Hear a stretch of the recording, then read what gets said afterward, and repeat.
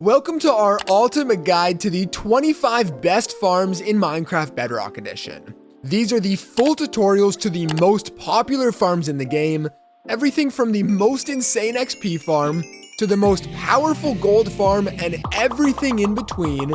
This video has it all. With that, here's a detailed breakdown of what farms we're showing today. If you want to go to a specific tutorial, just check the timeline and you can find it down there. Oh, also, some of these farms will work on Java, but if that's what you play on, you should check out this same video over on our Java channel. This is the easiest XP farm in all of Minecraft Bedrock Edition. It'll literally take you 10 minutes to set up and can easily give you over 60 levels in just a few minutes of using it. It's beginner friendly, cheap to make, and doesn't require a lot of effort to use, which is my favorite part about it. I've also gone ahead and made sure there's no tridents or allays in this farm, because not only are those expensive, but they're also really hard to obtain.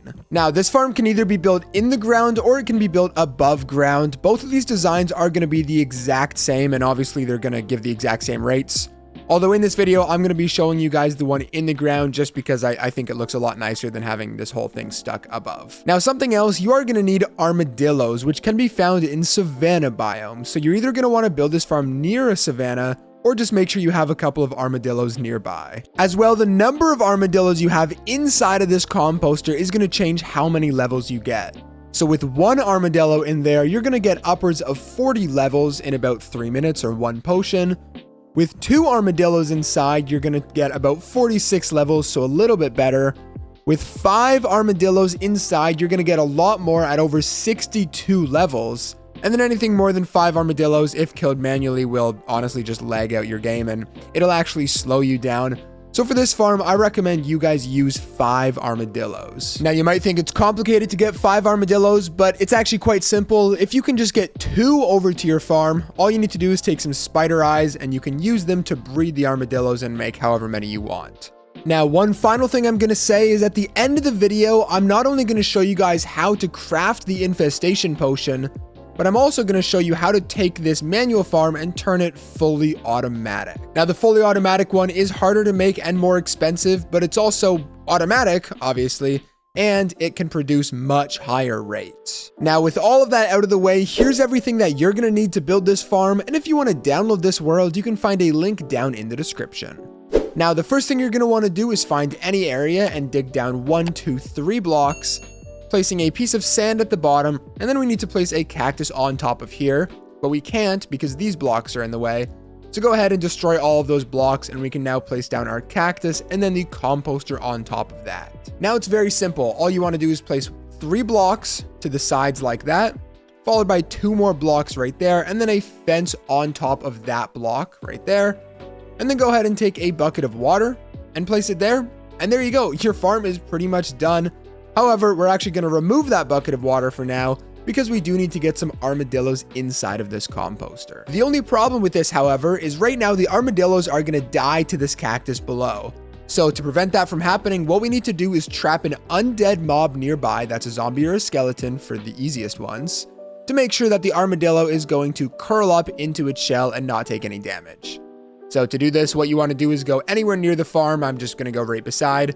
You want to dig down another 1, 2, 3 blocks. And now all we're going to do is trap a zombie or a skeleton inside of this hole. Now, to make sure the zombie's not going to despawn, what you want to do is place down an anvil, and you just want to rename your name tag here. And you're going to want to place that name tag onto the zombie once we get him inside of there, just to make sure he doesn't despawn. So go ahead and find yourself a beautiful little zombie. It might be easier if you place a trapdoor in the hole temporarily, just so the zombie wants to walk into the hole on his own. Although sometimes you might have to punch him in. There you go. Perfect. Get your zombie inside the hole. Make sure to break the trap door. Place your name tag onto the zombie so he doesn't despawn, and then place a solid block on top to make sure he's not going to die once it turns night or daytime again. Sorry. So now that you have your zombie inside of there, you should now see all of your armadillos are curled up into their shells. And the next thing we need to do, well, they popped out, but they go back in. The next thing we need to do is get all of them inside of this composter. Now, start off by removing your fence temporarily, and then take some rails and lead them into that composter like this, and then bring that down into your little cage. Get one of them inside of there, and it's pretty simple now. You just want to push him over top of that composter, break the minecart, and he'll fall right in. And then you want to repeat this process for all of the armadillos that you have. If you mess up and he sits on the side, that's okay. Just get him back into the composter, re-break it, and he should fall inside. And moving on to my final guy, break the minecart, and there you go. Now all of the armadillos are inside of there, and don't worry, you can leave them here forever and they're not going to die.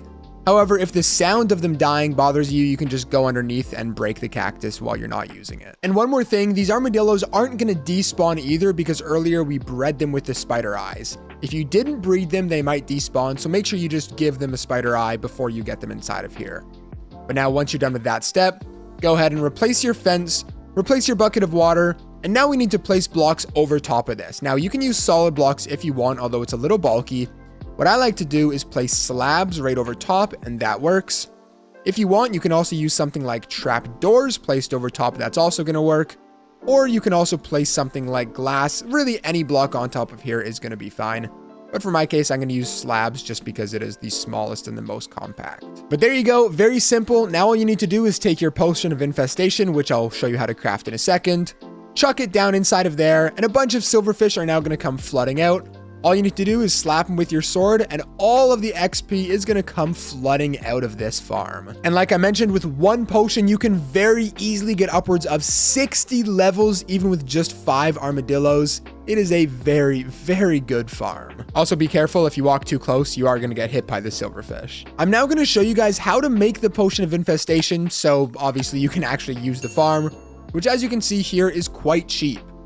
So the first thing you want to do is grab all of your water buckets, place them inside of your brewing stand with a piece of blaze powder, and then first thing you want to grab is a nether wart to turn it into an awkward potion.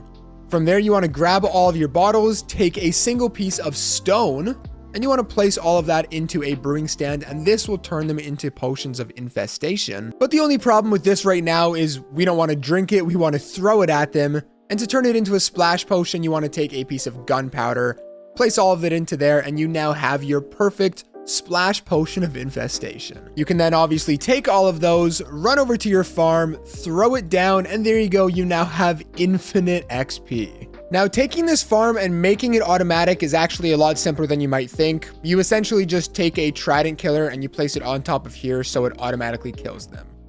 Now, to do this, what you're going to want to do, let me turn that off, temporarily remove those top blocks and then go ahead and place down 6 pieces of solid block on top of it, followed by 3 more behind, so you have a 3x3 square.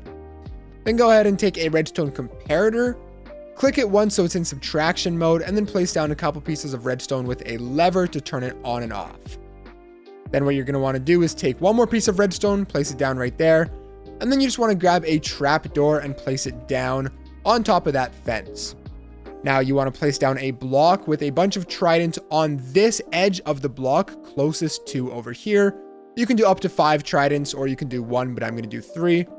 Drop it down, and now when you turn this on, the trident should fall like this. Now if they didn't fall down like that, something else happened. Just go ahead and rotate your trap door in a different direction and it should be fine. There you go. Once you're done all of that, now when you throw down your infestation potion, the trident killer is going to work. It's going to automatically kill the silverfish, and all of the XP is going to come flooding out without you having to do anything. With that, if you want to see more videos just like this one, make sure to check out one of the videos on your screen right now.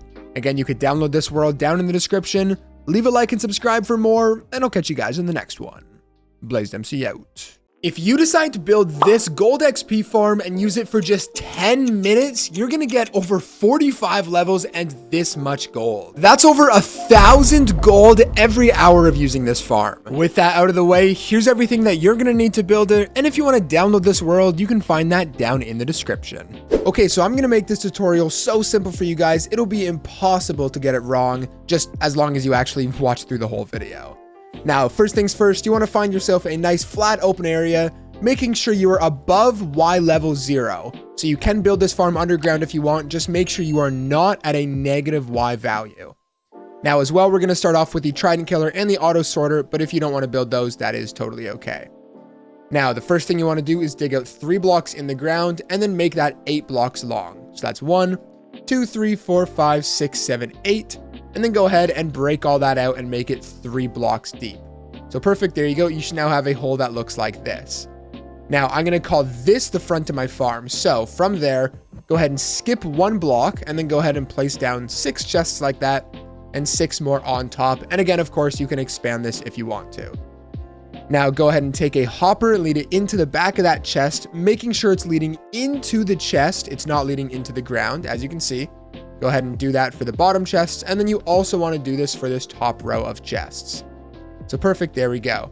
Now from here, what you want to do is skip 1 block and place down 3 solid blocks with 3 redstone torches on the side of the block, not on the ground, on the side of the block. So there we go. Easy enough. Pretty simple so far. You guys still following? Perfect. Okay. Now what you want to do is come around to the back here and go ahead and place 3 redstone repeaters so they're facing into the block. So it should look like this. Now go ahead and place 3 blocks on top of those. And then you want to take your comparators and place them facing in this direction. Make sure the 2 prongs are facing into the hopper. Then go ahead and place 6 solid blocks over top of those, and then 3 solid blocks down there, and place 9 pieces of redstone on top of it just like that. Now, the next thing we're going to do is decide which items are going to go into which one of these chests. So first of all, I'd recommend you guys just make yourself a nice little staircase to get up and down. Perfect. Now, I'm also going to use item frames, but of course, it's totally optional. So I'm going to put rotten flesh into there, nuggets there, and ingots there. Again, if you want to change this up, that's okay. Now, to sort these items into these chests, it's pretty simple, but again, just make sure to follow the steps closely. So let's sort rotten flesh first. What you want to do is take a hopper and lead it into the comparator like this, making sure it's facing towards it. Now, what you want to do is take 1 piece of rotten flesh and put it right there, and then 4 blocks that are not any of those, so 4 any items, and you want to put them back there. Now, the only problem with this is once the rotten flesh is actually sorted here, you're going to need to have 41 of this item back here to sort, which can be a little annoying if you have something like gold, 41 gold sitting back here. To prevent that, what you want to do is take 11 of those items, and you want to put them all into those spots, and now this will tick down to just 1. So perfect, there we go. Rotten flesh is now being sorted into there, and now you want to copy the exact same steps for the other 2 items. Now, in the last gold farm we did, a lot of you guys told us to take the gold swords and smelt them into gold nuggets, so that's exactly what we're going to do now. So, what I'm going to have you guys do is take down either 1 or I'd recommend 2 chests and place them down there, and then go ahead and take 3 more hoppers and lead them all into that chest. So now all of the gold swords are going to stack up inside of here. Now, what you can actually do is break this down. I'm going to make it 2 wide, but you can just do 1 if you want. Break those blocks down, go ahead and place down a furnace like that with a hopper leading into it there. Now you're also going to want to break those blocks and those ones right there. Go ahead and place down a double chest or a single chest again, and then go ahead and place hoppers leading into those chests. So now it's very simple. Gold swords are going to go into here. They're going to go through here, be smelted, and then turned into nuggets and placed inside of this chest. Now as well, you are going to have to take some fuel and put it inside of here.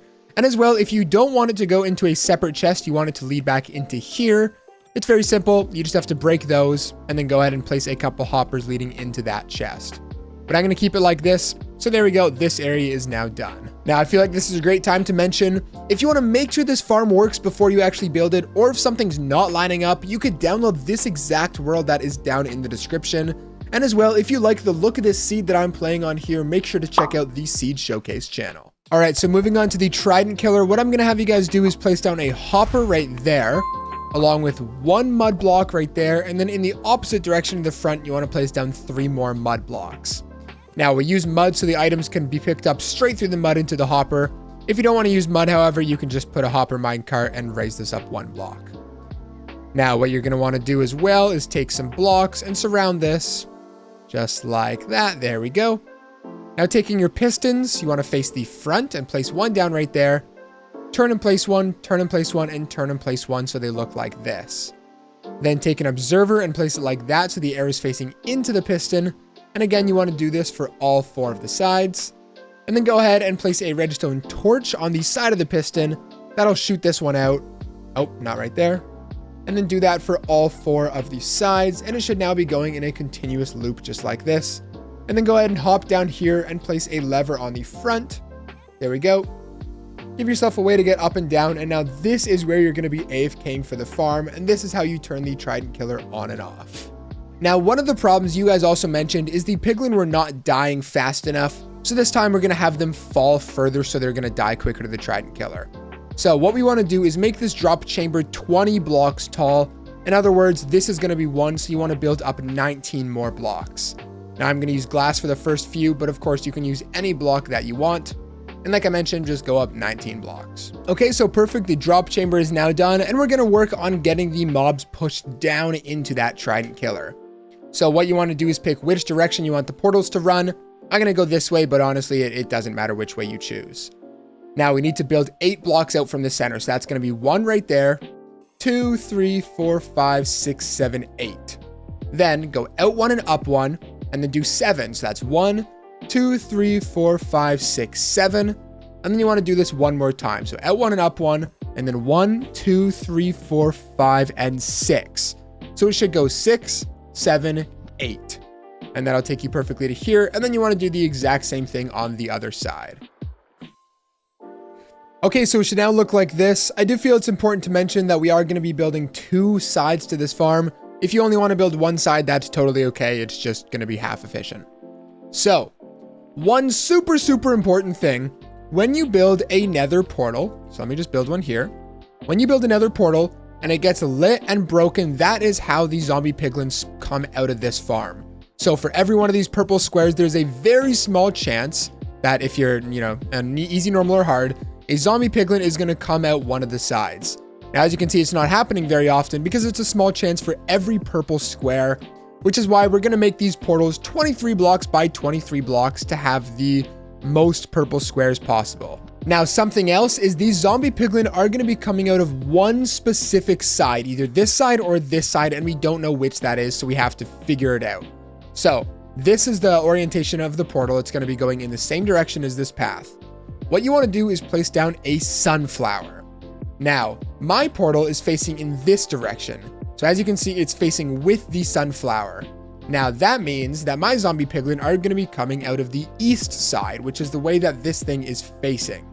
So as you can see, this is the east side. So all of my zombie piglin are going to be coming out of this side of the farm. In other words, we have to build the nether portals over here. So when they actually end up coming out, they're going to fall onto our water stream. So if it looks like this, sunflower facing like that, the zombie piglin are going to come out of this side. Now, it does get a little different, however, if your nether portal is facing in this direction. So let me build this really quickly. As you can see now, the nether portal is facing in the opposite direction. It's adjacent with our sunflower. So for this, what you want to do is face the sunflower like this, and then turn to the right. So this is east, this is south, and they're all going to be coming out of the south side, so all the way over here. So if this whole thing was turned, we're going to want to make sure that this path here is on the south side. But again, since mine is not facing in that direction, we want to build our nether portals over on this side. I hope that made sense for you guys. It's just ensuring that when the zombie piglins fall out, they're going to fall onto this path here. So like I mentioned, I'm going to be building mine on this side here. What you want to do is place down 1 block there with a piece of obsidian on top of it. And like I mentioned, we're making these 23 by 23 blocks. So that's going to be 1, 2, 3, 4, 5, 6, 21, 22, 23. And that should take you to one of these 2 centerpieces right here. Now, what I'm actually going to have you guys do is come all the way down to this end. You want to place down 4 solid blocks on top of it right there. So perfect. And now continue this up and finish your 23 by 23 portal. All right, so there you go, 23 by 23 portal built. And now something I'm going to do is just test to make sure I've gotten the side correct, making sure they come out on this side of the farm because it's pretty important. If you want to follow along, it's definitely not a bad idea. So for this, what you want to do is take a dispenser with a lever on top and a water bucket inside. Now you should be in survival mode right there. What you want to do is take a flint and steel, light it like that. And as you can see, perfect. I got it first try. As you guys saw, the zombie piglin fell out down inside of there. So that's perfect. They're falling out on the correct side. And normally they're not going to come out first try. So what you want to do is just flick this lever twice. It's going to break the portal and then go ahead and light it again. And just continue doing this process until you see a zombie piglin come out. So perfect. There we go. I know I've built this on the correct side. And now we're going to go ahead and build the second nether portal. So this is going to be 1. So this time you only want to go 22 blocks this way. 19, 20, 21, 22. Perfect. And that should take you now 1 past this block. Now go ahead and place 4 blocks just like that, and then go ahead and finish your nether portal. And again, when you light this with a flint and steel, it should fully turn on. So perfect. We now have our 2 23 by 23 nether portals. I'm going to go ahead and break all of those. And there we go. So the portals are now built. Really quickly, if you're enjoying, make sure to leave a like and subscribe for weekly videos just like this one. And as well, again, you could download this exact world down in the description. Now, the next thing we're going to do is make a wall on the front side just to make sure the water and the zombie piglin do not fall out. I'm going to use glass, but of course you can use whatever material you want. Go ahead and make it 2 blocks tall. And then once you get to this point, you want to make it 3 blocks like that. And then go ahead and continue this 2 blocks tall. And then once again, once you get to this point, 3 blocks tall, and do that all the way until you reach your center. And then copy this for the other side as well. So perfect, there we go, we've got it like that. And now what you also want to do is come around to this back side and place down some blocks here. This one doesn't have to be 2 blocks tall, just make sure that the water is not going to flow out. And then once again, continue this all the way. So perfect, there we go. Now that you have this, what you want to do is grab 2 buckets of water and place them on those 2 blocks, and this should flow perfectly until this block right there. So perfect, there we go. And now what you want to do is come over to this side and do the exact same thing. Flowing the water all the way down over, and that is going to push all of the mobs down that Trident killer. So there we go. The majority of this farm is now done. You're doing a great job following along so far. The next thing we're going to work on is automatically breaking and relighting these portals, so make sure to stick around for that. You're going to want to come to whichever side does not have the pathway. So this has the path here. To make sure they don't spawn on what we're going to build, you want to come to this side. Now go ahead and take any temporary block and just build up to your nether portals. Now, once you get up here, coming to this block right between the 2 portals, what you want to do is place a solid block there with a redstone torch on top. Then go ahead and do that one more time, and this one should turn it off. And then do that one more time, and this top one should be on, just like that. Now, what you're going to want to do is place down a block right there, and then come over here and place down another block just like that with 2 dispensers, not droppers, dispensers. You want to place them so they're facing towards that nether portal right at the same height as this redstone torch. So perfect, there we go. And then go ahead and take powdered snow and put it inside of both of these. Now this can be water, although water doesn't get picked up instantly, so it is going to slow down the rates a little bit. If you want it to be the most efficient possible, make sure to use a bucket of powdered snow. Okay, so perfect. We can now break the portals. Let's go ahead and light them. So for this step, what you want to do is break down to the second redstone torch right here. I'm just going to make a little platform that I can walk around on. You want to build out 4 blocks on this here. So that's going to be 1, 2, 3, and 4 right there. Then go ahead and take any type of wooden trapdoor and place it like that, and then open them up. So as you can see, they are on the side closest to the ruined portal, or the nether portal, sorry. And then you want to copy the exact same thing on this side. So that's going to be 1, 2, 3, and 4. And then all of the trapdoors, and go ahead and open them up.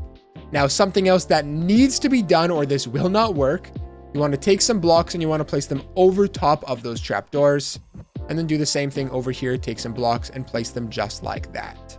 Now from there, go ahead and place 3 blocks on one side, and then run over here and place 3 blocks on the other side as well, along with 4 blocks right there, and then 4 blocks right there as well. Now on either one of the 2 sides, doesn't matter, place a temporary block like that with an observer right there, making sure that the face is facing in this direction. And then you want to place the rest of them so the redstone dot is flicking and facing like this. So go ahead and place them all like that. There we go. Perfect. And now what you want to do is take one more row of blocks and place them at that height right there. So you should now have a nice little box right here. And what you want to do is take a piece of lava and place one there, lava and place one there, and then it should all flow towards this centerpiece right here. So perfect. And now as you can see, let me hop into creative. Every time I break either one of these portals, they are automatically relit because the fire spreads over to those trapdoors. And as you can see now, when we spam this, the zombie piglin are falling out of the farm. Perfect. Now, if you didn't catch that, I did say the fire spreads to the trapdoor. So make sure that when you go into your settings, you scroll down, fire spread should be turned on. All right, we're so close to done this farm. You guys have made it so far, so make sure to stick around. And again, if you like this seed that I'm playing on here, make sure to check out the Seed Showcase channel. So we place these redstone torches in the middle. What we need to do is continue a redstone torch tower all the way down to the ground. So you can just use the temporary blocks you used to build up. What you want to do is just place down 2 blocks like that, break the middle one, place a redstone torch there, and they should be alternating off and on. And you literally just want to repeat that same process all the way until you get down to the ground. Now, as you can see, my redstone torch tower ended up coming down in front of my farm. However, sometimes if you built it differently, it could come down the back side of your farm. And the process is just a tiny bit different, so I'm going to show you both of those right now. Now, if it's coming down the front, you want to be able to see 10 torches from there down to there. So that's my 10th one. What you want to do is place down a block right there, one right there, and then one on that block. Break that, place a redstone repeater plate facing in that direction, piece of dust right there, redstone torch right there, so it's creating a clock, and that's going to start flickering these portals, as you can see. And then go ahead and place a lever, and this is how you're going to start and stop the farm. So as you can see, the farm is now stopped. If I flick that lever, the farm is now going to be running, and a ton of zombie piglin are going to start to come out of this farm. Now, let's say instead of the front, your redstone torch tower was coming down the back side of your farm, in other words, away from your chests. This time, the top torch again should be off, and you should have 12 redstone torches down to the ground right here. Now, from this spot, what you want to do is place 3 redstone like that, then 1, 2, 3, 4 right there. Go ahead and build this little structure again. We're doing the same thing we just did. Break that, place a lever, a redstone torch on that block, and a redstone repeater right there. And again, this is going to send that signal up the redstone torch tower. It's the exact same process, just if it comes down the back instead of coming down the front. Now, finally, before we actually use the farm, make sure to take a trident and throw it onto that piston. Now, once you turn this trident killer on, it should be going in a loop just like this. You don't need to throw more tridents because they're falling 20 blocks, so they're already going to die. And as well, this trident is never going to break. If you're not collecting XP from the farm, pick up the trident, rethrow it, and you should be good. So once you turn the farm on, as you can see, a ton of zombie piglin are coming out of this farm. They're all flowing down this drop chamber into the trident killer. And then all you have to do is stand here and collect the XP. Now, don't stand too close to the corner, otherwise you might get hit. So maybe just stand like right here. As you can see, I'm getting all the XP. And then coming down here, rotten flesh goes there, nuggets go there, ingots go there, and then all of the swords are smelted and they're going down inside of this chest here. So there you go, your gold XP farm is now done. If you enjoyed, please make sure to leave a like and subscribe for weekly Bedrock farms. Again, you could download this exact world here down in the description. And I'd recommend checking out one of the videos on your screen right now for even more great content. This is the ultimate raid XP farm for Minecraft Bedrock Edition. Not only does it fully start and finish your raid, but it also delivers you the ominous bottles into the same chest that you're AFKing at. So all you have to do is drink another bottle and the next raid starts right away. If this interests you, make sure you stick around till the end of the video. Now, I know this looks like a lot of materials, but trust me, this farm is absolutely worth it. Now, 2 things really quick before we actually get started with this farm. Make sure you're not near any massive mountains, otherwise the raid might spawn on the mountains inside of the farm. And the second thing, head into your settings and make sure your simulation distance is set to 4 chunks. If it's higher and you can't change it, you're just going to have to leave the game and then do it through the settings there. Another thing I should mention, ideally you want your outpost to have 1 spawn spot. I talk a lot more about spawn spots in my previous Ominous Bottle Farm video. If you want to check that out, check the second link in the description or the link in the top right of your screen right now. But the easiest way to check if you have 1, 2, or 4 spawn spots is you place down a pumpkin and you can see that this is pointing to the left or the right, which means it's 2. If it was towards the chest, it'd be 4. If it was away, it would be 1. So ideally you want it to be away from the chest, but this will still work for our case. Once you've got this figured out, the first thing you want to do is clear this entire top area here because we're not going to need any of this. Now that we've got this area cleared out, we need to go ahead and check where the pillagers are going to spawn in our farm. So first of all, this spot right here is a guaranteed spawn spot. There's always going to be a pillager spawning in this spot here. What you want to do is take your pumpkin, place it down there, and then in whichever direction the stem is pointing, so you can see it's pointing this way, this is the corner that the pillagers are going to spawn on. So you want to take 4 iron bars and surround the corner that this stem is pointing towards. Not another one, but this one right here, and this will properly trap the pillagers inside of this box. Now you want to come to where all of these gaps are, and then go to the rightmost fence post, and then place a block right there. And do the exact same thing, so you can see the stem is pointing on this side. If you're wondering, this is just how mobs end up spawning. It's generation. This is the northwest corner of the block. So there you go, place them like that. And then you want to do that for all of these spots again. So again, the rightmost fence post, place that down with a pumpkin, and then do this for every single spot. All right, there you go. Now we have our 4 possible and 1 guaranteed spawning spot. The next thing we need to do is go 30 to 40 blocks into the air and see which one of these guys starts to spawn these pillagers. Now your AFK location is very important. If you're a couple blocks too low or a couple blocks too high, it could completely change the rates of the farm. The best area that I have found to AFK at this farm is between Y level 30 and 40. So what I'm going to do is go up 30 blocks and then see if my pillagers start to spawn. Okay, so I'm 31 blocks into the air and I'm going to see if my pillagers start to spawn.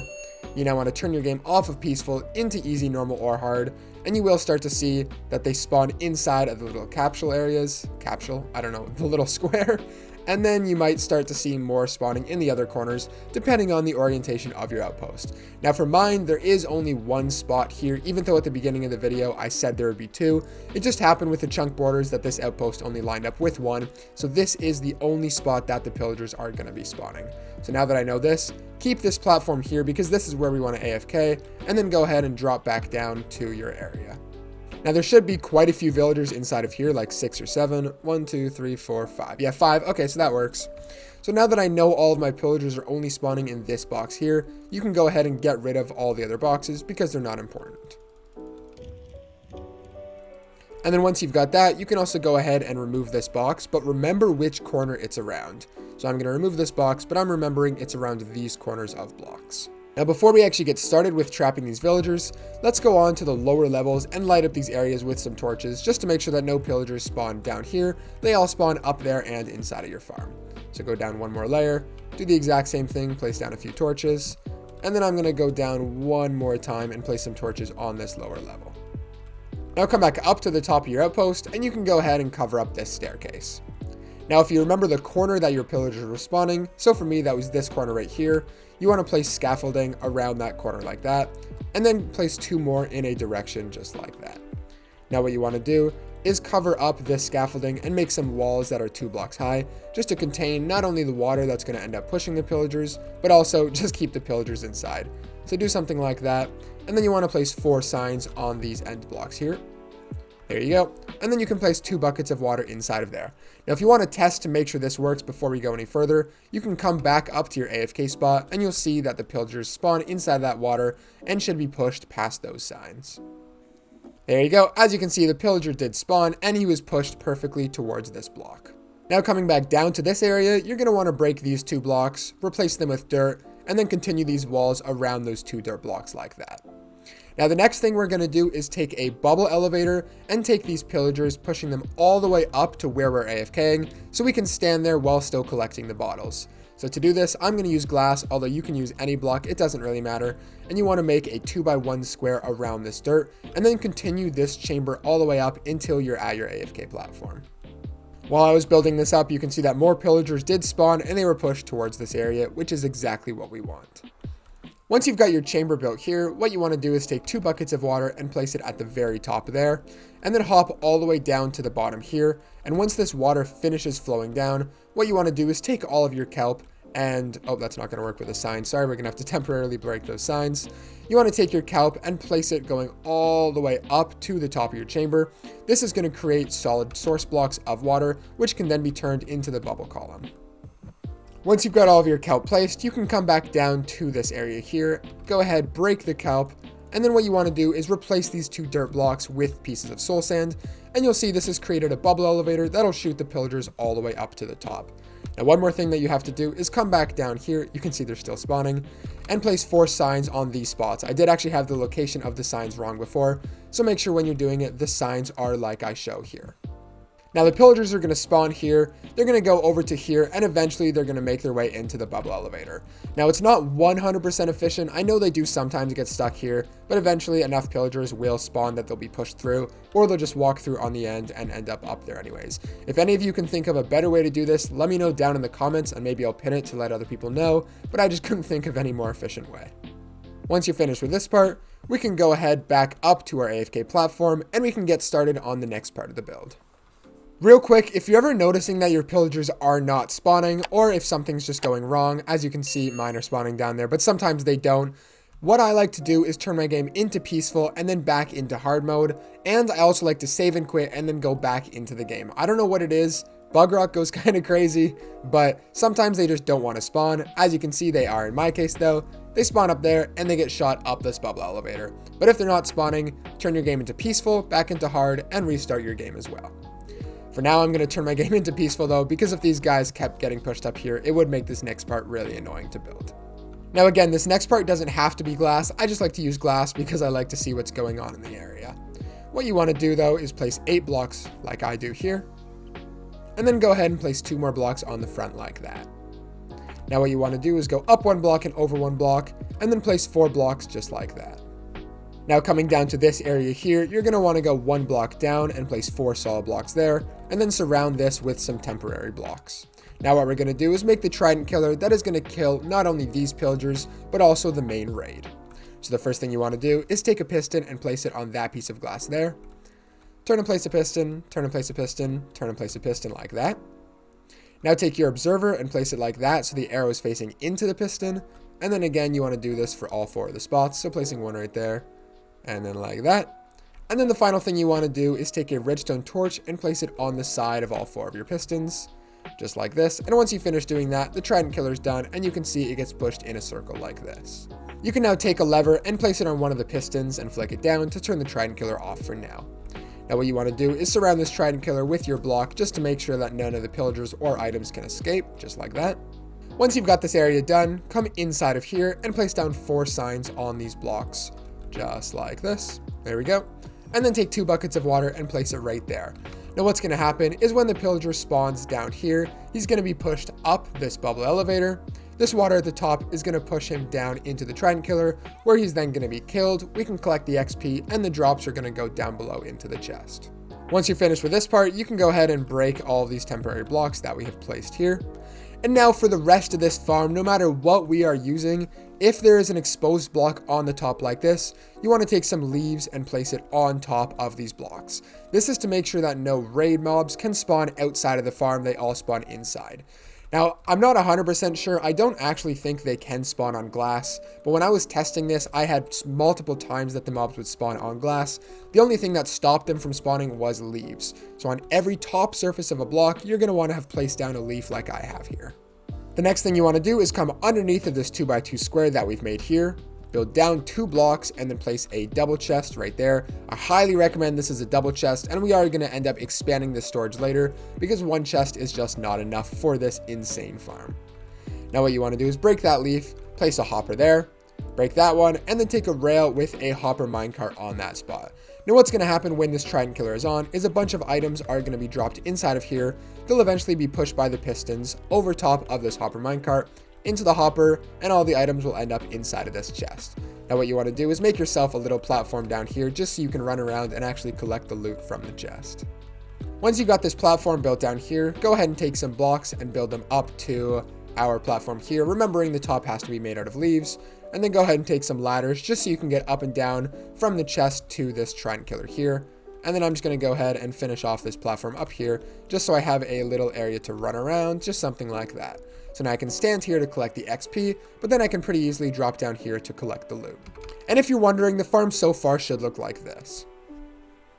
Now I feel like this is a great time to mention, if something's not working with your farm, if the dimensions aren't lining up, the pillagers aren't spawning, the raid isn't starting, anything like that, you could download this exact world that I'm playing on right now. It's the first link in the description. With that, let's get back to the video. Now the final thing you want to do for this part of the farm is come up here and throw a Trident inside of here. Now I'm going to throw 3 because this farm is really efficient, although you don't have to, 1 will be plenty. And now what you want to do is take your game off of peaceful into easy, normal, or hard. And as you're going to start to see, the pillagers will spawn down here, they'll get pushed up, they will die to this Trident killer, and all the ominous bottles will go inside of this chest. So as you're going to see, this guy will spawn, and like I mentioned, eventually he will walk up. Now this is it for the ominous bottle part. We are now going to get started on the raid farm part of the build, which is going to be built right on top of this. If you don't want the items to go into the same chest, what you can do is just build the raid farm somewhere over here in this direction, and then have 2 separate chests. But for me, I like to have all of the ominous bottles and raid loot in 1 chest, so that's how I'm going to build it. Just a demonstration of how this works so you guys can see. This pillager captain has been pushed up here, killed by that Trident killer, and then his ominous bottle, like I mentioned, is going to go into this chest. I'm going to turn my game back into peaceful while I build the raid farm. And the first thing you want to do is build up 10 blocks off of this layer here. So that's going to be the first layer right there, and then go up 9 more to make it 10 blocks. Once you've got this chamber built up, go ahead and take 4 blocks and fill in the corners of the chamber like that. And now for me, I'm going to build the actual raid part in this direction, not over top your platform, although it doesn't actually matter how it is. So the first thing you want to do is go to any one corner and build out 7 blocks. So 1, 2, 3, 4, 5, 6, 7. And then go to another corner like this and build out 7 blocks. So 1, 2, 3, 4, 5, 6, 7. Then connect those corners and make a big square, leaving this 2x2 hole open. Once you've got this platform built here, on the 2 walls that are touching your drop killing chamber, whatever you want to call it, you want to place a row of blocks on top of these blocks right here. So placing another one there. And then on the 2 walls that are not touching the hole, you want to go out 1 block and you want to extend this. So again, out 1 block and then extend it down like that. And then take this up 5 more blocks for a total of 6 blocks high. Once you've got this box built that's 6 blocks high, you want to go to the opposite side of your killing chamber, place down 3 blocks there, 2 there, and 1 just like that. You now want to take an infinite water source. You're going to want to make one, sorry, because we are going to need quite a few buckets of water for this next part. What you want to do is take 1 bucket of water and place it there, and then take more buckets of water and place 1 along each block on these 2 walls like that. And then you can go ahead and of course remove your infinite water source, and you should see the water flows perfectly and stops right before the edge. If it doesn't, make sure that these 2 stretches of blocks here are both 8 blocks long. Perfect, there we go. The next thing you want to do is come over to this corner here, count up 1 block and place a sign. 1 sign right there, and 1 sign right there as well. Then skip 1 block and place a sign right there, and a sign right there, and then take a bucket of lava and place it in the middle just like that. Now what you want to do is take a solid block, place it there, place a leaf on top of that solid block, and then another leaf on top of every single block that we've placed at the top here. Now that we've got this area done, the last thing we need to do is the villager area. So to do this, come underneath of the farm, and I'm going to build the villager house underneath of this area here, although you can do it on any side you want, it doesn't matter. What you want to do for this is come up to this top block here, count down 3 blocks, and then place 2 solid blocks there, with a bed on top of those solid blocks. You now want to break both of those, replace it with leaves, and then go ahead and extend that out 1 more. Now what you want to do is place 6 leaf blocks there, or 2 depending on if you filled in the corner, and then you're going to want to place 6 there as well. Now you want to take any workstation and place it in that wall with a torch on that workstation to make sure no mobs spawn inside of here and end up killing the villager. And now the final thing you need to do is get a villager inside of this area. Now I know it's complicated getting a villager all the way up here. You can push them into the bubble elevator, you can use a boat and a lead, a nether portal, anything like that. I showed all of those methods in the video. It's the 3rd link in the description or the top right of your screen right now. It's the time on screen of that video. If you want to check out easy ways to get your villager up here, go ahead and check that out right now. For the sake of the video, I'm just going to spawn my villager in. When you're doing it though, make sure he doesn't have a green jacket. Your villager should link to the workstation that you've placed down. So there you go. I should have a Fletcher because I placed down a fletching table. And now you can go ahead and fill in this box. And just like that, your entire fully automatic raid and ominous bottle XP farm is completed. One more thing I'm going to do really quickly is lower this platform up here. I don't like how high up it was. I like it being 1 more block down. There you go. This is not mandatory. You can just build this however you want. Design it, decorate it, make it look beautiful. But I think that is going to be perfect for me. And then just a way to get up and down from my chests. There we go. It's now time to do a test run at this farm and see the rates. First of all, you want to turn your game into hard mode. Hard mode gives the best drops for raids. Easy mode might not give totems. Normal won't give as much loot. Hard mode gives the most drops inside of a raid. So go ahead, turn your game on to hard mode. Now what you want to do is hop down here. I'm going to actually go into survival mode for this. You want to grab the ominous bottles from this chest that you gain from your pillagers down there, and then just go ahead and drink it. Now all you have to do is sit here. Once this effect wears away, the raid is going to start because of that villager there. All of the mobs are going to spawn up inside of there. They're either going to be killed up there or they're going to drop down inside of this area. As you can see, while I've been sitting here waiting for the raid to start, I've already gotten another ominous bottle in this chest. So when this next raid is finished, I can go ahead and drink this bottle and get another raid started already. Put this back inside of here for now. Now soon enough, there you go. As you can see at the top of my screen, the raid is starting, and now all I'm going to do is sit here, and you're going to see the mobs will start to fall and die to this Trident killer. And if I go into creative mode just to show you guys how the farm works, Like I mentioned, all the mobs are going to spawn up here, fall down that killing chamber, and then die to the Trident killer. Now let's go ahead and finish the rest of the raid.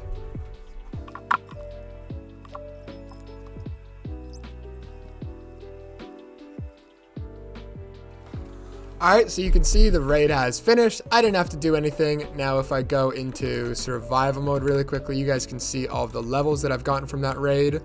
Alright, pretty good, not bad. And now there's probably more up there too. If I drop down here, you can see I got a ton of totems here. And like I mentioned before, I have another Bad Omen Ominous bottle that I can drink, and the next raid will start. And I can do this over and over and over as many times as you want. That's going to be all for this massive ultimate raid XP farm. Now guys, this took me quite a while to design, so if you enjoyed, please make sure to leave a like and subscribe. As well, you could download this exact world, just the first link in the description. And with that, I'll catch you guys in the next one. BlazedMC out.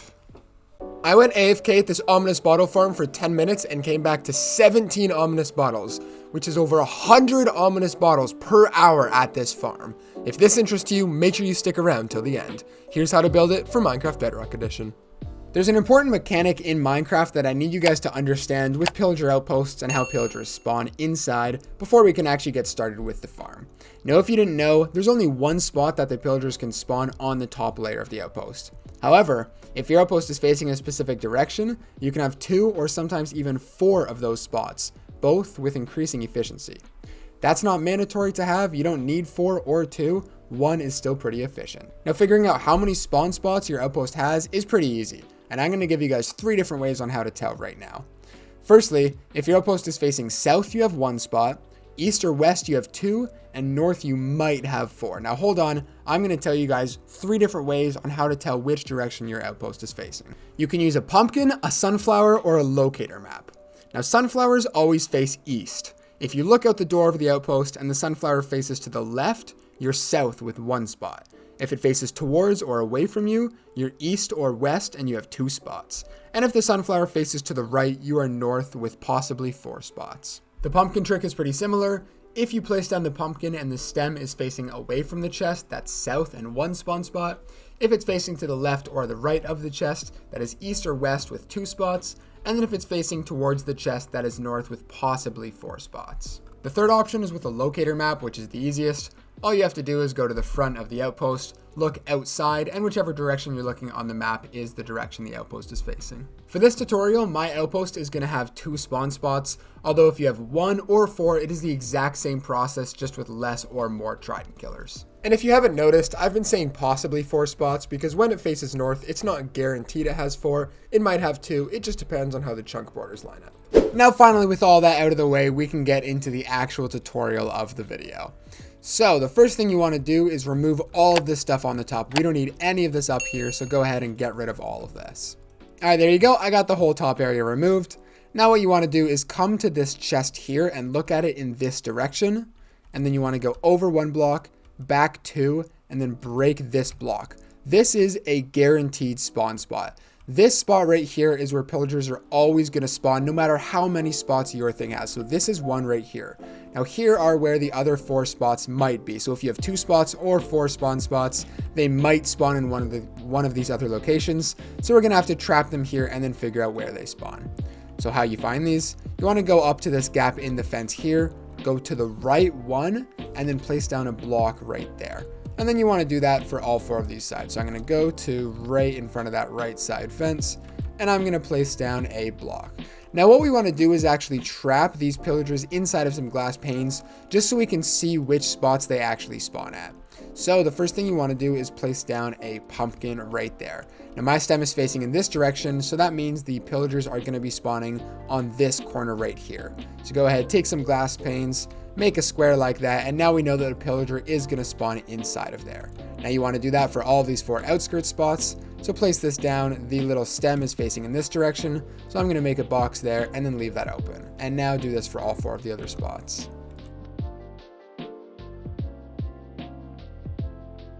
All right, there we go. So now I have all 4 of these spots done here, all 5 of these spots, sorry. Now what we want to do is actually make our AFK platform. Now the AFK platform, make sure when you're doing this, you are on a simulation distance of 4 chunks. I found the best spot for me to AFK is 30 to 40 blocks into the air. So when you're doing this, don't go lower, otherwise the pillagers on the lower levels might spawn in more. Slow down the rates up here. So when you're doing this, go about 30 or 40 blocks into the air. You can already see just me building up to that height. I do already have some of these pillagers and the pillager captain stuck inside of the square. Now, since this was a 2-sided one of these other ones should be filling up. So I'm going to go up to this block here, or to my AFK platform. That's 30 to 40 blocks into the air. And eventually I will see one of these other spots. This one right here has filled in with my pillagers. Now, before I checked that this one was facing, I believe it was east. So that's how I know that only 2 spawn spots are going to be here. So mark down these 2 spots and then you can get rid of all of these other squares. If you can't tell, this is not a small amount of pillagers inside of these here either. There's going to be 1, 2, 3, 4 in this one, and then 5, 6 over here. So there was 6 pillagers that spawned there in this small amount of time, and we're going to kill all of those pillagers and steal their ominous potions. So for this next part, you can actually go ahead and not only break this chest here, but also break all of these glass panes, because we're not going to need those anymore. What you're going to want to remember though is which corner the glass panes were over, and then turn that corner into 4 blocks like that. So these glass panes were over this corner. I'm going to break those 3 blocks and fill them in with a solid block, just different to the surroundings, so I know which area to surround with the Trident killer, which is what we're going to build right now. The first thing you want to do is take a piston, place one right there, turn and place one, turn and place one, turn and place one, just like that. You then want to take an observer and place it like that, so the arrow is facing into the piston, and then do that again for all 4 of these sides. Oh, and you can also go ahead and block this area up. There we go. And then you want to do that for the 4th side. There we go. Now I'm going to take my redstone torch and place it on the side of the piston. And when you do this, you should see 1 piston extend out, and then 2 pistons, 3 pistons, and then finally a 4th piston. And now it should be going in a circle like this. Now what you can do is put a lever on one of these pistons, and you're going to turn this Trident killer off now. Now for however many spawn spots you have, you want to do that for the other spot. So for me, I'm going to do another Trident killer right around this spot here. Now that I've got both my Trident killers set up, I'm actually going to go ahead and set up some redstone touching both of these pistons here, and then put a lever in between so I can turn them both on and off with the same lever. There you go. I like how that looks. Once you've got all of your Trident killers set up, the next thing you want to do is drop down to one of the lower levels. We're going to place 1 torch in the middle, and then 4 torches on all of the sides. This is just to make sure that no pillagers spawn in these middle layers and slow down the rates up there as well. So I'm going to do this for this layer as well, and then place the torches in the middle and the corners. And then I will drop down 1 more time, and you want to place torches on all 4 of the walls again, just like that. Now head back up to the top of your farm, and then drop 1 layer below these here, and we're going to get started with the farm. The first thing you want to do is be able to see these 4 blocks. So I'm going to break my way over here as well, so I can see those 4 blocks freely. Now if you only have 1 spawn spot, here's what you're going to want to do. Place down 2 chests on the ground. I'm going to have to move this torch. 2 chests on the ground with 1 hopper on top, and then take a rail and a hopper minecart right there, and that's going to pick up all of the items. Now if you're wondering, it is only covering 1 of the blocks. However, this Trident killer will push the items in a circle, so eventually it will be picked up by this hopper minecart down below. Now the thing is, if you have 2 of these, we are going to hook them up to 1 main chest system. I'm going to show you guys that right now. If you have 2 or more of these spawn spots, what you want to do is place down 2 chests, and then I recommend doing 2 hoppers on top of those. You then want to take a row of blocks and extend it 1 block past your 2x2 square, just like that, and then build 1 block up and break that 1 there. You then want to take a powered rail and put it underneath of there, a redstone torch right there, or if you don't want to do it like this, you can also just have like a redstone block on the side, a redstone torch on the side, but this is just the most compact. Then take your regular rails and bring them all the way, and then connect it to this side as well. So I'm going to bring this 1 block past, go up, break that with the redstone torch, place my powered rail, and then normal rails going all the way back to this. Now you want to take a hopper minecart, and it's going to continuously go back and forth, pick up the items from this one, drop them off, items from that one, drop it off, and so on between all of your spawn spots. Once you're done with the system down here, come on back up to your Trident killers and throw 1 Trident onto every one of the Trident killers, and then you can go ahead and turn those on. Now what you want to do is take 8 blocks and place them in a ring on top like this, just to make sure that no pillagers or pillager captains are able to escape. There you go.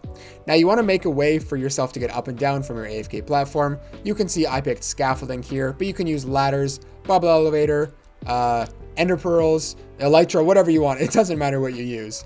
Now all you have to do is stand up here and turn your game on to easy, normal, or hard mode for the best drops. And then as you're going to see, pillager captains will start to spawn in there, drop their ominous potions, and they'll be put in the chest below. So as you can see, that pillager captain just spawned inside of there, and then he did die. And if I come down here, you'll see that this minecart has picked it up and put the ominous bottle inside of our chest. Okay guys, this farm is actually crazy. I've had it on for like maybe 3 minutes and I've gotten 5 ominous bottles. Oh my god, this farm's crazy, guys. Make sure to check it out. Now real quick, big shout out to the guys over on my Discord. A lot of them over there helped me figure out how the spawning mechanics work for pillager outposts, the directions, everything. It's really confusing. They helped me over there so I could help you guys here. So definitely check out the Discord if you haven't already. As always, you could download this world. It's the first link in the description. And with that, I'll catch you guys in the next one. BlazedMC out. These are the 2 best iron farms for Minecraft Bedrock Edition. This design is built in the ground and this one is built in the air. I'm going to show you guys both designs and you can pick which one you want to use. They both produce over 400 iron an hour. So without further ado, let's get right into the video.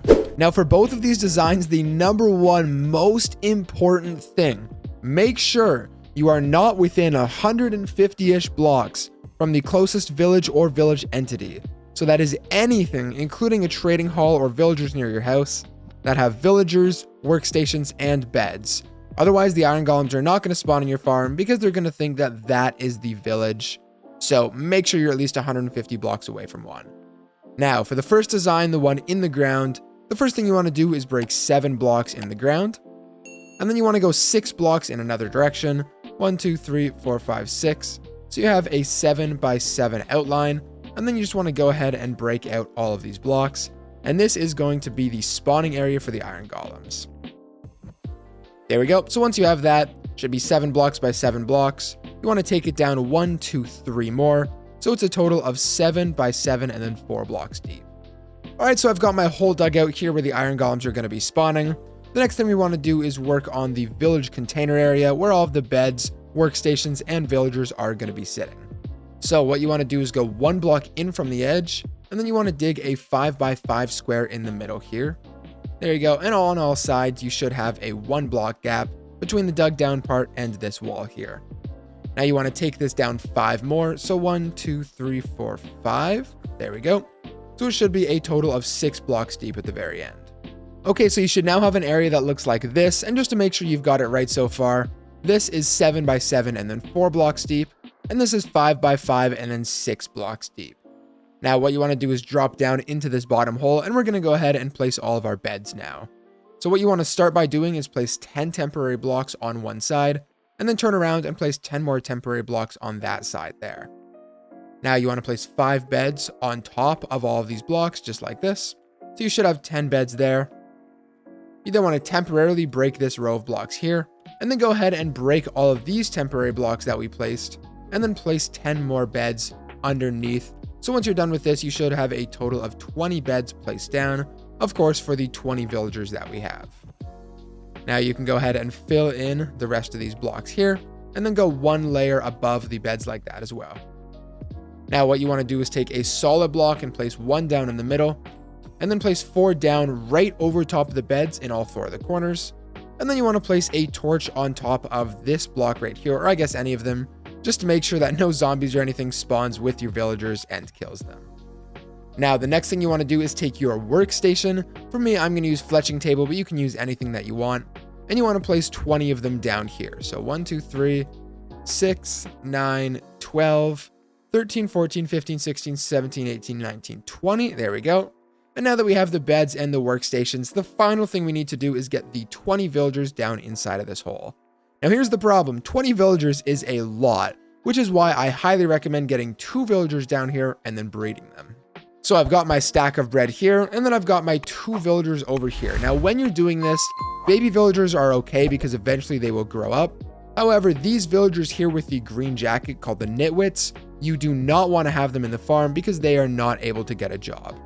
So what you want to do is just break out 2 villagers and have them walk over inside of the farm and down inside of here. All right, perfect. And then there's the second guy. And now all I'm going to do is take some bread, throw it down onto them. They'll pick it up, share it, and then obviously they will eventually end up breeding, making some babies. And you just want to make sure that there's exactly 20 villagers inside of here. Again, making sure there are no nitwits. As you can see behind me, I now have 20 villagers down inside of this hole. And of course, making sure they all have the same profession and they all actually have a profession. Now, once you have all 20 villagers, beds, and workstations up here, using any block, you just want to go ahead and cover this up. If you see cats or iron golems spawning at this point, that is okay. That's a good sign that the farm is going to be working. There we go. Now, the next thing you want to do is decide which one of the 4 corners you want the collection area to be. For me, I'm going to go over there, so you want to turn to the opposite side. Sorry, cat. And you want to place down 3 blocks there, 2 there, and then 1 in the middle, with a bucket of water right there. And you should have the water flowing all the way into these final 3 blocks. Now, what you want to do is temporarily break in some of these blocks here, if this cat can get out of my way. And then you want to break down all 5 of those blocks just like that. Now, what you want to do is come into this little cutout here, and you want to place down a double chest where you're going to collect the loot. And then what you want to do, if this cat will get out of my way, is you want to place down 3 more hoppers just like that. So obviously any items that lead into these hoppers are all going to end up inside of this chest down here. Now, the next thing I'm going to have you guys do is go 1 block here, and then you want to dig down and you can open up your chest. Now, if you want to add some ladders going up with the trapdoor, that's totally okay. For me, I'm lazy, so I like to just make a staircase to get up and down from this chest. And to make sure that no cats or iron golems are able to get over, you can either place a piece of glass down on this block here, or you can just take a stair, place it down, and then you can still open up this chest. So there we go. We now have our area like that. I'm actually going to do that. And now we want to kill the iron golems. So start by placing a sign right there, and then 2 signs on those 2 blocks with a bucket of lava right there. And now this is going to be able to kill the iron golem, but the drops are not going to be burnt because it is killing it at the iron golem's head height. Now, the final thing I'm going to say is you either want to take some regular campfires or some soul campfires. And I would recommend placing 1 down in this corner just to kill the cats because they can start to stack up and get pretty annoying. Eventually they'll get pushed there. That's okay. If you don't want the cats to spawn, just go down with the villagers and place 5 cats down there. So the village is quote unquote full of cats and it's not going to spawn anymore. Now, the final thing you want to do for this farm is just spawn proof the edge so no iron golems spawn up here. So what you want to do is place down 5 slabs right there. We place slabs so the lava will not burn the leaves. And then you want to take some leaves, or you can continue with slabs, doesn't really matter. And you want to place them around the edge just like that. And there you go, you have your fully working iron farm inside of the ground. And as you can see, iron golems are able to spawn, and then once they do, they're going to get pushed up onto these blocks. And then the iron golem is going to die and get burned by the lava. Now, the second design is very, very similar to the first one. Literally, the only difference is you guys wanting to be able to build the iron farm up in the sky. So I'm going to explain this iron farm as if you hadn't watched the first half of the video and you're skipping straight to this one. In other words, I'm going to re-explain all the steps. So, of course, the first thing you want to do is build up into the air, and it doesn't matter how high you go or where you go. Just make sure when you do this, you're not near any big hills or mountains. Otherwise, the iron golems might be able to spawn on there instead of in the farm. Now, once you're up here, what you want to do is build 4 blocks out in one direction for 5 blocks long, and then do the same thing in another direction. So you have a 5 by 5 square. And then you want to go ahead and just fill in this entire area just like that.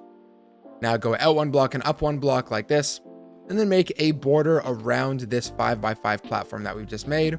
And then you want to make this wall or the border 7 blocks tall. So from here, you want to go 1, 2, 3, 4, 5, 6, obviously for a total of 7 top to bottom, and then continue that box around the entire square. Alrighty, once you've got your box built up here, that should be 5 by 5 by 7 blocks tall. What you want to do is hop down to the bottom and then place 10 temporary blocks on one side, and then turn around and place down 10 temporary blocks on the other side. Now place 10 beds on top of all those temporary blocks, and then go ahead and break those blocks that we just placed down. And of course, do that for both sides. Try not to break the bed. And then you want to place 10 more beds underneath those original ones. So we should have a total of 20 beds up here. Now what you want to do is place down 10 blocks in the middle. Then you want to place 1 block in the middle there, and then 4 blocks on the corners. And then take 1 torch and place it in the middle, so no mobs are able to spawn in here like zombies and kill all of your villagers. Because because that would be pretty annoying. Now, you want to take any workstation. I'm going to use a fletching table, but anything works. And then you want to place 20 of them up here. That's 3, 6, 9, 12, 13, 14, 15, 16, 17, 18, 19, and 20. There we go. And now what you want to do is get 20 villagers up here, which may get pretty annoying because you're high up in the sky, which is why I recommend, like we showed in the last farm, getting 2 villagers up here and then throw a stack of food at them and they will breed 20 villagers. Now there's lots of ways you can get villagers up here. You can use a bubble elevator, use a boat and a lead, anything like that. Although for me, the easiest way to do it is with a nether portal because I don't like either of the other ways. They take too much work. So step 1, you want to make yourself a nether portal all the way up here. And then of course, light it and head on through. Then once you're through to the other side, what you want to do is go approximately 30 blocks away. I got pretty unlucky with where my nether portal spawned in, so I'm going to have to make a bridge. What you want to do is go a decent ways away so the nether portals do not link up. I'm going to do right up here. And then go ahead, make yourself another one and head through it as well. Now, wherever that nether portal pops you out, what you want to do is take your 2 villagers and push them through this nether portal into the nether. Then if you want, you can go ahead and break that nether portal. And then I would highly recommend getting all of these guys inside of boats. I'm going to place down 2 boats and get them inside of them, and then row them over to your other nether portal. Now, it can be a pretty long process, and again, like I mentioned, if you want to use a ladder and a lead attached to this guy, or a bubble elevator, anything like that, of course, that is 100% okay as well. I just always find this way to be the easiest. Now, once you get him close enough to the nether portal, you're going to want to push him through this second one, and he should end up on your iron farm. Okay, perfect. There we go. Hopefully he doesn't run off the edge. Push him in there, and then you can go ahead and get a second villager inside of here. Okay, so as you can see, I've gotten both of my villagers inside of here. Now what you want to do is take a stack of bread, carrots, or potatoes. You want to throw it down there. They're going to pick it up, trade it with each other, and then eventually they will make babies. And you want to wait until you have 20 villagers down here. Now, while you're doing this part, make sure you don't get any of the green jacket nitwits. Otherwise, they will not be able to pick up a job and will not contribute towards the iron farm. So once you have all of your 20 villagers inside of here with the same profession, you can go ahead and block this area up, making sure that you have this torch down here. So go ahead and fill in this platform that we've made. And I'm sorry for earlier, I did actually make this 1 block too high. So you just want to go ahead and remove this top layer of blocks. So you should have this big box down here that's going to be 6 blocks tall by 7 blocks and 7 blocks wide. And this is going to be the spawning area for the iron golems. Now, once you have this, what you want to do is go out 1 block and then up 1 block and make a simple 1 high wall around this box that we've made. There we go, just like that.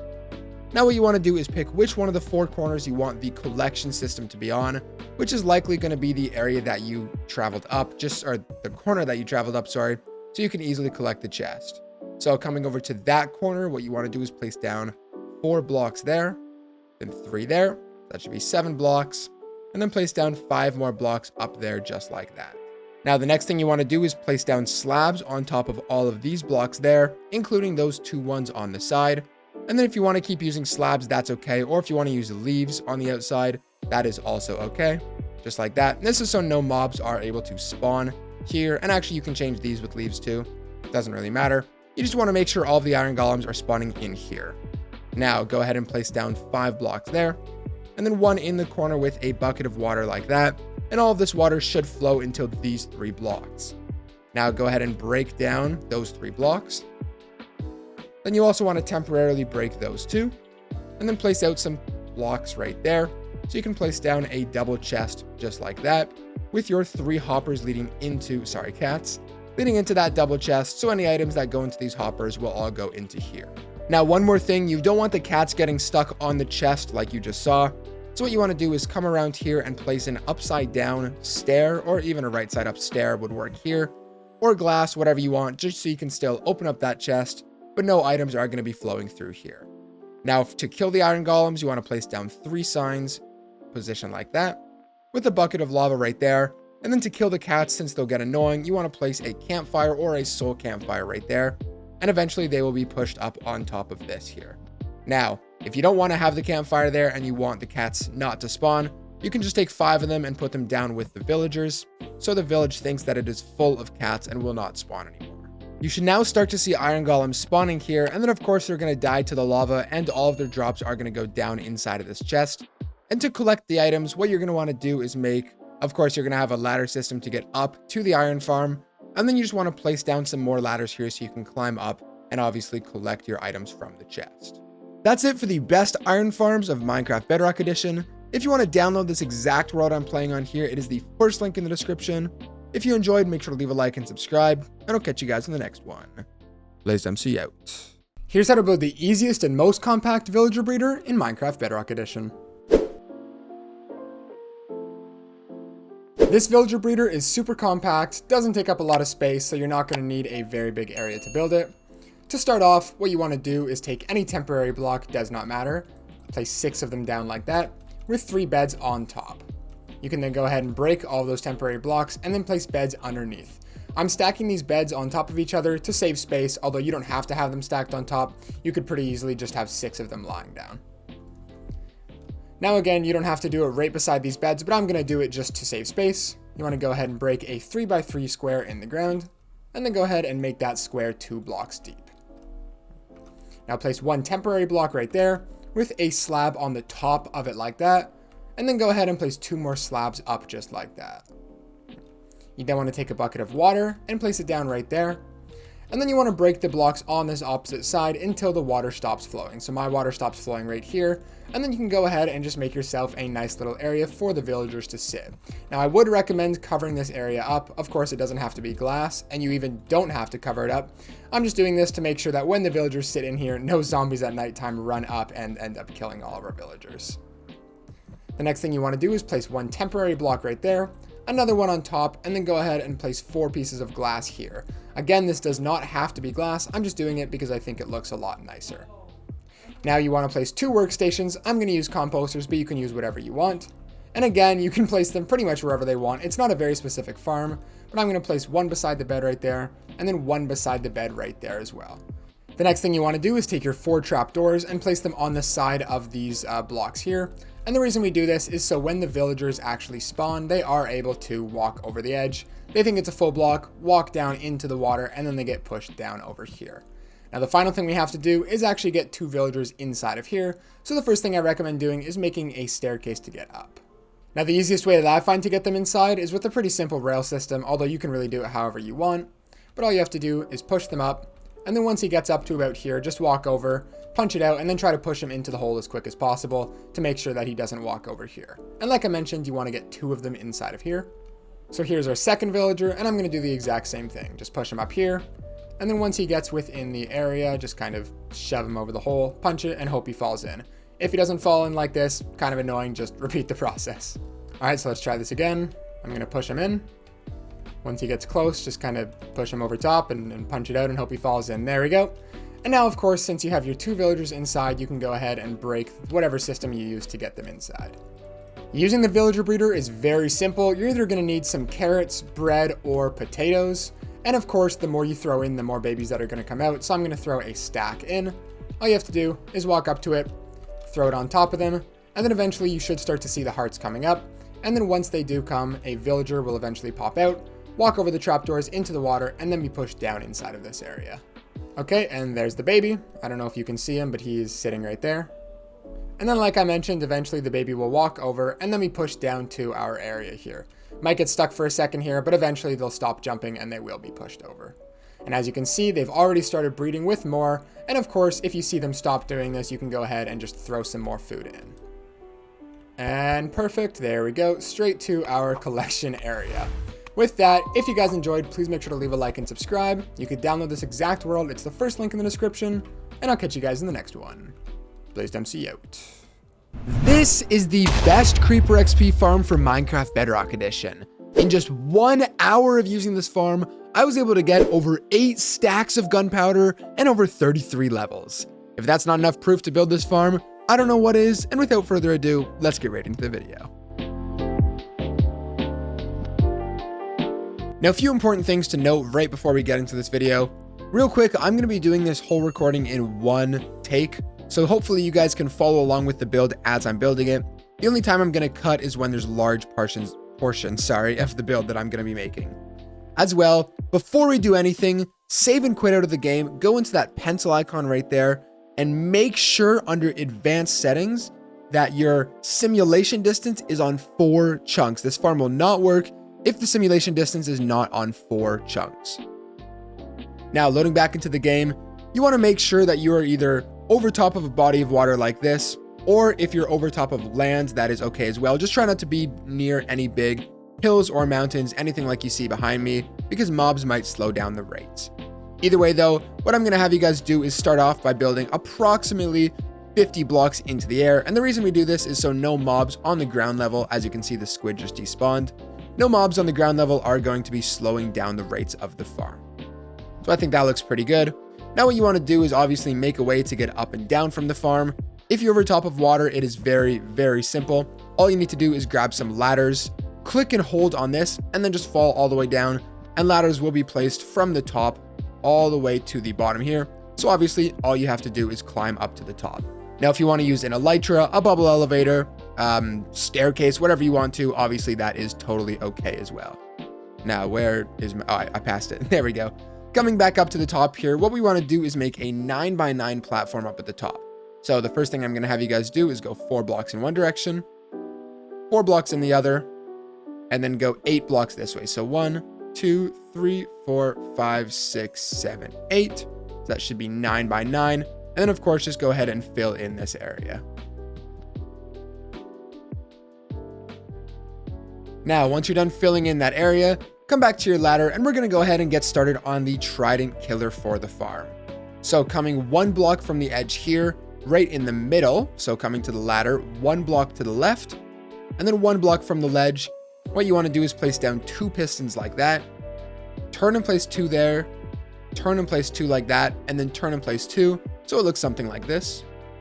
Then what you want to do is take 2 observers, one of them facing into the piston, and then one of them facing away from the piston. And if I didn't mention, you don't have to build a Trident killer. If you don't want to, you just need to manually kill them with a sword. That is totally okay as well. But again, we're going to place all the observers, making sure the arrows are facing in these 2 directions. Doing that for all 4 of the sides. There we go, just like that. Now, what you want to do is take 2 pieces of redstone behind the pistons, 1 behind that observer, and then either a redstone repeater or a redstone comparator, and place it facing in that direction. And then of course, again, you want to do this for all 4 of the sides. Awesome, there we go. And now if I come out here and put a lever on the front, this is how you're going to start and stop the Trident killer. As you can see, it's going in a continuous circle like this, and that is exactly what you want it to look like. Now what you want to do is take your 3 pieces of carpet and place them in a pattern like that. And then you don't have to throw it on your tridents right now, but if you want to, what you do is take the tridents, throw it on top of this carpet. You can do up to 5 tridents maximum. So I'm just going to do 3. I think that's good. And then when you turn this on, as you can see, they're knocked down, and this will be killing the creepers that fall down into the killing chamber.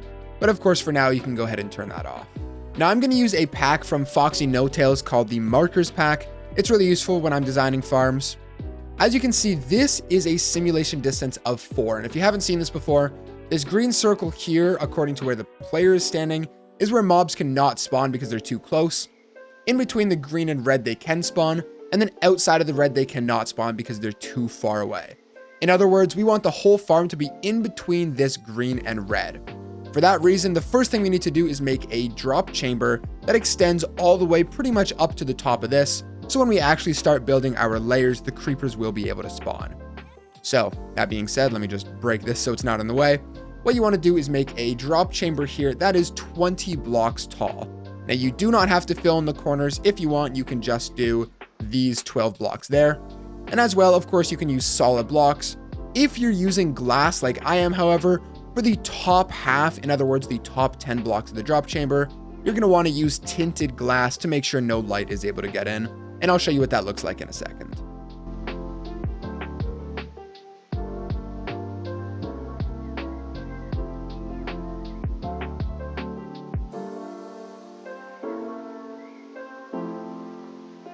And 20, there we go. And as you can see, like I mentioned, I did the top half of the chamber with that tinted glass. If you want to use glass, if you want to use solid blocks, perfect, don't even worry about this. Now, as you can see, when I place my guy down again, this chamber goes pretty much up to the top of this, And by the time we finish building all of the other stuff and the platforms, we will be outside of this green circle. So now what you want to do, coming back up to the top here, is build up one more block for a total of 21 blocks tall. And you just want to make a square around this. Now, what I'm going to have you guys do is build out 4 blocks in all of the directions. So including this corner piece, you want to go 1, 2, 3, 4. And then walk back here and do the same thing here. 1, 2, 3, 4. And then you want to repeat that for all 4 of the corners. So 1, 2, 3, 4. 1, 2, 3, 4. Don't fall. There we go. And one more over here. There we go. So it looks like that. And now, of course, what you want to do is fill in all of this space. And once it's all said and done, you should have a 13 by 13 platform up here at the top.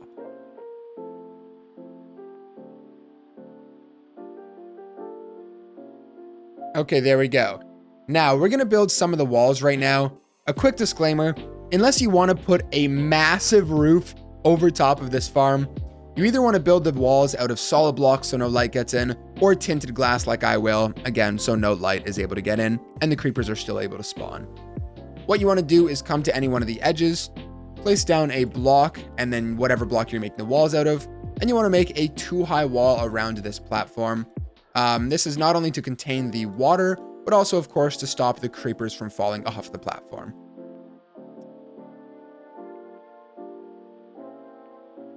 All right, perfect. So I've got that. I'm going to fill in the corners, although you really don't have to. That part doesn't matter. What you now want to do is grab your water bucket, and I would highly recommend making yourself an infinite water source somewhere off to the side, because for this farm, you are going to need quite a few buckets of water, 4 in fact. There you go. Make your infinite water source. First, before you actually place down the water, there's 2 things that we want to do. Coming to all of the corners, you want to place down 6 blocks in a pattern like this. So all of the corners, you want to place down 6 blocks, and this is where we're going to be placing the water. There we go. Now coming towards this middle 3x3 hole here, what you want to do is place down 4 temporary blocks in the corners with 4 fence gates in the corners.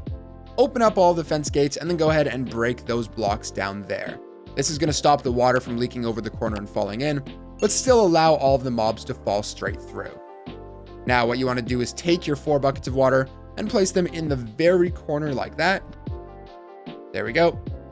And then once you're finished doing all of that, all of the water is flowing towards the middle. And as you can see, if I break one of these, the water flows over again, which is why I have those placed there. Once you're done with that, you can go ahead and remove your infinite water source because we are not going to need it anymore. And one more thing, if something's not lining up here, if your water's flowing incorrectly, or you just want to make sure the farm works before you actually build it, you could download this exact world that I'm playing on here. That is the first link down in the description. Now, let's get started on the first layer. So for the layer, what you want to do is come to any one of the sides and place a corner block over top of the water like that, and then make a 3x3 square just like this. Now, what you want to do is separate 2 blocks and then make yourself another 3x3 square right there, just like that. And then you want to do this one more time, so 2 blocks and then another 3x3 square, and that should take you perfectly to this edge. It should look like this. Now, you want to have 9 of these platforms, so I'm going to do this same thing in this direction as well. There you go. And again, you should end up right in this corner. And then, of course, do that until you have 9 platforms over here.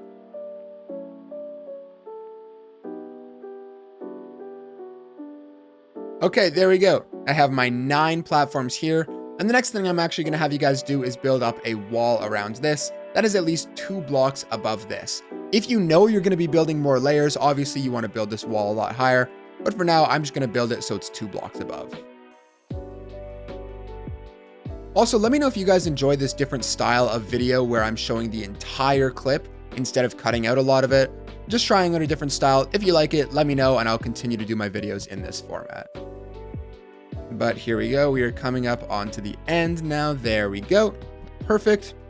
Now, what you're going to want to do is make either a second layer or a roof. Although I highly recommend you guys make yourselves a second layer of this farm because it's a lot more efficient. Obviously, you want to make it 1 block above this wall. I guess not obviously, but make it 1 block above the wall. Make sure you have 2 blocks in between each of the layers. And then you want to copy this exact same platform that we have up here, up at this height. and do that over top of all of these squares. Now, you can build this as high as you want, up to 7 layers. The reason you can only build 7 layers is, again, going back to that simulation distance. If you go anything higher, the mobs are simply going to be out of range, and they are not going to be spawning in anything. So you're going to do a maximum of 7 layers if you want to, and that is actually how many I'm going to decide to do. Okay, cool. So now I have 1, 2, 3, 4, 5, 6, 7 layers. And as you can see, obviously I extended the walls all the way up to the top here. And this should actually be 2 blocks above the last layer. So I'm just going to add one more line of wall on top of here. There we go. Now I just want to show you guys really quickly again why we're doing 7 layers. If I come down here where you're going to be AFKing, let's say you're standing right there. Coming here, as you can see, this first layer is just above that green circle, meaning creepers are going to be able to spawn. And then coming all the way up to the top, this red layer is just above, the last layer is just below the red, meaning the entire farm is in between the green and the red, and we are going to get maximum rates. If the drop chamber was a little bit shorter, this layer wouldn't register. And if this was a little bit taller, then this last layer would not be inside of your range. So definitely recommend doing it exactly how I showed to make sure that you're not wasting any of your time. Now, we're going to come inside of the farm and start working on it so only creepers are able to spawn inside of here.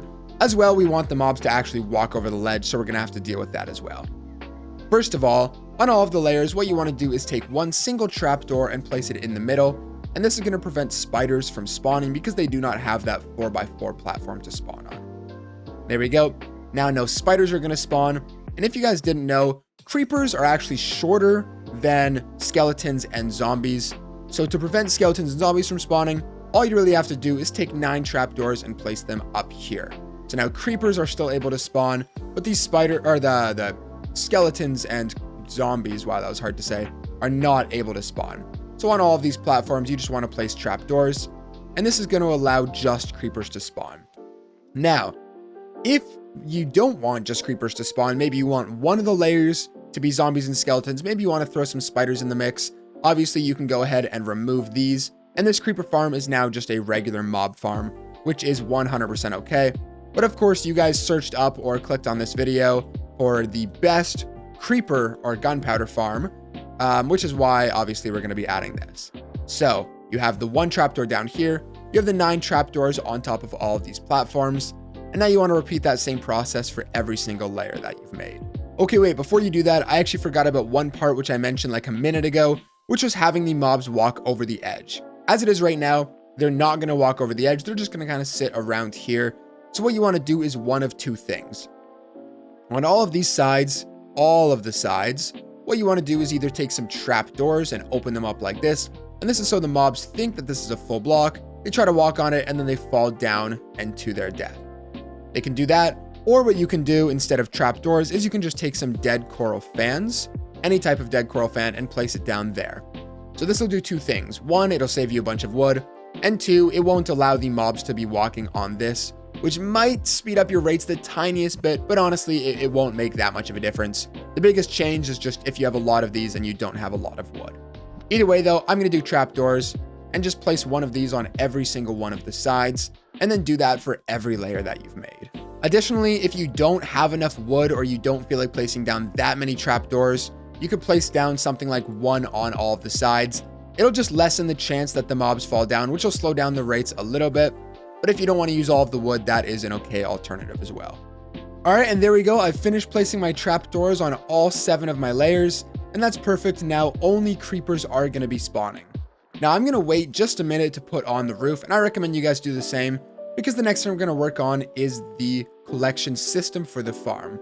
Right before that though, I'd highly recommend you guys come down here and place yourself some torches just to make sure that no mobs spawn while you're AFKing and kill you. Now, like I mentioned before, this is the best creeper farm, so I'm going to do a pretty large collection system. Yeah, I guess that's about it. We're going to do a pretty big collection system. First thing you want to do, come over to your ladder and count down 4. So that's 1, 2, 3, and then on this 4th block here, try not to fall. On the 4th block down, what you want to do is place a block to the side there, and then you also want to place a block there so you can stand on top of it. Now, what you want to do is build out 1, 2, 3, 4, 5, 6, 7. And from this point, if you break this block, you should be underneath of this piston. Now, what I'm going to have you guys do is break that block right there, and then place down two chests, on the side. And then right off of these chests, you want to place down 2 more chests, just like that. Then go ahead and break that block along with those 2. And then you want to go ahead and place down some more double chests. So you should have 6 double chests like this. Now, what you want to do is take 3 hoppers and place them like that, so they're all leading into their own chests. And then do the exact same thing right there as well. I'm just going to place some blocks here so I don't fall and die while I'm working on this. There we go. What you want to do in the 4 corners is you want to place down 4 rails like that, along with 4 hopper minecarts on top. By the way, if you can't place the rails, if you're just opening up the hopper, you want to shift and then place the rail. Now place down the hopper minecart. What you then want to do is break all 4 of these rails. Try not to do that. And, okay, I'm making mistakes. You want to place down your 4, do that, and then break all of the rails. There we go, that's what I meant to do. Now, the only problem with this right now, the very slight problem, is if any of the items fall directly in the middle, they're not going to be picked up. So what we actually want to do, since we broke those, is you kind of just want to take them and nudge them over top of these 4. So as you can see, it's a little over top of both of these hoppers. And again, do that for all 4 of these. So there you go. That looks pretty good. Nudge this somewhere just like that. I think that should be fine. And then do the same thing for the 4th one. Now, when I come up here, turning on the Trident Killer, as you can see, turning on the Trident Killer, doesn't matter what is going on? Oh, there's a piece of redstone broken back here. Sorry, guys. There we go. Turning on the Trident Killer, anywhere that I actually throw these blocks, in other words, anywhere the gunpowder is dropped, it's all going to be picked up by the hopper minecarts below. And then all you have to do after you're finished AFKing here and collecting the XP, climb down here and collect all of your gunpowder, or for me, it is subscribe for more dirt. However, let me just finish taking all this out. With that, that is the collection system done. Now, the final thing we need to do is actually build the roof over top. So I'm going to come all the way back up to the top now. And again, I'm going to use tinted glass for this, but if you want to use a solid block, that is totally okay as well. Making sure that you are 2 blocks above, and obviously just make a roof over top. It's pretty simple. With tinted glass, no mobs are able to spawn on top, so that's okay. However, if you're using a solid block, make sure to place torches up here at the end so no mobs are able to spawn. All right, so the roof is now done. One final thing you have to do is come into this layer, and then you need to place one. I'm going to keep that open, actually. You need to make 1 more layer of your 9 trapdoors up here. Again, making sure that no mobs other than creepers are spawning on this very top layer as well. Alrighty, and there we go. Our insane creeper XP farm is done. Now all we have to do is leave this area. Make sure it's dark. If you placed any torches, remove those. And the final thing, be patient. When you're sitting down here, it will take a couple minutes for the first couple creepers to start falling. So be patient, wait for that. Make sure that your game is on easy, normal, or hard mode for the best drops. And if you notice that they're still not spawning, switch it into peaceful, switch it back into hard, maybe reload your game. And finally, what you're going to want to do is hold out a looting 3 sword, because since you threw down those tridents, and if you didn't throw them down, you're actually going to want to throw them down now. I'm going to do 3 of them. Since you threw down those tridents, holding out a looting 3 will apply the looting 3 effect to the tridents. Now, all I'm going to have to do is sit here, go into survival mode, and this AFK gunpowder farm is done. Now, as you saw at the beginning of this video, a 1-hour AFK test was able to give me 8 stacks of gunpowder and over 30 levels, 33 as you can see right now. So definitely an insane farm and one that you guys want to try out. Oh, and one final small little detail that I should note. Before you leave this area, turn off the Trident Killer. If you do not turn off the Trident Killer, the Tridents might disappear or despawn or whatever bug rock does. The Tridents disappear. So make sure before you leave the area or you leave the game, you go ahead, flick that little switch and turn the Trident Killer off. Obviously, I'm using the farm, so I'm going to turn it back on. And all right, so I actually had to wait 3 minutes for my first creepers to start falling, but as you can see, quite a lot of them are falling now. I'm collecting the XP through that glass, and then obviously just hop down here, and you're able to collect all of the gunpowder in whichever chest it goes in. That is all for today's video. If you enjoyed, please make sure to leave a like and subscribe. And if your farm isn't working, if something's going wrong, you can send your issues down in the Discord and one of our helpers or myself will be happy to help you. If you enjoyed, again, make sure to leave a like and subscribe, and I'll catch you guys in the next one. BlazedMC out. This is the new best Enderman XP farm in Minecraft Bedrock Edition. Despite taking over 1,000 less blocks to build than the old design, it still produces identical rates and is way easier to build. Don't get left behind, and make sure to watch until the end to not miss anything important. Now, the first thing you want to do is pull up our seeds channel and go find yourself a seed that looks interesting. Now, once you have that seed pulled up, you want to go ahead and throw an Eye of Ender and then follow it to find the end portal. Now, of course, once you get here, you're going to want to put all of your Eyes of Ender into the portal and then kill the Ender Dragon. Now, right before I show you guys how to build this farm, I would highly recommend putting a carved pumpkin over top of your head so you don't accidentally look at the Enderman and have them run over and kill you. Now, with all that out of the way, here is the materials list. You're going to need just over 6 stacks of any solid block that's not dirt, because Enderman can pick up dirt. You're also going to need 5 stacks of leaves and then all of this other loot that you guys can take note of right now. Now, once you've gathered all of your materials, coming to the edge of the island, you want to place down a bucket of lava right there and wait for it to flow all the way down to the bottom. Now, once your lava is done flowing down to the bottom, take your bucket of water and place it beside it. Now, you can pick up your water and it should create a cobblestone pillar going all the way down to the bottom. And this is because we need to start the farm at Y level 1. Now, if you actually want to get down there, you can either be risky like me and hop in the water, or just place your water bucket and slowly go down. However you do it though, you need to make it down to the bottom and then place down a leaf block on the very last one. Make sure it is a leaf block so no Endermen are able to spawn. Now, if you go into your settings and scroll down to your show coordinates, you turn it on, you should be at Y level 1. Now, if you want to get up and down the farm, it's not a bad idea to take some ladders and place them all the way up to the top. So perfect, there we go. Now you can get up and down from the farm. We now actually need to build the farm, of course. So coming back down here, what you want to do is go 2 stacks of leaves or 128 blocks away from the island to make sure that no Endermen on there are going to slow down the rates.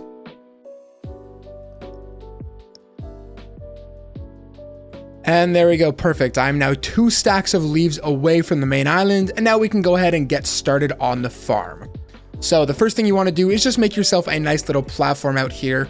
This is where you're going to be running around and killing the Enderman, so I'd make it big enough to where you don't accidentally fall off the edge, like I managed to do almost every single time I build this farm. So make sure, just make this platform a decent size. Now, what you're going to want to do is grab your hoppers, carpet, and your chests. There we go. What you want to do is place down both of your chests right off the edge of these leaves, again, being careful not to fall off the map. And then what you want to do is take your 4 hoppers and place them on this chest. Now, you might have to jump and place them down. It is a little bit difficult, but there you go. And of course, make sure they are all leading into that chest. Now, what you're also going to want to do is take 4 carpets, and place it on top of the hoppers just to make sure no XP gets stuck inside of the hoppers and we can collect it all. Now, the next thing we're going to do is make a little leaf platform around this area just to make sure no Enderman can fall out. Now, for the rest of this build, all of this down here has to be leaves. But this part of the build does not have to be leaves. I just made it this block because it is the easiest to gather. All you need is some shears. And actually, I'm going to take this off now. All you need is some shears. So this part here does not have to be leaves, but I'm going to use them. So go ahead and make this little U that we've just made 2 blocks tall, just like that. And then go ahead and grab your 2 slabs and place them on the top of that block there. Now, this ensures that we're not actually accidentally going to run into the Enderman's area and get killed by them, but we can still easily attack them and collect all of the XP. So it's going to be looking like this so far. Now, the next thing you want to do is come up here. And what we need to do is make rings of blocks going all the way up to between Y level 40 and 44. Now, this doesn't have to be rings. What I'm going to do is skip up 2 blocks and then place a solid block. And you want to go around in a ring like this. That's what I mean when I say rings. What I'm saying though is you don't have to have these gaps here. If you want to do a full solid chamber, that is totally okay. But I don't know why you would want to do that, because this is a lot cheaper. So you're going to want to do this. That's going to be 1. You want to continue to do that with 2 blocks in between them 13 times into the air. Okay, so you should now have your 13 rings going all the way up to the top, which leaves you at Y level 42. If you're between 40 and 44, that is okay. As well, you're going to want to make this top ring a solid block because mobs are going to be spawning on it. Now, believe it or not, we are well over halfway done this farm. So if you're enjoying, please make sure to leave a like and subscribe for weekly tutorials. So once you're done building all of this, the next thing you want to do is place down 4 trapdoors in the middle here. And then you can open all of them up. And this is so the Enderman thinks it's a full block, walks straight over and falls to their death. Now, if you want to make sure you don't turn out like the Enderman, you can close these for now just to make sure you don't fall down. Now, from here, what you want to do is go to any one of the 4 sides and you want to build out 8 blocks. So 1, 2, 3, 4, 5, 6, 7, 8. And then you want to do that in all 4 of the sides. 4, 5, 6. Oh, shoot. I'm the best. Okay, try not to fall and die like I almost just did, but there we go.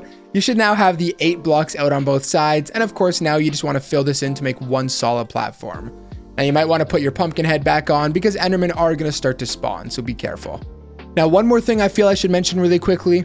If you want 100% maximum rates at this farm, you're going to want to, instead of having this 8 blocks out, you want it to be 13 blocks out, which is an extra 5. However, I found that if I don't have these blocks here, it saves a ton of resources and only slows down the rates by a couple levels and a few stacks of ender pearls, which who cares? So I'd recommend just having it the size that we already have. Now, the next thing you want to do is grab your temporary blocks along with your rail, the minecart, the name tag, make sure you have that, and then your ender pearls. Because what we're going to work on next is attracting the endermite towards the middle and then having the endermite fall down this chamber, or the enderman, sorry. So coming to any block here, doesn't matter which one, you want to build up 1, 2, 3 blocks up. And then you want to take your iron bar and place it on top of that with another temporary block on top of there. These are all going to be temporary. We're going to be removing all of these later. Now, what you want to do is take another block and place it like that. And then go ahead and build yourself a nice little house around these blocks. This is where the endermite is going to sit, so you want it to be 2 blocks tall. So there we go. Now what you want to do, this is the block with the iron bar right there. So what you want to do on the other block is place down a rail. Now what you want to do is make sure that you're in easy, normal, or hard mode. And then you want to throw down a bunch of ender pearls until you eventually end up getting an endermite to spawn. Now, this guy might take a while to spawn. Sometimes you get it on your first try. Sometimes it takes several stacks of ender pearls, depends how lucky you are. So just keep throwing it down. And once you do get it, make sure to name tag him first and then get him inside of the minecart. Okay, perfect. So now once you have your endermite, like I said, place the name tag on him and then put him inside of a minecart and push that minecart over top of that dirt block. Now you want to get out of your box. Wow, a second endermite. Okay, that was unlucky. Either way, that still works for me. You want to make sure that your endermite is over type of this block, so when you break it down, it sits on top of that bar right there. And then you can go ahead and remove all of your temporary blocks.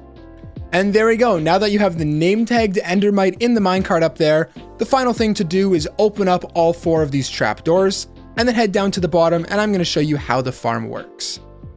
So you're just going to have to sit here for about a minute and then endermite will start to fall. Now, I guess while we wait, I'll say if you're enjoying the tutorial, please guys, make sure to leave a like and subscribe. We're posting weekly tutorials just like this one. As well, if you're tired of playing on boring seeds, make sure to check out the Seed Showcase channel down in the description. But there you go. As you can see, endermen are now going to start to fall. All you have to do is take your sword. Now, I have looting on mine and sharpness, but you definitely don't need this. Because they're falling so far, they're pretty much going to be one hit to any sword type. But as you can see, a ton of them are spawning. All you have to do is hit all of them, you collect all of the XP, and then all of the drops go down inside of this chest. Now, since you guys are probably curious, as you can see, when the endermen spawn, they all get attracted towards the middle endermite, and then again, they fall down that chamber. So that's all for today's improved Enderman XP Farm. If you enjoyed, please make sure to leave a like and subscribe. And if you want to download this world, that is going to be down in the description as well. Thanks for watching, and I'll catch you guys in the next one. BlazedMC out. This gravity block duper gives you over 2,500 items every single minute while using this farm. It gives you double chests full, just like that. It's so efficient that it could lag your game out if you run it for too long. This is a farm that you guys don't want to miss out on, and here's how to build it for Minecraft Bedrock Edition.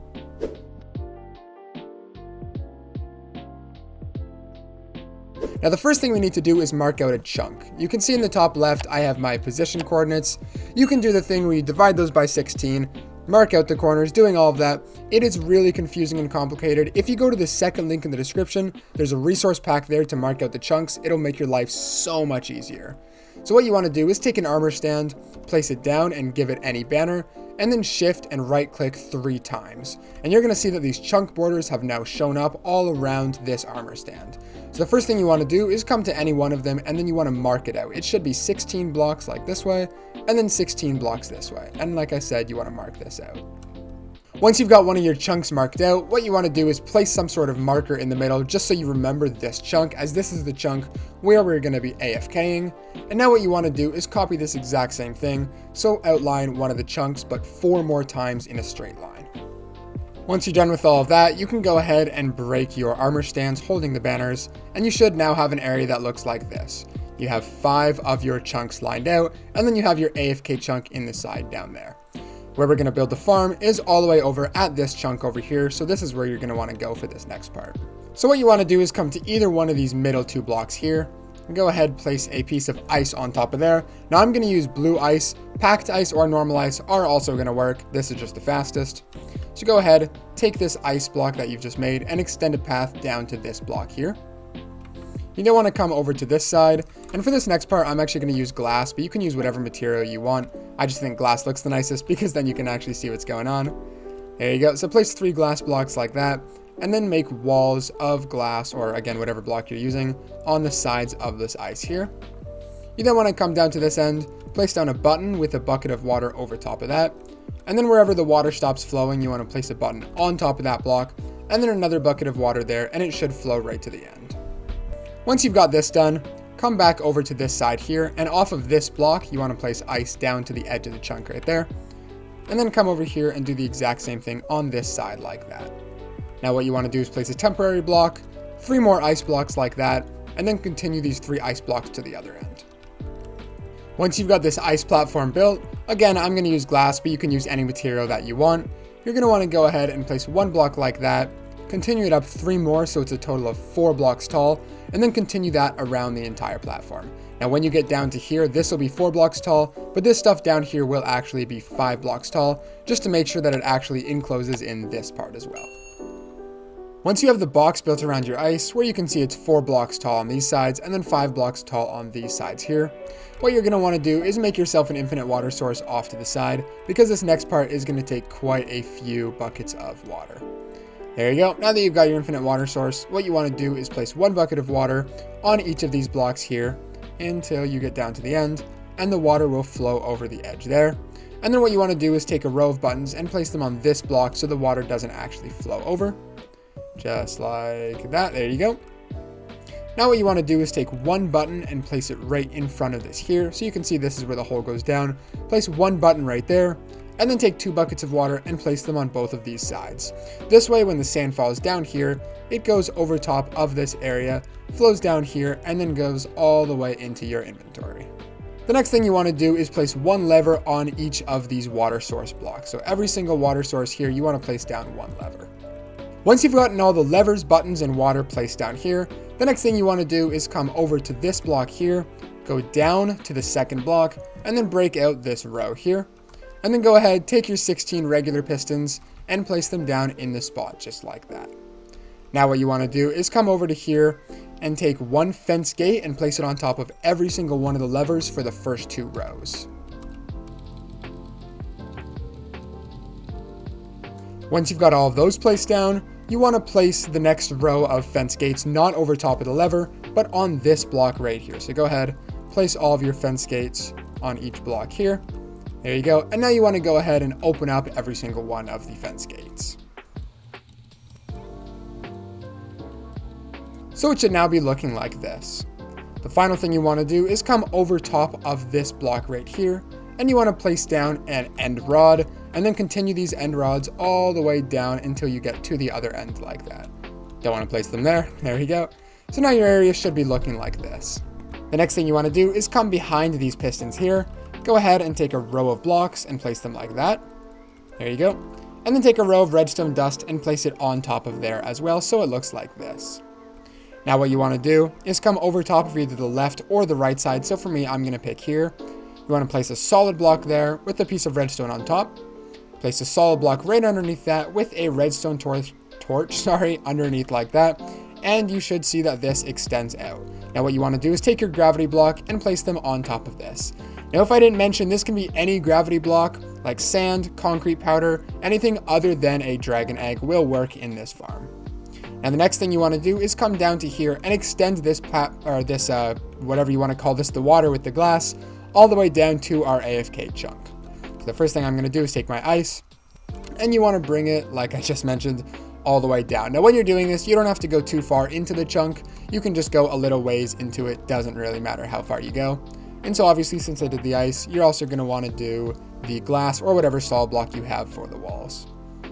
Once you've got this path continuing all the way down, on whichever side you had the redstone path, what you want to do is break that block there, replace it with a solid block, and then place a sticky piston on the end of that with a redstone block on top of that there, and then take a lever and flick it on like this. And this is obviously how you're going to start and stop the farm. Now what you want to do is come all the way down to this side here, place a redstone dust there, and then continue a redstone path going all the way down to our sticky piston and redstone block. And I'm just going to stop it one block early for now. Now obviously this isn't going to work yet, so what you want to do is take your redstone repeaters and every like 10-ish blocks of redstone or pieces, doesn't really matter, you want to go ahead and take a redstone repeater and place it down just to make sure that the redstone will actually extend all the way down to our end here. Now what you want to do is go ahead and place a piece of redstone right there as well. Now what you want to do is come all the way back down over to here, place a button where the water ends, place another bucket of water, and you should see that when an item will fall inside of here, it'll be pushed over top of that, and then it'll be pushed down to us. So you want to continue doing this all the way down. Now mine ended up flowing perfectly to here, but if it goes further, you can obviously extend the platform, or I'm actually going to make that ice, or if you see that the water is actually flowing over top of this lever, you can just go ahead and place some blocks like that to stop the water from flowing. But like I mentioned, mine flowed perfectly to here, so I'm just going to box this in to make sure that none of the sand can actually flow past me. When you turn the farm on, if you come over here, you should see that it looks like this, with the pistons being pushed out and retracted, and the sand is kind of glitching like this. That is exactly what we want it to look like. So for now, I'm actually just going to come over here and stop the farm. To use the farm, literally all you have to do is stand in this spot, flick the lever, and then wait about a minute, minute and a half, 2 minutes. Now, this is very important. Do not run the farm for longer than about a minute and a half to 2 minutes. The reasoning for this is because this will produce a ton of sand, so much so that it could lag out your entire game. So if you're on a lower end device like a phone, maybe only run it for about 30 seconds. If you're on a higher end device, you can do it for about 2 minutes, but I never recommend doing it for longer than that.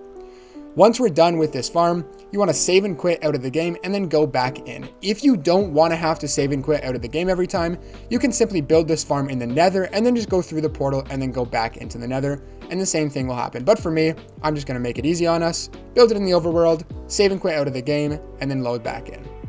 Okay, so I've had it on for maybe about a minute. I wasn't really keeping track, but it hasn't been too long. Now what you want to do is flick the farm off, and then like I mentioned, you're going to load out of your game and then go ahead and load back in. Now once you load back in, you won't notice anything is going on. It should look normal, but the second you walk past into this new chunk, you will see all of the sand fall, and look how laggy my game just got. Now if I come back here and I just stand, look at my frame drops. That's why you don't want to run the farm for too long.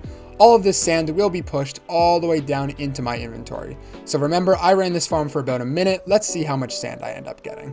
Now, if it's not working, you might have to go a little bit further into the chunks. It wasn't working for me, so I just went further, like I mentioned, and you can see all of the sand is now rushing in my direction. Now, like I mentioned, for a final time, I only had the farm on for about a minute, and I got over a full inventory of sand. So this duper is absolutely incredible, and not one that you guys want to miss out on. That's going to be all for today's video. If you enjoyed, please make sure to leave a like and subscribe. As well, you could download this exact world. It's the first link in the description, and I'll catch you guys in the next one. BlazedMC out. Hello and or welcome back to another video. Today we're going to be showing you how to build this super easy yet very good shulker farm in Minecraft Bedrock Edition. Now, all you have to do is stand right here. The farm is fully automatic and all of the drops are conveniently put down inside of this chest. So without further ado, here's the materials list. And let's get straight into the video. Okay, so since this is a shulker farm, of course, you're going to want to be near an end city. Now, you don't have to be near an end city. You can be somewhere else in the end. you can be in the overworld. It just might get a little complicated because you're going to have to transfer the shulkers initially over to the farm, which could take a little bit of work. You might have to use nether portals. The easiest way to do it is to build close to an end city, but make sure not to build too close. The reason for this is because this farm relies on a pretty cool mechanic where when there's two shulkers side by side and one of them dies, two shulkers side by side and one of them dies, the other one is going to respawn because there needs to be two shulkers side by side. Now, the problem if you go too close to the end city is they will think that there's another shulker close by, thus it is not going to spawn another one, which is why if you are going to be near an end city, you want to be approximately 100 blocks away. So shulkers are able to spawn in a 17 by 17 by 17 tall area, which is why we want to first build 20 blocks into the air to make sure the shulkers are not able to teleport onto the ground. They all stay inside of the farm. So first 20 blocks up. 18, 19, 20. And once you get up here, you want to make sure that there's not anything like those within 20 blocks of you, or I guess 17 blocks. Otherwise, again, the shulkers might be able to teleport on. Now, what you want to do is drop back down to the bottom here, and then just place some ladders going all the way up to the top. So of course you can get up and down from the farm. And if you ever use a solid block like this, what you are going to have to do is take regular buttons and you want to place them on all of the surfaces like this, just to make sure again that none of these shulkers are able to teleport onto these blocks. Because if there was no button here, the shulker would teleport onto here, mess up the whole farm. So you want to place buttons on all of these sides. So as you can see, I now have the buttons on all three sides, and on this side, we have that ladder. Now, what you're actually going to want to do is remove the button on the side opposite to the ladder and place it on the top, like that. And then the rest of this build is going to be made out of either glass or leaves, just to make sure we don't have to place buttons on every single surface. So for this part, opposite of the ladder, you want to not drop your glass. You want to place down a 9 by 9 square, just like that. There we go. And then go up with 2 temporary blocks and make yourself another square of, again, using glass or leaves so they cannot teleport. Something just like this. Now that you have that done, what you want to do is grab your 8 armor stands. You want to stand in the middle and then turn and place them all down like this. Doesn't matter which direction they're facing. The reason we have these armor stands here is so these shulkers are going to shoot at us, which is what's going to make them kill each other, but they're not going to be able to hit us because the armor stands will block their attacks. And again, shulkers can't teleport onto the glass, and we have this one button here to make sure they can't teleport onto this block. So now once you're done with this, we can get started on the actual farm. So on the opposite side of the ladder, what you want to do is take 2 chests and place them underneath of that glass right there. Doesn't matter which side they're on. And then you of course want, there we go. You want to take your 3 hoppers and lead them all into that chest. And if I go into creative mode, you can see that all of the sticks are leading into the hoppers and then into the chest to make sure that all of the items go into the chest. Pretty self-explanatory. Now, the next thing you want to do is take your glass or your leaves, making sure that we are using these blocks for the rest of the farm. And you want to go 9 blocks in this direction. That's 1, 2, 3, 4, 5, 6, 7, 8, 9. And then again, do that for these 2 spots. Now, once you're done with that, coming back to this side over here, you're going to want to place down a temporary block with another piece of glass on top and do that on both sides. And then what you want to do is make a 1 high wall around this rectangle that we've made. And this is going to hold in all of our water. There we go, just like that. Now coming over to this side, opposite of the hoppers over there, you want to place down 7 more pieces of glass like that. Place down 3 more right there. And then you want to take your 3 buckets of water and place it like that. And all of this water should flow perfectly and then stop right before it reaches the hoppers like that. We're now going to build the areas that these shulkers are going to be sitting on. So coming to this block, you want to build up with 4 blocks like that. Break the bottom 3 and then place another block in that direction. And then the same thing over here. So on this block, you want to build up 4, break the bottom 3 and then build 1 in that direction, just like that. And then what you want to do is place buttons on every surface except for these bottom 2. So placing buttons on all the sides, make sure to do the top and that side as well, and then do the same thing over here. Now, once you're finished placing down those buttons, one more thing I recommend you guys do is come over here and just place down a piece of glass right there. So when you want to access the chest, you can just walk over to the side and open it up here. And that is actually the entire farm complete. The last thing we need to do for this is get 4 shulkers onto these spots right here. So technically the easiest way to get these shulkers over to the farm would be using a rail system, although that can take a lot of time and it can be really expensive. So let me show you guys a much easier way. What I like to do is run up to these guys, place down a block beside them with a boat on top. If I can place it down somewhere. That didn't work. You really just have to place a boat on the same level as them, and eventually they will end up going inside of that boat. And then once you are able, okay, I'm gonna stop getting hit. But once you can get into that boat with them, you can just walk it over there. Okay, so I've gotten inside of the same boat right here. And now I can kind of just go ahead and row this boat all the way over. It will take quite a lot of time, but trust me, this farm is absolutely worth it. And there we go, I've gotten my shulker in the boat close to the farm. Now, if you have a rail system, very simple. All you have to do is link that up to the top. If you have a boat, it is a little more complicated. There's no way I looked at you.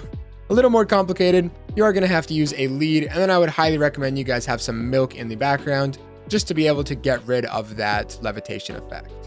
However, before we actually work on getting that guy up to the top, if you have a boat, the easiest way that I've found to do this is to get him to sit up somewhere on any of these blocks, and then when you break the boat, he's automatically going to teleport to these or one of these areas because that is the only place that they are actually able to teleport.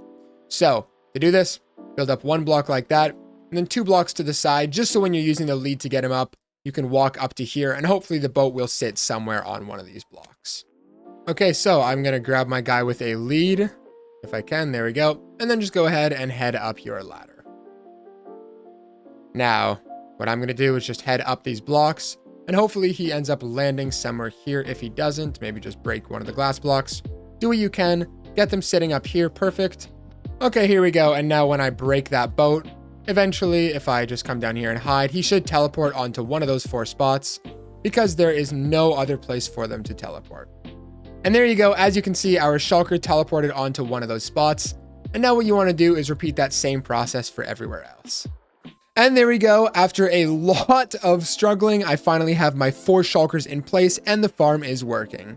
As you're going to see, when one of the shulkers dies, just right there, another one respawns because like I mentioned, 2 shulkers need to be side by side at all times.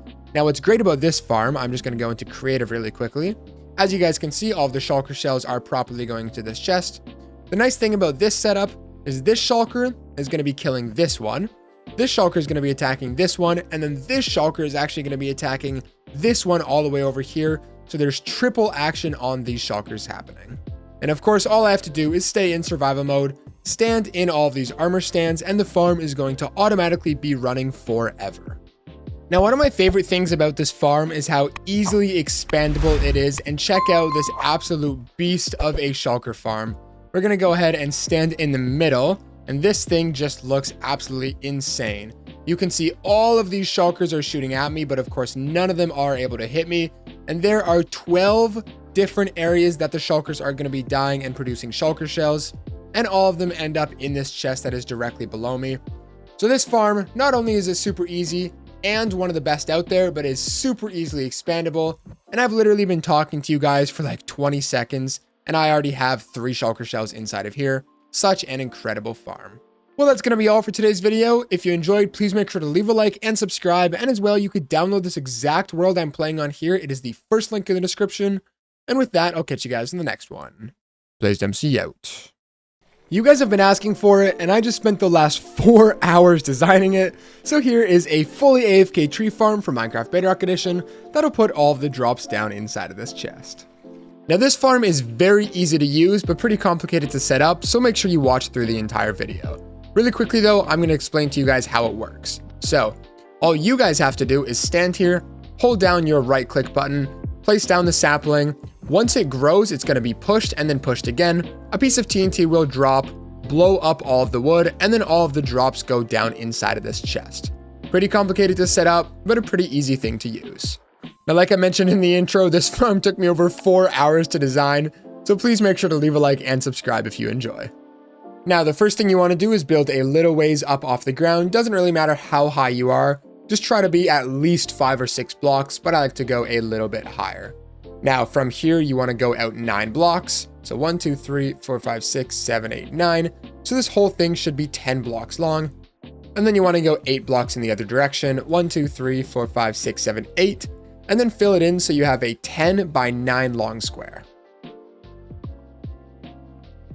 Once you're finished filling in that platform, go out one block and then up one block and make a one high wall around this platform. Now, once you're finished making that wall, what you want to do is drop down and either make yourself an infinite water source or just grab 4 buckets of water and place one in each one of the corners. And once you're finished doing that, you should have 2 dry blocks in the middle. Now, what you want to do is break any of these 2 blocks here. So I'm going to break those 2 and place down a double chest right there. And then break the 2 dry blocks and place 2 hoppers leading into those chests. So obviously any of the wood that ends up falling into the water is going to go into the hoppers and then lead into this chest. Now really quickly, if you want to make sure the farm works before you actually build it, or if something isn't lining up, go to the first link in the description. You could download this exact world that I'm playing on here. Now the next thing you want to do is go to either the left or the right side of these hoppers, build up 3 blocks and then place a piece of obsidian on top of that. And that is going to be the obsidian that the TNT falls on top of. You now want to build up another 9 blocks. So that's 4, 5, 6, 7, 8, 9. And on this 10th block, we need to place down a dispenser, but it needs to be facing down to obviously drop the TNT down. So to do this, you want to build up another 3 blocks and then drop down a significant way. And on this 3rd block down here, you want to place a dispenser like that, making sure that it is facing downwards. And then go ahead and break all of your temporary blocks. So you have that piece of obsidian there, and then you should have 1, 2, 3, 4, 5, 6, 7, 8, 9 pieces of dirt, and then that dispenser. Now coming back up on top of this dispenser, on either one of these 2 directions, you want to go 7 blocks. So 1, 2, 3, 4, 5, 6, 7. And then in the direction towards the hoppers, you want to go 5. So 1, 2, 3, 4, 5. And then place redstone on top of all of these blocks and place 1 piece on top of this dispenser as well. Now come over to this side right here, and whichever corner you ended up on, so that's going to be this, you want to drop down to that block. Now what you want to do is go over 2 blocks, up 2 blocks, just like that, and then place a solid block on top of there. Now we want to make a redstone torch tower going all the way up to here. So what you want to do is place a redstone torch right there, a solid block on top, and another redstone torch, and this should turn off, and then continue that until you get up to our redstone path that we made, and it should end up just like this. You want to make sure that this one is turned off, and you should have 1, 2, 3, 4, 5, 6 redstone torches. Now coming back down to the bottom of your redstone torch tower, place 1 block underneath and then 4 more blocks in the direction of the water.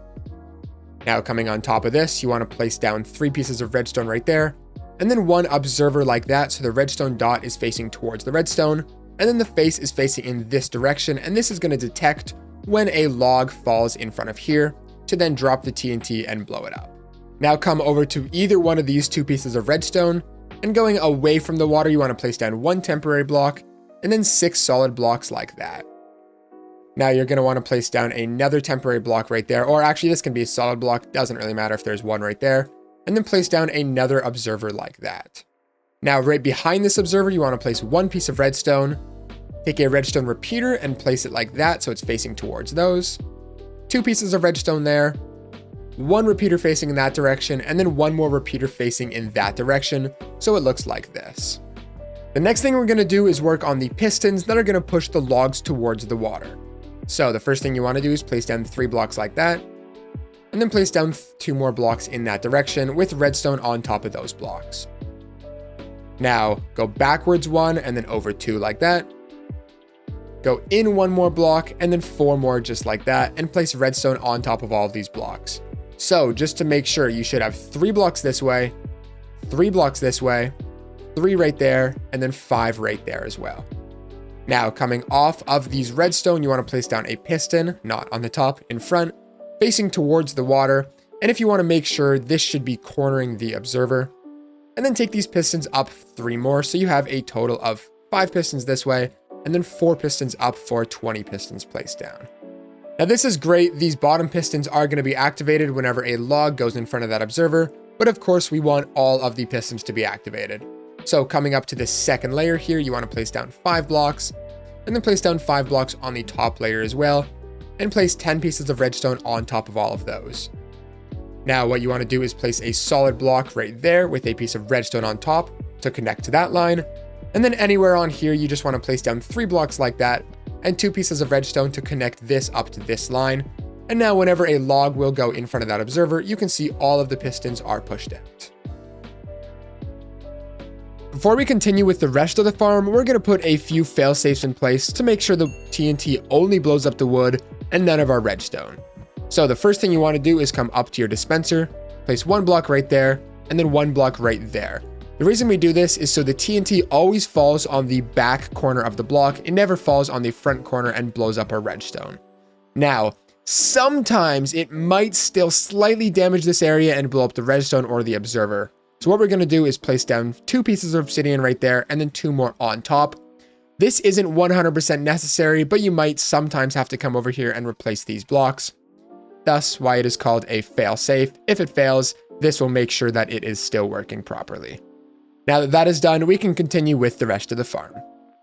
Now I've gone ahead and made myself a little platform over here, just a temporary one so you can run around while you're building the rest of the farm.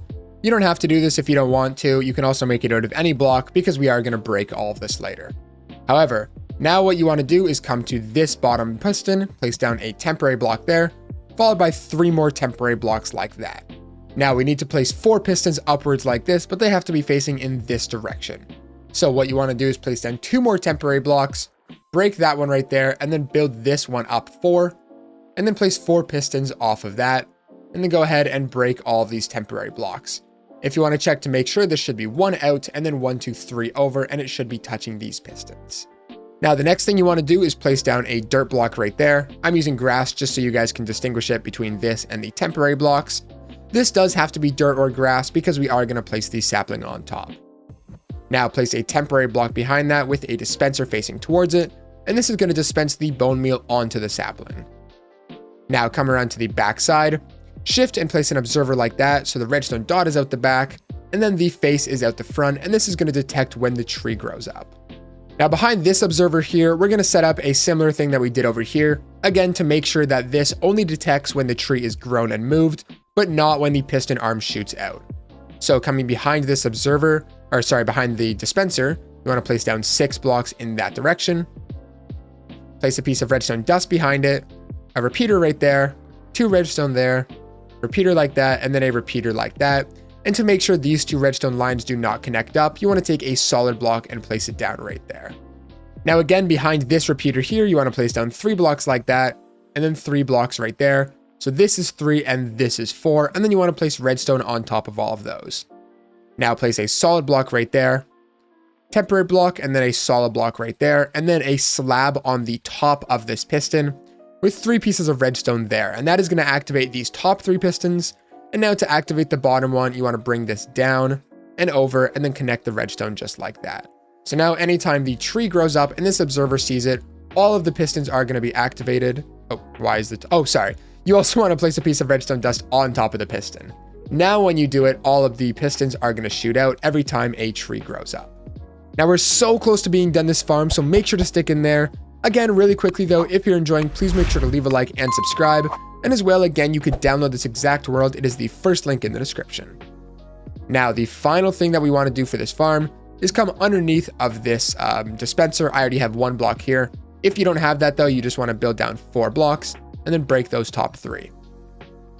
Now in this direction, you want to place down 2 more blocks like that, and then 2 up, 2 to the sides, then break that middle block so you have an area like this. Now place a redstone repeater on the side of that block, redstone torch on the side, a repeater in the middle there, and then a piece of redstone there, and that is going to be activating this dispenser. It's not, we're going to place a redstone torch there. Oh my gosh. Now this dispenser is going to be activated. So when you take all of your bone meal now, grab as much as you can and place it inside of here, this is going to be bone mealing the sapling. Now, if you're noticing, it is shooting out the bone meal right now. So normally you would think we have to turn this off. However, in Bedrock, if there's no sapling here, the bone meal is not actually used. So unless the sound of this ticking annoys you, you can leave this running forever and you're never going to waste any bone meal. Now, to make sure only the small trees grow and not the big trees, what you want to do is go on top of this piston with the redstone, place 2 blocks there, and then a piece of obsidian over top of that. If you want to check, this should be 1, 2, 3, 4, 5, 6, and then it should be on the 7th block, just like that. And believe it or not, that is the automatic tree farm done. Now I'm going to go ahead and place down a block right there, And then just continue this all the way down to the ground and place some ladders so you can obviously get up and down from the farm. And now it is very simple to use. First of all, actually, you want to come up here, grab all of your TNT, and you want to place it inside of here. This should be the last thing you do, just so you don't accidentally set it off. Now, if you want to test that it's working before you actually send all the wood out, if you place one block in front of this observer, it should drop a piece of TNT. And everything should be okay. And then when you break it, it is going to drop another piece because you activated the observer twice.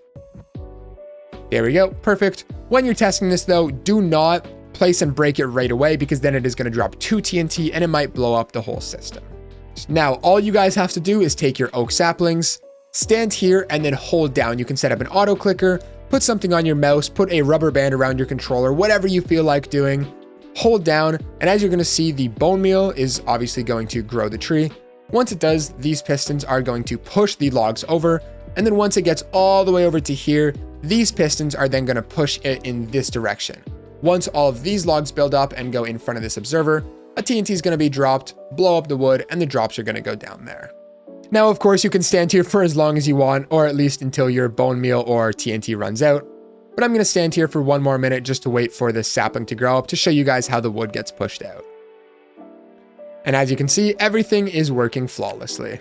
So the TNT just fell, however, it only blew up a little bit of wood, which is normal. That is okay. The next time this wood is pushed out, the TNT is then going to break a lot more. Okay, perfect. So it was just pushed again. And then of course, this TNT is going to blow up a lot more of the wood, which is then going to get picked up by the hoppers, and it is all going to go inside of this chest. And one more thing really quickly, if you're noticing that the wood is getting stuck right here, what you can do is just replace that with regular blocks. Put the chests underneath the hoppers, and then just make sure to obviously link up the hoppers into the chests. Wait, there we go, just like that. A fully working AFK farm. That took me 4 hours to design, but you guys have been asking for it forever, so I kind of had to make it. That's all for today's video. If you enjoyed, please make sure to leave a like and subscribe. And for a final time, you could download this exact world. It is the first link in the description. And with that, I'll catch you guys in the next one. BlazedMC out. Hello and or welcome back to another Minecraft Bedrock tutorial. Today I have two super easy fish farms for you guys that are both going to give you XP and all of the good loot like saddles, enchanted books, enchanted items, and everything like that. We have one fully automatic design and then one semi-automatic design. So without further ado, let's get right into the video. So for the fully automatic design, the first thing you want to do is break 4 blocks in the ground. Now place 2 chests in the first 2 spots and then a hopper leading into that chest. Now what you want to do is shift and place a fence on top of that hopper, and this can be any type of fence that you want, with a pressure plate on top of that, and of course this can be any type of pressure plate. Now coming to this block right here, you want to take a note block and place it down, and then shift and place down any block on top of that with an iron trapdoor or a golden trapdoor. You want to place that down right there, and whenever you walk over top of this pressure plate, it should open upwards like that. Now, of course, I forgot to grab water, but now the final thing you want to do is take a bucket of water, shift again, and place it in that fence, and it should flow down into this block. Now, this farm is very simple. Pretty much, you stand as close to here as you can, and then you want to pull up an auto clicker. Now, this is the PC version because it does require an auto clicker. If you do not want to do that, if you're on Nintendo Switch, mobile, anything like that, or you just don't want to use an auto clicker, skip to the part of the video where you can build that design. So you want to grab your auto clicker. I am using the OP auto clicker 3.0. You can use whichever one you want, but this will be linked down in the description. Now, the only 2 things you need to change is this to 800 milliseconds, and then you want to change the mouse button here to right. Now, all you need to do is, I can actually move that out of the way. Remember what the keybind is, so I'm going to click F6. You want to get as close to this water as you can and look at the very edge of the pressure plate here, and then hit that button. Now, as you saw, the fishing rod will be shot out and land on top of the pressure plate, which is then going to allow you to hit the note block behind, and it's going to click away like this over and over and over until eventually you pick up a fish, which will then close the iron trap door, put the items into the chest like you can see, and then the auto clicker will keep going, and this farm will go forever. So I would highly recommend that you guys set up more than 1 double chest, because if you leave this overnight, you are going to come back to a double chest full of loot. Now, I did just get 2 raw cod, However, if I ran this forever, you would get all of the good items like saddles, enchanted books, name tags, and everything like that. Another thing that I feel I should mention, this farm will be more efficient if it is raining outside. So if it's raining, you are going to be able to get more drops, better loot. Can this chicken get out of the way? Thank you.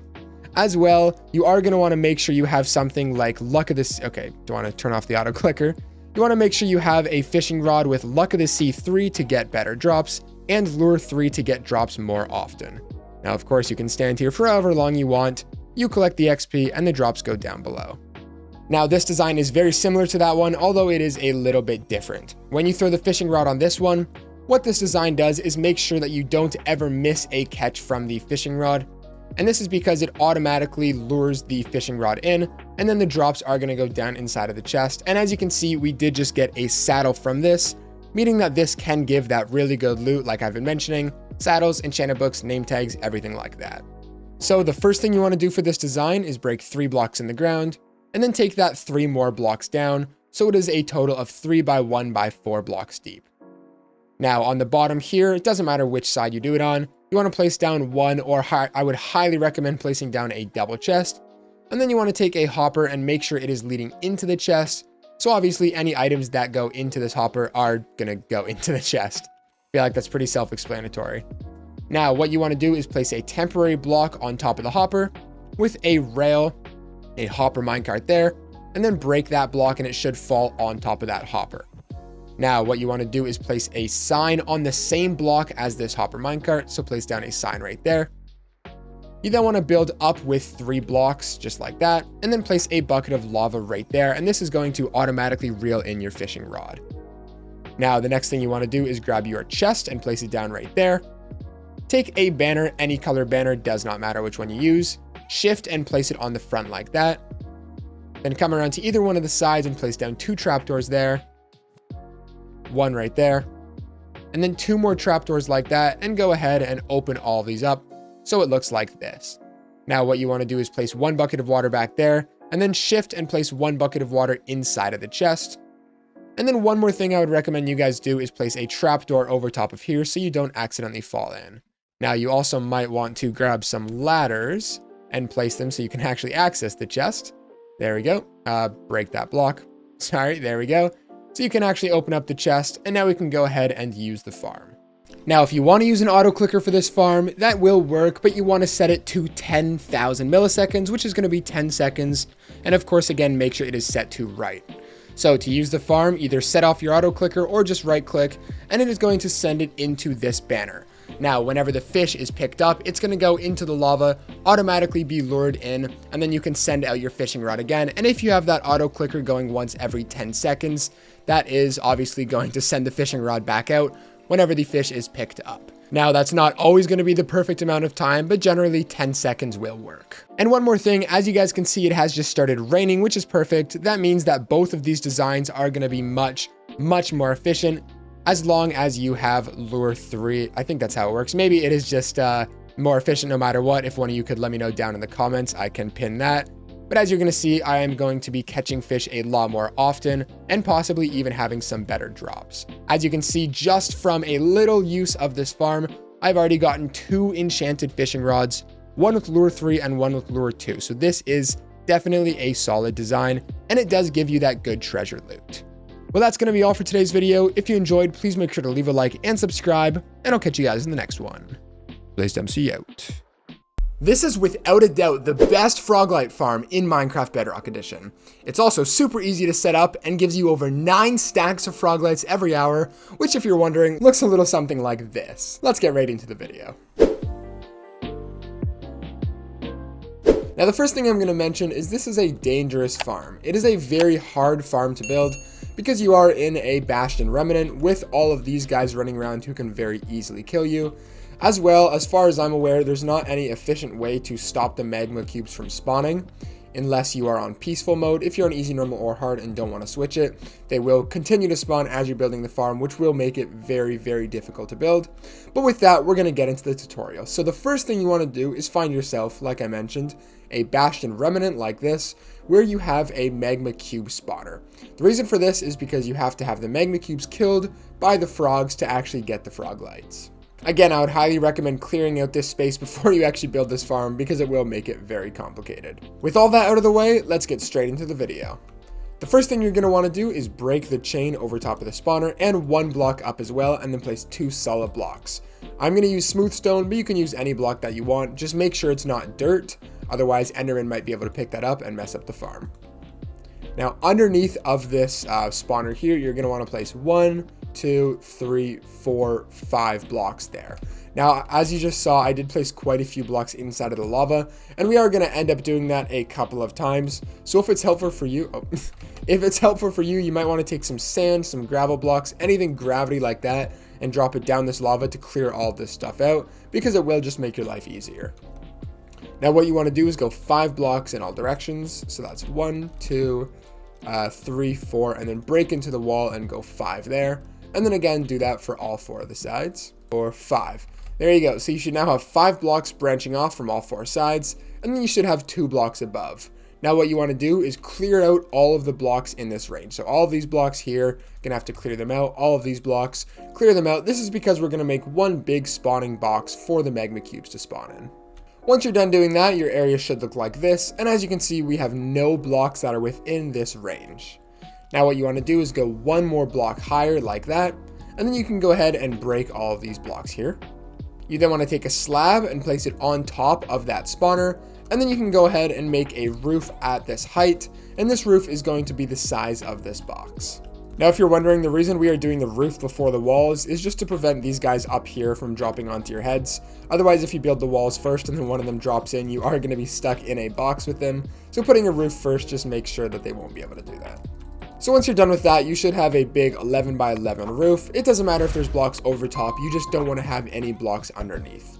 One more thing that I forgot to mention, I would highly recommend you guys bring lots of fire resistance potions, shields, good armor, everything like that, but definitely some fire resistance potions, because they are very helpful. For 1, obviously if you fall into the lava you can survive, but 2, if you are about to die to these guys, you can just drink a potion, jump into the lava, and you are a lot more safe down here than you would be on top of the blocks.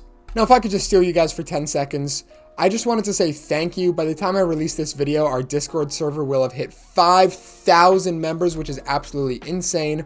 So make sure to go check it out there. You can talk with other subs, download my worlds, get personalized help with your builds, anything like that. It's super, super useful. 5,000 other people are already over there, so make sure to check it out. With that, let's get back into the video. So once you're feeling prepared and you have the roof up here, we can go ahead and get started on the walls. The walls are very simple. All you want to do is connect all of the corners over top of the block, and then go ahead and make one big box that obviously spans up to the roof. Okay guys, I forgot to hit record, but all I said is you're going to want to fill in the floor as well. I keep doing that. I'll be better.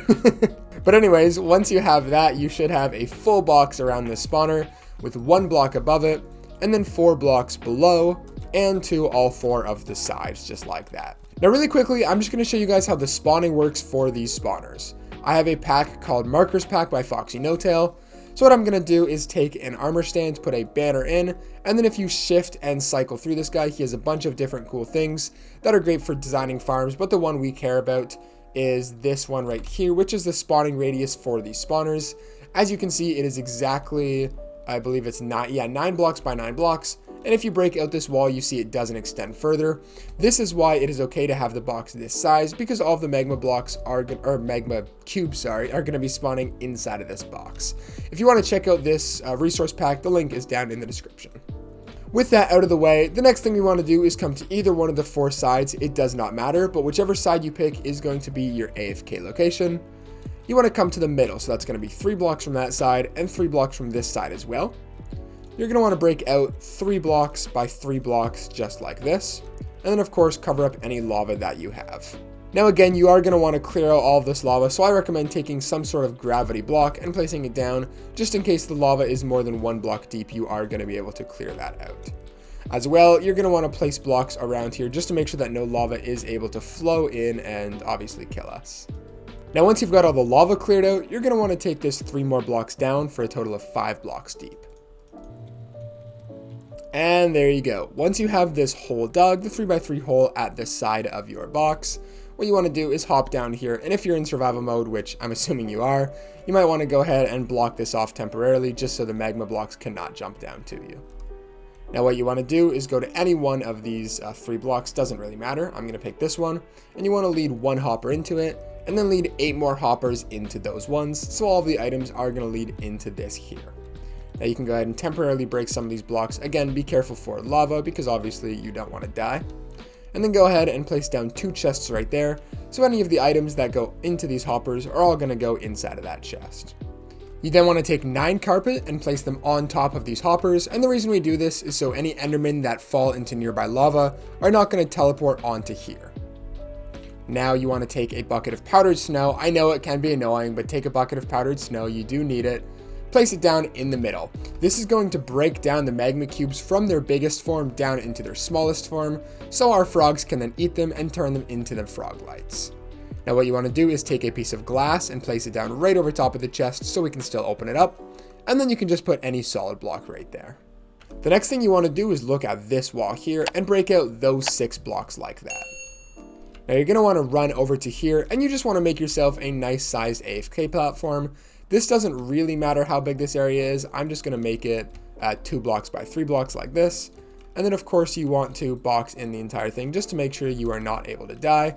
And then of course you're also going to want to add a way to get in and out of here. So for me, I'm just going to add some ladders up, and then I'll take a trapdoor and put it on top so I can pretty easily climb in and out of our area. I'm also just going to fill these blocks in because I think it looks nicer, but it doesn't really matter. At the end of the day, all you really need is just some box off of the side of this box here where you are going to be sitting and AFKing. Now what you want to do is place down 3 blocks like that, and then 3 slabs right there, and this is where you're going to be sitting. The magma blocks are going to spawn in, they're going to see you standing back here, run towards you, and then fall down into the killing chamber. Which reminds me, now what you want to do is break all the way down, obviously watch out for lava again, until you are able to see your chest. And then you just want to make a way to get up and down from that chest. Gotta be really careful of the lava, and there we go. With all of that done, the final thing we have to do is get a frog inside of our hole down here. Now there are a couple different ways to do it, and it depends on which type of froglight you want to get. Now lucky for you, I think most of you are going to want to get the pearlescent one. If you want to get that, the easiest way to do this without having to do any complicated methods is to get a bucket of tadpole, throw it down inside of here, and then spam down some slime balls, and eventually this tadpole will turn into the pearlescent frog. If you do this in the nether, it is going to turn into this frog every single time. Now the complicated part comes if you want to get the green or the yellow froglights. So if you want to get either of these, obviously you're going to have to get that type of frog down here. So to do that, you are going to need a nether portal, and then obviously you're going to need a way to get it through the nether portal. So either a minecart and a rail, or a boat and a lead, or anything like that. But of course the first step is to go ahead and make yourself a nice little nether portal inside of this box. Light it, and then obviously go to the other side. Now for the green froglight, it does get a little more complicated. You're either going to have to find this specific type of cold swamp biome to get them naturally spawning, or you can do the same thing with a tadpole and a slime ball. Now if you don't want to use a bunch of slime balls, or if you don't have them, you can just place down the tadpole and put them in a box with water and wait for it to grow up, but I don't have the time for that. What I am going to do, however, is still put it inside of a box so it doesn't go flying away when it actually turns into a frog. Just something like this, or I don't know, even that's fine, doesn't really matter. Place down your tadpole, grow them up, and wait, and you'll see since we are in this cold biome, it is going to turn into a green frog. And then obviously get him into my boat, minecart, whatever you're doing, and get it through the nether portal. Okay, so I've gotten my green frog back to the nether portal, and now all you have to do is either boat him through, or I use a lead, so just get him into the range of the portal, and then just break the boat and kind of shove him through and he'll go through. Perfect, there we go, and he should be on the other side, and now all you have to do is get this guy down this hole. And perfect, there we go. So now I have these 2 guys, and I'm going to show you how to get the yellow froglight now. Now for the yellow froglight, it is pretty easy to get. All you have to do is come to any regular biome, doesn't really matter. Place down again your bucket of tadpole, and then go like this, and he will turn into the yellow froglight frog. Now again, I'm just going to go ahead and get this guy inside of a boat really quickly. If you don't mind, thank you. Put him on a lead, and then get him through the nether portal. Once you're through here, you can go ahead and break your nether portal, or once you have all the frogs that you need, because you're not going to need them anymore.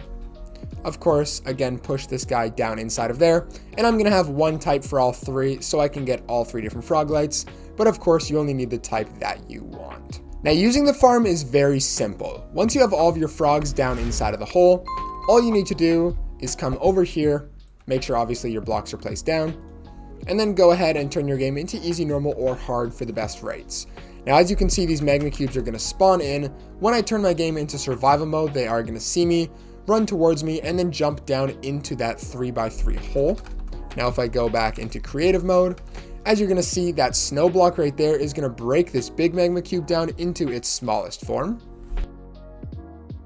And then once it's turned down into its smallest form, all these frogs are going to eat these small magma cubes, turn them into their froglights, and then obviously you can come down to this chest, and all of the drops go inside of here.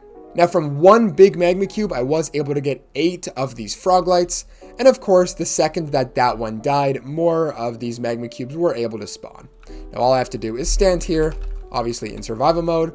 I can stay here all night because you are safe in a box, and you will come back to double chests full of these froglights. That is all for today's video. If you enjoyed, please make sure to leave a like and subscribe. And again, thank you guys so much for 5,000 Discord members. You could download this exact world if you want. It's the first link in the description, and I'll catch you guys in the next one. BlazedMC out. This is literally the easiest gunpowder farm in all of Minecraft, and it gives 1,000 gunpowder every single hour. Here's how to build it in Minecraft Bedrock Edition. Since this is a ghast farm, of course, it is going to be built in the nether, so go ahead, make yourself a nether portal, light it, and head to the other side. Now that we're here in the nether, you want to make sure you build this farm over top of a soul sand valley. It's really important you build it in a soul sand valley, one like this where you can see the blue mist, you can also see the soul sand, and you see those black particles falling down. This is to make sure that no other mobs, like all of those piglins over there, end up spawning inside of the farm. You want to make sure that only ghasts can spawn, and inside of the soul sand valley, that is the best way to do this. As well, ideally, you're going to want to build it over top of a lava lake. Now, this part isn't mandatory. You don't have to build it over top of a lava lake. Like for me, I'm just going to end up building it down here. This is just to make sure that you have the best rates inside of your farm. No other mobs down here are clogging up the rates. But if you just want to go at the basic level, a soul sand valley like this one here is perfect. The first thing you want to do is turn on your show coordinates. So go into settings, scroll down, hit show coordinates, and then build all the way up to Y level 119. Now that we're at Y level 119, as you can see in the top left, the middle number says 119. Start by breaking the block below you and placing a solid block so we remember where it is, and then go ahead and place a torch there so no mobs can spawn. And if you're wondering, we build this at Y level 119, so we're as high as possible without hitting that top or the lowest layer of bedrock, sorry. Now what you want to do is go 25 blocks in all 4 of these directions. Alrighty, there you go. As you can see, we have gone 25 blocks in all 4 of the directions. Now what you want to do is take all of these, connect the pathways that we've made, and then make one big 50 by 50 square around us. While you're clearing it out, you're also going to want to make sure to fill up any lava patches or holes in the ground that you find. Oh yeah, and don't forget to grab yourself some of this as well. And there we go. So that is the 50 by 50 square dug out. Now what you want to do is place torches everywhere. The reason you do this, I'm on peaceful, but if you go into hard mode, you will see that skeletons start to spawn. They should be the only thing that start to spawn. If other mobs spawn, you have built it not in a soul sand valley, partly over top of another biome. So make sure you build it over top of a soul sand valley. But to prevent all of the skeletons from spawning, you just want to go ahead and spam down as many torches as you want in this area. Alrighty, there you go. As you can see, I have torches placed everywhere, and as you can tell, no other skeletons or mobs are spawning. The next thing you want to do is take this area 2 blocks higher for a total of 4 blocks tall. And if you've done everything correctly, you should have a 50 by 50 square that's 4 blocks tall and has a ton of torches everywhere. Now I'm in peaceful right now because if you're in easy, normal, or hard, ghasts will start to spawn and make your life really difficult. Really quickly, if something isn't working, or if you want to make sure the farm works before you actually go ahead and do all of these steps, you could download this exact world that I'm playing on right now. It's the first link in the description. The final step to this farm is taking all of your leaves or glass, whatever you want to use. Leaves are more risky because they can burn, but the ghasts can't actually shoot at you, so you should be fine, and I find them a lot easier to gather. So I'm going to use leaves. What you want to do is go to the second block down or the third block up and make a layer of leaves over top of this entire box that we've made. And there you go. As you can see, we have the ghast spawning. Of course, if they're not, you want to make sure you're on easy, normal, or hard. As well, you're going to want to make sure your simulation distance is on 4 chunks. All you have to do is run up to these guys. Obviously, if you have a looting 3 sword, you're going to get better drops. Stab them once. You run up to them, you collect the XP, collect the gunpowder and the gas tiers, and then by the time you kill that one, more will have spawned and you can run up to them and kill them as well. And one more thing really quickly that I should add, if you have soul speed on your boots and you place soul sand on the ground, you can sprint faster towards the ghast to be able to kill them quicker and have better rates. That's all for today's video. If you enjoyed, leave a like and subscribe, and I'll catch you guys in the next one. BlazedMC out. This is physically the fastest sugarcane farm in all of Minecraft Bedrock Edition. It literally cannot get faster, and look how small and compact this thing is. If you're wondering how many drops it gives you in just 1 hour of using, yeah. I don't think you're gonna need any more sugarcane than that anytime soon. So with that out of the way, here's the materials list. And let's get straight into the video. Now real quick, I'm going to be filming this whole video in one take, so hopefully you guys are going to be able to follow along with the video and build it in real time with me. I've done this in the last couple videos and you guys have liked this style, so let me know down below if you want me to keep doing it like this. Now the first thing we're going to actually work on is the sugarcane portion of the farm. So what you're going to want to do is find a nice little open spot, and you want to break down 3 blocks there and then 3 blocks like that, with a double chest at the bottom, a hopper, and then a piece of mud on top of that hopper. Now the reason we use mud here is so the blocks can be picked up through the mud into the hopper and down inside of this chest. As you can see, if this was something like a dirt block or something else, it's not going to be able to get picked up through.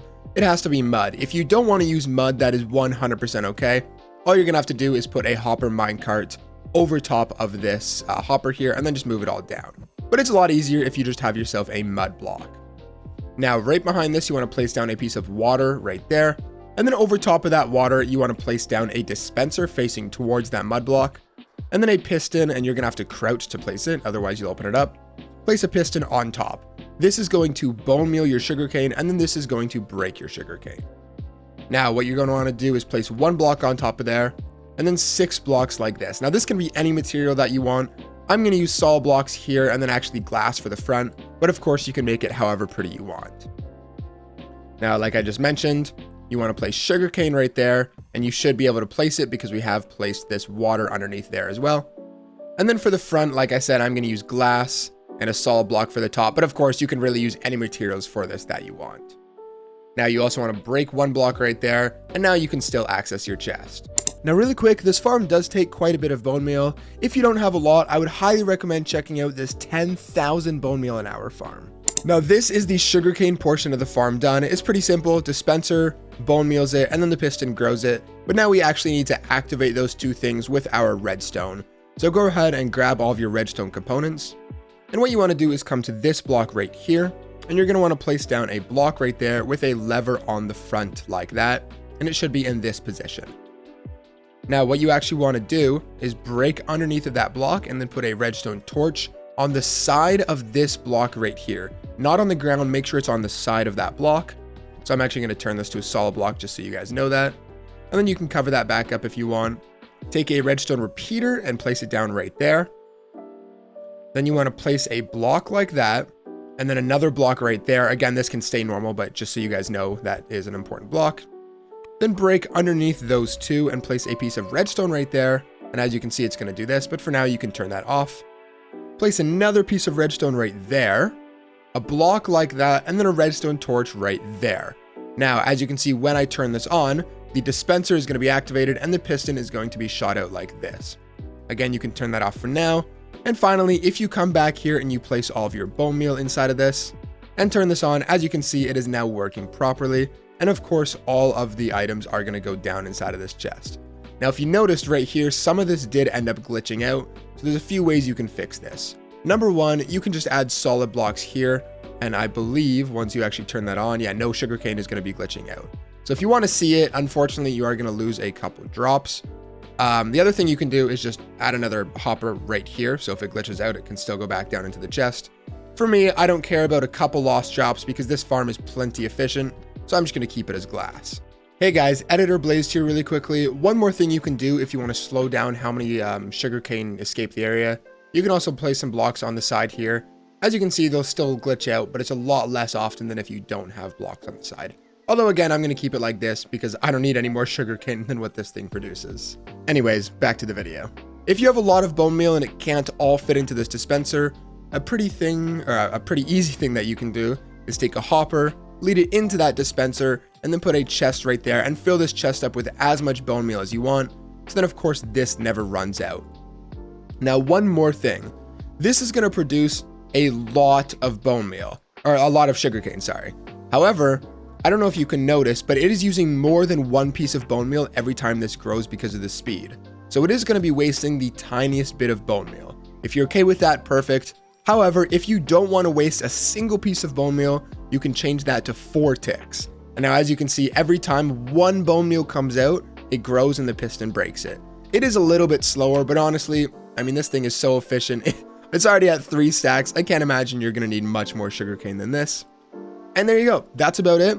This super simple and yet still literally the best sugarcane farm in all of Minecraft Bedrock Edition. If you enjoyed, please make sure to leave a like and subscribe for weekly videos. And as well, make sure to check the Seed Showcase channel down below. And with that, I'll catch you guys in the next one. BlazedMC out.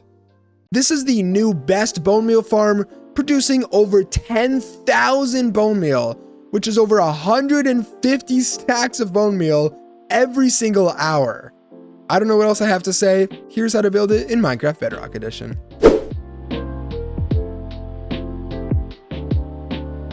Okay, so there are 2 places that you can build this farm. A, in a mangrove swamp, and this is where I recommend you guys build it because it is quite a bit easier. However, if you want to build it underground, you can also build it in a lush cave. Now this farm uses a very, very simple feature. When there are fish swimming in 1 block high water, if there is any water that is more than 1 block high, so 2, 3 blocks, etc., it is going to pathfind towards that block, and this is how we're going to get the fish into the Trident killer. That being said, the size of this farm is going to be 20 blocks by 20 blocks, and the whole thing is going to be 22 by 22, so that's what you're going to have to plan for. Now, there's a couple things you have to keep in mind. 1, like I said, the fish are going to be pathfinding towards that closest block. Now, something really important to note about this, as you can see, there are no areas that are 2 blocks deep of water. However, this over here is 2 blocks deep, and the fish can actually see that and are going to pathfind towards this corner. So when you're picking the location of the farm, you want to do it so that you have to clear out the least amount of water possible, since you're going to have to clear out all of the water within about a 20 block range just to be completely safe. So for this, I'm going to fly up. You guys can see that I'm going to build it right here because this is the furthest away from all the water. Now, if you want to build it somewhere like right over top of the water or somewhere that might have water close by, that is 100% okay. I'm just going to have you guys clear out the water later in the video. And one more thing really quickly, this entire farm is going to be 22 by 22 blocks, and the spawning range is going to be 20 by 20. Now, the spawning area can be a maximum of 40 blocks by 40 blocks, and later in the video, I'll show you guys how exactly to expand it and what you need to change. However, you guys saw the rates in the beginning of this video. 20 by 20 is plenty good for 99% of you guys out there. So like I mentioned, the first thing I'm going to have you guys do is find the correct location for the farm. I'm going to pick, I could do over there, but I'm actually going to do right here, as far away from the water as possible. So I think this should be good. I will still have to clear out a little bit of these areas, but that is okay with me. So dropping down here, what you want to do is mark out a 20 block by 20 block area. Now it can get pretty annoying because of all these things in the way. We are going to have to clear all of this out later. So if you want to speed up the process, you can just grab yourself a flint and steel, light some of this on fire because we don't really care about any of this. And I guess while this is lighting, I'm going to mark out a 20 block by 20 block area, which means I want to extend the blocks 22 in one direction and then 21 in the other, making a 22 by 22 square on the ground. Now, I hope that wasn't too confusing for you guys, but as you can see, this stretch of blocks here is 22 blocks. And then this stretch of blocks here is 22 blocks as well, making this inside area 20 blocks by 20 blocks. Now, of course, this doesn't have to be concrete. You can make this any block that you want. It doesn't matter. What you want to do is finish off this square and then clear out every single block that is in this area, not only on the ground level, but also in the sky. Now, the reason you have to remove all of the blocks within this area, even in the sky, is because fish that spawn in mangrove swamps need sky access to spawn. So right now, fish would not be able to spawn underneath of these blocks. It needs to be able to see the sky. Now, if you're in a lush cave, you don't have to do this because those are cave spawning fish, so they do not need sky access. However, most of you are going to be in a mangrove swamp. So in that case, you want to clear out all the blocks in your square. Okay, so as you can see, I now have my 22 by 22 square, making this inside area 20 blocks by 20 blocks, and everything inside of this square, the roof is cleared out, as you can see. This is what you want, and as you guys see here, these tropical fish are now able to spawn. Now, before we actually move on to building the farm, what I'm going to have you guys do is just scout the nearby area, and I want you to remove any water sources nearby. Now, the easiest way to do this is with a sponge. Place it down and remove the water, of course. Now, one thing that you also want to make sure is you run around to the nearby caves, and there's no water in caves nearby, because every source of water within a close range of the farm is going to reduce the rates that you're going to get. So when you're flying around, if you see anything like this, obviously you want to clear this out. Just make sure it's not too close to the farm. The one thing that you really want to look out for is something like this, which are these water caves. These things are practically invisible. They're hard to find, and sometimes you'll come down here and there's like 400 tropical fish. So come in here and just make sure you clear out all of this water. Now, believe it or not, we're actually over halfway done this farm now. All we have to do is clean up the area, add a little bit of water, and then add a trident killer in the middle. Now, if you don't want to build all of this and you want to make sure it works first, or if something's not lining up, you could download this exact world that I'm playing on here. It is the first link down in the description. Now, the next thing we want to do is make this entire area 1 block tall, just like this. Now, this is a modified version of Silent Whisperer's farm, so if you want to check out his video, it is also down in the description. However, in that video, he says not to make this a mud block, to make it any other block. I don't really know why, because a lot of tropical fish are still able to spawn on these mud blocks. So if you trust him over me, I would make this any block other than mud. However, when I'm testing the farm, I find that mud works perfectly fine. So if you don't care about that, and if you believe me, just keep it mud. Doesn't really matter what block this is. Also, sorry to interrupt from the video, but I think it's really funny when I break this down, all of the fish just come towards this block. It's just really funny to watch. But there we go. Okay, so the whole area is flattened out now. Of course, this can be a mix and match of blocks. I just made it all the same block because I think it looks pretty. Now the next thing we're going to do is find the center of this and then build our trident killer there. So to find the center, what you want to do is come to any one of the corners and then count in 10 blocks. So 1, 2, 3, 4, 5, 6, 7, 8, 9, 10. Now on this 10th block, what you want to do is break that right there. And then in the opposite direction of this, you want to break down 3 more blocks like that. Now you can go ahead and remove all of those if you ended up placing them down. And if I fly up here, you can see this is perfectly in the center of our build. And if you come to the sides, there should be 1, 2, 3, 4, 5, 6, 7, 8, 9 blocks to all 4 of the sides. Now, the next thing I'm going to have you guys do is come in here and break down 2 more blocks for a total of 3 blocks down. You're also going to want to drop down inside of here, break those 12 blocks just like that, or 16 blocks, sorry. And then you also want to break those 4 blocks right there. So you have something that looks like this. Now from here, what you want to do is place down 4 pistons, just like that. You then want to take 4 droppers, make sure this is a dropper, not a dispenser. And you want to place it on this block facing like that. And then do that again for all 4 of the corners. And then what you want to do after you're done that is take an observer. You have to shift, otherwise you're going to open it up, so crouch. And then you want to place it like that so the red dot is facing away from it. And if I break this, you can see the face would be facing towards that dropper. And then again, of course, do that for all 4 of the sides, just like that. There we go. And then what you want to do is take 4 blocks and place them in these missing spots. And you also want to place 4 blocks down here. Now, these can all be any block type. Doesn't really matter. I'm just using smooth stone because I feel like it. Now, what you want to do is break any one of these 4 blocks right there. And then you also want to break 2 blocks underneath that piston. Now, I'm actually going to temporarily break these blocks, but of course you can replace them again later. What I'm going to do is take some chests and place down a double chest just like that. And then you want to take a hopper and lead it into that chest. Obviously, so any items that go into the hopper are all going to lead into here. Now, what I'm actually going to do is dig up from the back chest here up to the surface. And then what you want to do is take a trap door. Let me just grab one of those and place it right there.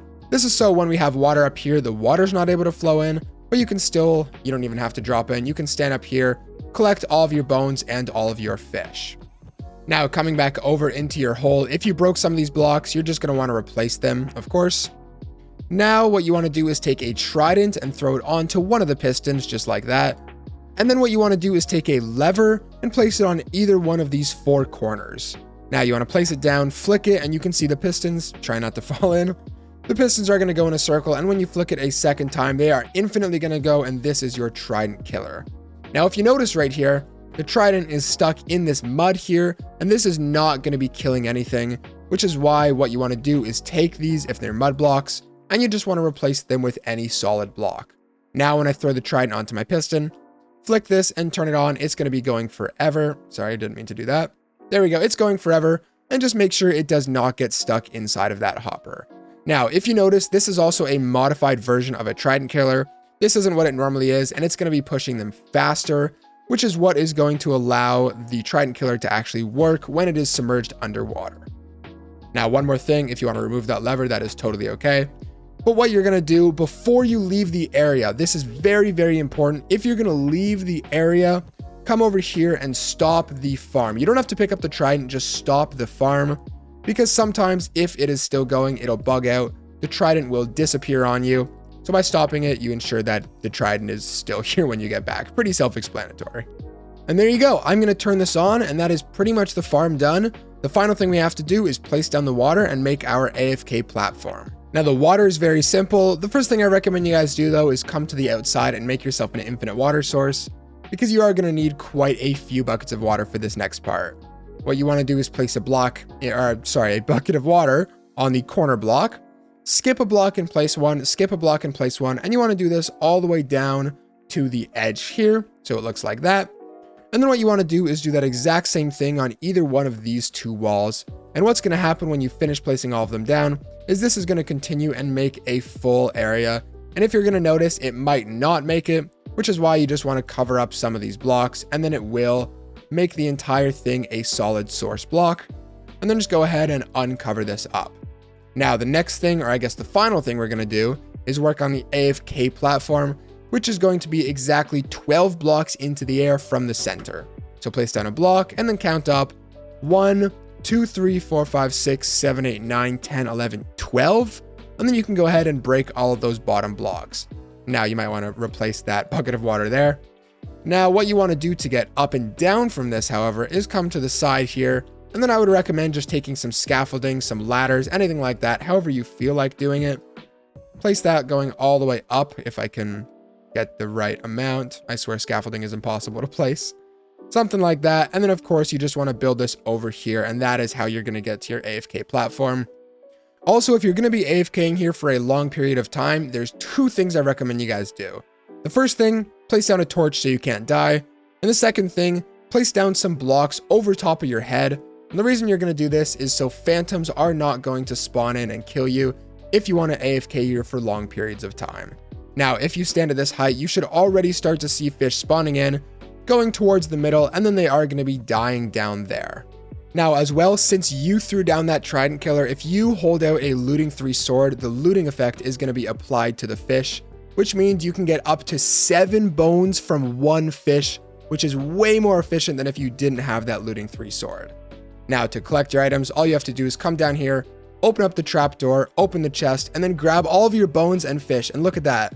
I was talking for maybe 1 minute and I already got 41 bones, which is going to turn into almost 2 stacks of bone meal and 43 fish, which is crazy for how long I was talking. I'm now going to do a 5-minute AFK test to show you guys the rate to this farm, and then we can multiply that by 12 to see the hourly rate. Really quickly, if you're enjoying, please make sure to leave a like and subscribe.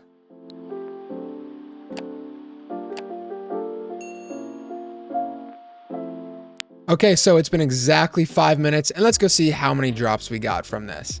Now, for one, we are going to get a ton of XP from this. You can see in 5 minutes, I got 17 levels.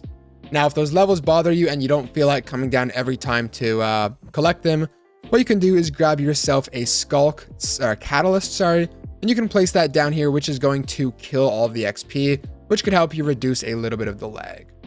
Now, coming down here, we were able to collect almost 4 stacks of bones in just 5 minutes of using this farm. Now, I know we all hate doing math, so I've done it for you. That's 4 stacks of bones, which is approximately 48 stacks of bones in 1 hour. or 144 stacks of bone meal in 1 hour of using this farm. That's 10,000 bone meal. On top of that, you get just under 30 stacks of fish in 1 hour. Imagine AFKing here for 8 hours. You would have so much bone meal, you don't even know what to do with it all.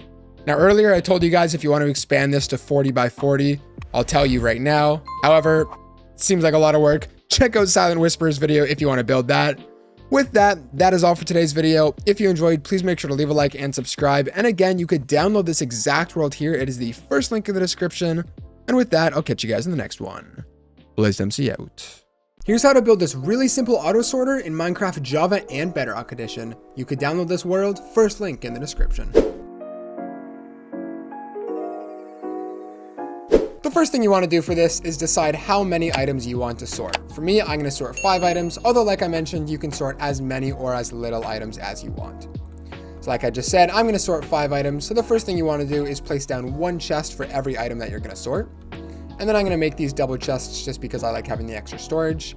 And then I'm also going to make these 2 chests high, sorry.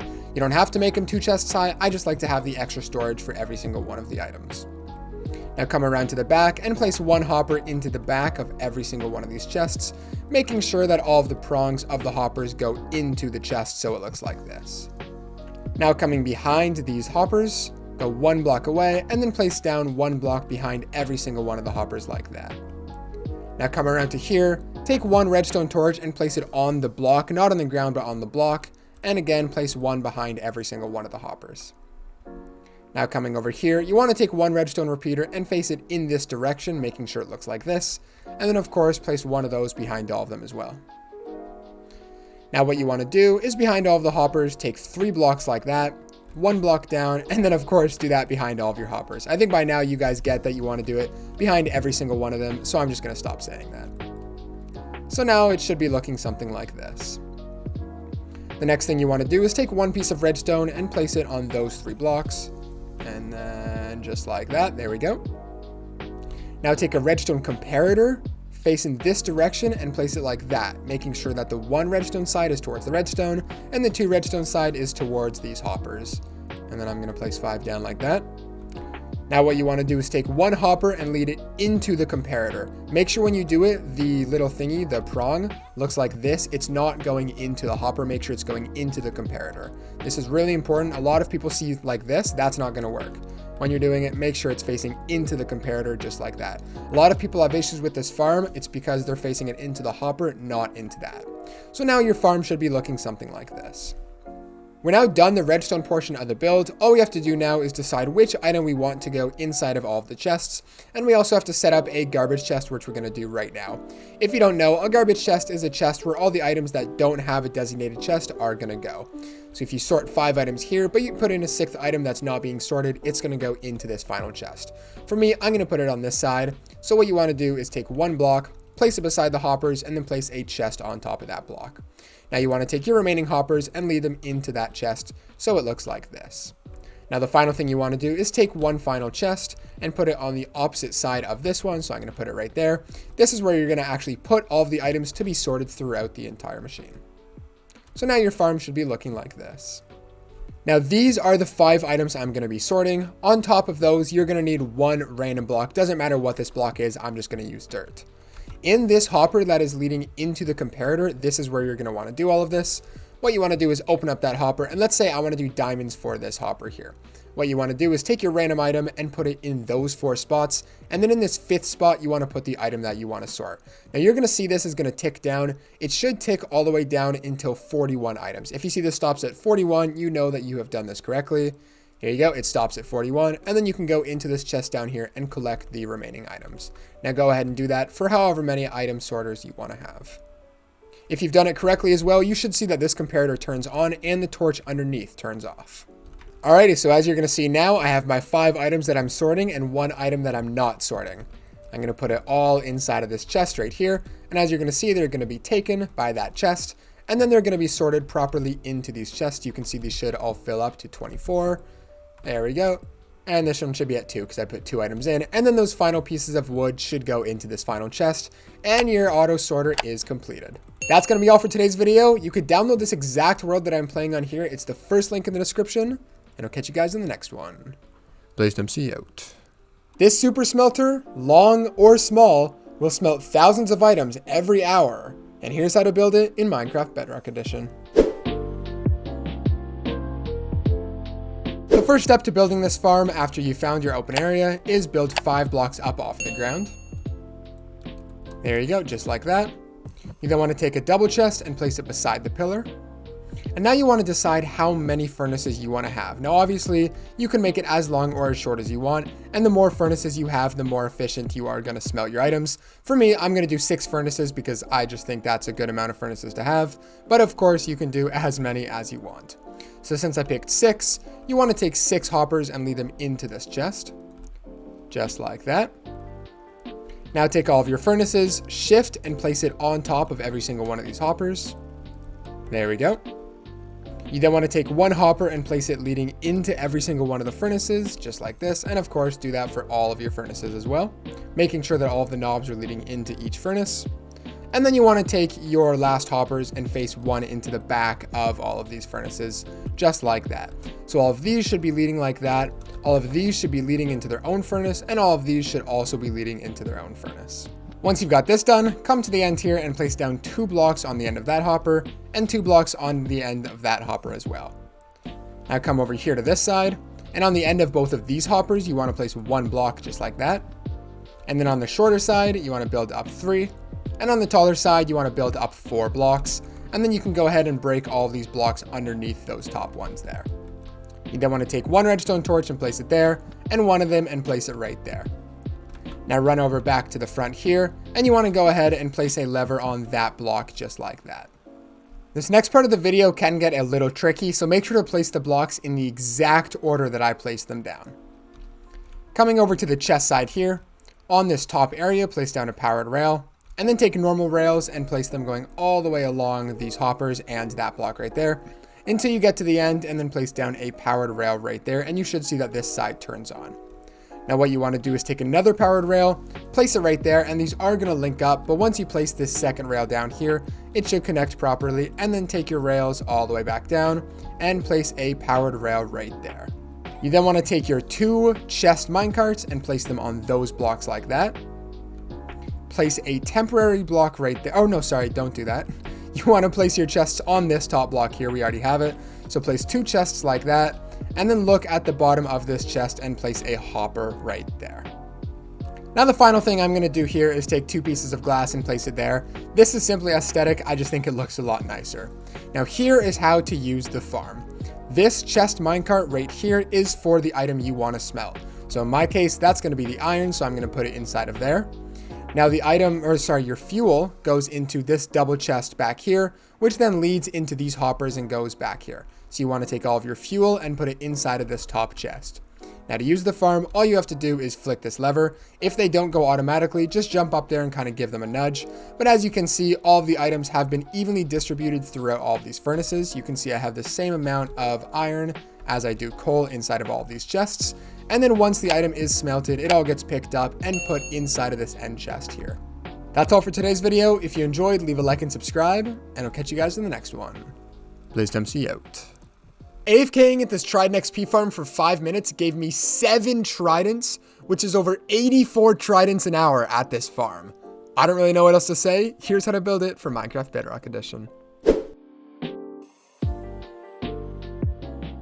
Before we get started with this farm, the first thing you want to make sure is that you're building it in the correct location. That correct location being over top of a body of water where you can see drown spawning below you. This is very, very important. You want to look around, make sure you can see drown spawning, otherwise drown might not be able to spawn inside of your farm.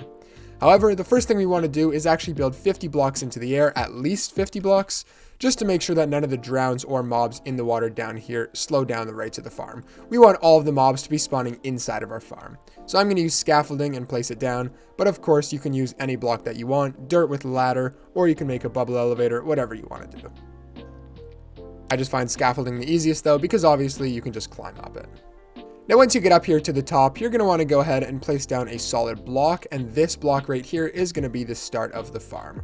Now I'm going to go into creative mode really quickly just to show you guys why we build up so high off the ground. I have this resource pack installed right now. It is called Markers Pack by Foxy No-Tail. I'm going to take an armor stand. There will be a link in the description, by the way, if you want to use this. A banner, and then just shift click with it, and this spawning sphere is going to show up. Now what this spawning sphere tells us, this green sphere here, no mobs can spawn inside when we are standing there. So if we are standing right here, no mobs will be able to spawn within this range. Now this range in between the green and this red sphere here is where mobs are able to spawn for a simulation distance of 4, which is what we're going to be building this farm on. So outside of here, no mobs can spawn. Inside of here, mobs are able to spawn, which is why we built up off the ground. Because as you can see, this red sphere ends before we get to the water. So when we're standing up there at our AFK platform, none of these mobs down here will be rendered in. They will all be inside of our farm. I hope that little explanation of spawning mechanics makes sense. All you really need to know though is that if you stand up here, none of the mobs down there will be rendered in. So now to continue with the farm, off of this block, you're going to want to place down a 2x2 square of hoppers, or just 4 hoppers, however you want to place them down. And then wherever the hoppers were leading into, so they're all leading into this hopper for me, I'm going to go ahead and place, if I can place down, there you can place down a chest right there, and then a second one. And this is of course where all of the drops are going to go into. Now what you want to do is take a rail and a hopper minecart, and on any one of these 4 hoppers, doesn't really matter, shift, place down the rail, and then place the hopper minecart on top. And this is how the drops are actually going to be picked up through the blocks and then put down into this chest. So now what you want to do is just build up a couple temporary blocks off the side, and then make a 2x2 square of blocks over top of this here. And this is where all of the drowns are going to fall on top of. Now again, with temporary blocks, what you want to do is just make a ring around this 2x2 square, because we're now going to work on the Trident killer portion. If you don't have a Trident, or you don't want to set up a Trident killer, that is 100% okay. You can just manually kill them, but of course the Trident killer is, well, we'll make it fully automatic. So the first thing you want to do is face towards our chest. So mine was like this. Place a piston right there. Turn and place a piston, turn and place a piston, turn and place a piston like that. You now want to take your observers and place one like that, so the arrow is facing into the piston. And of course, again, do that for all 4 of the spots, making sure the arrow is facing in. And then take a redstone torch and place it on all of the sides of the pistons like this. And then you'll see the Trident killer get pushed in a circle. And this is why we only needed to add 1 hopper minecart down below, because any of the items that drop inside of here are just going to get pushed in a circle and eventually end up over top of the hopper minecart. Now what you want to do is take a lever, put it on one of the pistons, and then you can go ahead and flick this off for now. You now want to take a trident and throw it onto one of the pistons, and this is obviously what is going to be killing the drowned. Again though, you can keep this off. If you want, you can now hop down here and break all of these temporary blocks, or you can keep them, it doesn't really matter. So far, your farm should be looking like this. You're approximately 50 blocks up off the ground. Again, you can be higher if you want to, just don't go much lower than that. You have the chest, the hoppers, the hopper minecart, and then up here you should have your Trident killer. The next thing we want to build is the drop chamber for the farm. Now we want the drop chamber to be 25 blocks into the air like you can see here. Now if you're wondering why the farm has to be built 25 blocks above where we're AFKing, again, I'm going to pull out my armor stand just so I can explain it easily. If you remember from before, no mobs can spawn within this green sphere here. So when we are standing down at our AFK spot, now given we'll be 1 block lower, but that's okay, approximately, if you come 25 blocks into the air, this is where the mobs can start to spawn. Anything below this, there are no mobs spawning here. So again, it's going to be from here all the way up to here. So within this range, so from the top of this red sphere down to that block is where the farm should be built inside of, not outside of it. Otherwise, we're just going to be wasting our time and wasting our resources. Now for the drop chamber, I'm going to use glass, but of course you can use any material that you want. I just like to see the mobs falling. But of course, you want to take this glass and take it up a total of 24 blocks into the air. Alright, so our drop chamber is now done. I went ahead and filled in the corners, although it does not matter if you want to fill them in. I just think it looks a lot nicer. But the next thing you want to do, I'm actually going to hop down here really quickly, just so I can make a nice little AFK platform for myself. I'm going to go up 1 block right here, so I can still grab the chest, but of course I will be able to stand here and collect the XP from inside, and I can start the farm. Now you can customize this however you want, you can change some stuff around. This is just pretty simple. You climb up here, you grab the loot, and you stand here to AFK for the XP. But now that we're done with this part, we can move on to the fun part, which is where the mobs, the drowns, are actually going to be able to spawn. So over top of your chamber, the first thing you're going to want to do is build a structure like this, a 2x2 hole in the middle, and you want to make sure to fill in the corners for this part. Now what you want to do is go out one temporary block and then up a block like that, and then again continue another ring around this one that we've just made, and this is where the drown are going to be able to spawn. So it should look like this, and you want to do this a total of 12 times. That's 1, that's 2, so I'm going to want to do it 10 more times to make it a total of 12. Now, of course, you don't have to do 12, you can do a lot less if you want to, just make sure not to do any more, because otherwise you will be going outside of that red spawning sphere. Now really quickly, if you're enjoying this video, please make sure to leave a like and subscribe. As well, if you want to make sure this farm works before you actually build it, or if your farm's not working, anything like that, you could download this exact world that I'm playing on. It is the first link in the description. With that, let's get back into the video. So, hello. So far, you should have that 2-high wall, surrounding the cone. The next thing we need to do is place down the water so the drowns can actually spawn. So come off to the side of the farm, anywhere that you want, and go ahead and make yourself an infinite water source, because we are going to need quite a lot of buckets of water for this next part. What you want to do is take one bucket of water and place it on every single one of these top blocks. The reason we do this is because this water will be 2 blocks tall, and the water needs to be 2 blocks tall for the drown to spawn. So again, take a bucket of water and place it on every one of these blocks. Once you're done placing all of the water, you want to make sure you don't have anything like this. That means that you did miss a bucket of water. Make sure it is solid all the way around. But once you're done with that, you can of course go ahead and remove your infinite water source. And there we go. Our Trident farm is practically completed. If you only want it to work at the nighttime, perfect, your farm is done. However, this is the best farm, and so we want it working 24/7, which is why for this next step, we are going to build a roof over top of this farm. Now, like I just mentioned, if you don't care about it working all the time, you're fine with it only working at nighttime, you don't need to build the roof because it is pretty materials heavy, but for most of us, we are going to want it at this next step. Okay, I lied. There's actually one more thing we want to do before we build the roof, and that is come down here and place down our signs. So you're going to want to place down 4 signs in this hole here, just to make sure that none of the water can actually fall down the chamber. It all stops here. The next thing you want to do is go about halfway up this chamber. It doesn't really matter exactly where it is. So you can see I'm just somewhere in the middle. You want to go ahead and place 4 signs on this level as well, just like this. And then go ahead and place a bucket of water right there. The reason we do this is because the drop is actually too high, so the mobs are going to die to the fall, and we don't want that. We want to be able to collect the XP. So adding this here will just make sure they don't die when they fall all the way down. But there you go. Now we have the Trident farm complete and working. We're going to go ahead and put a roof on top of it next. Now there are 2 steps to the roof. There are the leaves and then there's the solid blocks. Now the leaves, when I say you have to build it with leaves, I mean you have to build it with leaves.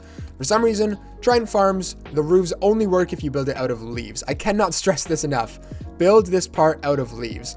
The part that I'm going to build out of solid blocks can be leaves if you want it to. I'm just going to use solid blocks because getting leaves can be kind of annoying. So the first thing you're going to want to do, this part has to be made out of leaves.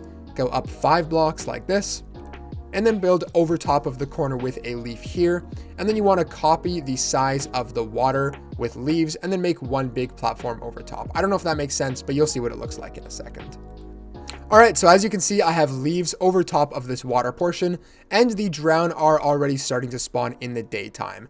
However, this is not 100% efficient because as you can see, some of the drowned are, they can spawn pretty high up, but if you want to make this farm 100% as efficient as possible, we are going to extend this roof out just a couple more blocks, and this part does not have to be made out of leaves. It can be made out of any solid block that you want. However, if you're good with just having pretty good rates, not 100% the best, but pretty dang good, this leaf roof will be perfect. You can already see a ton of drowns starting to spawn, and then they're falling down there.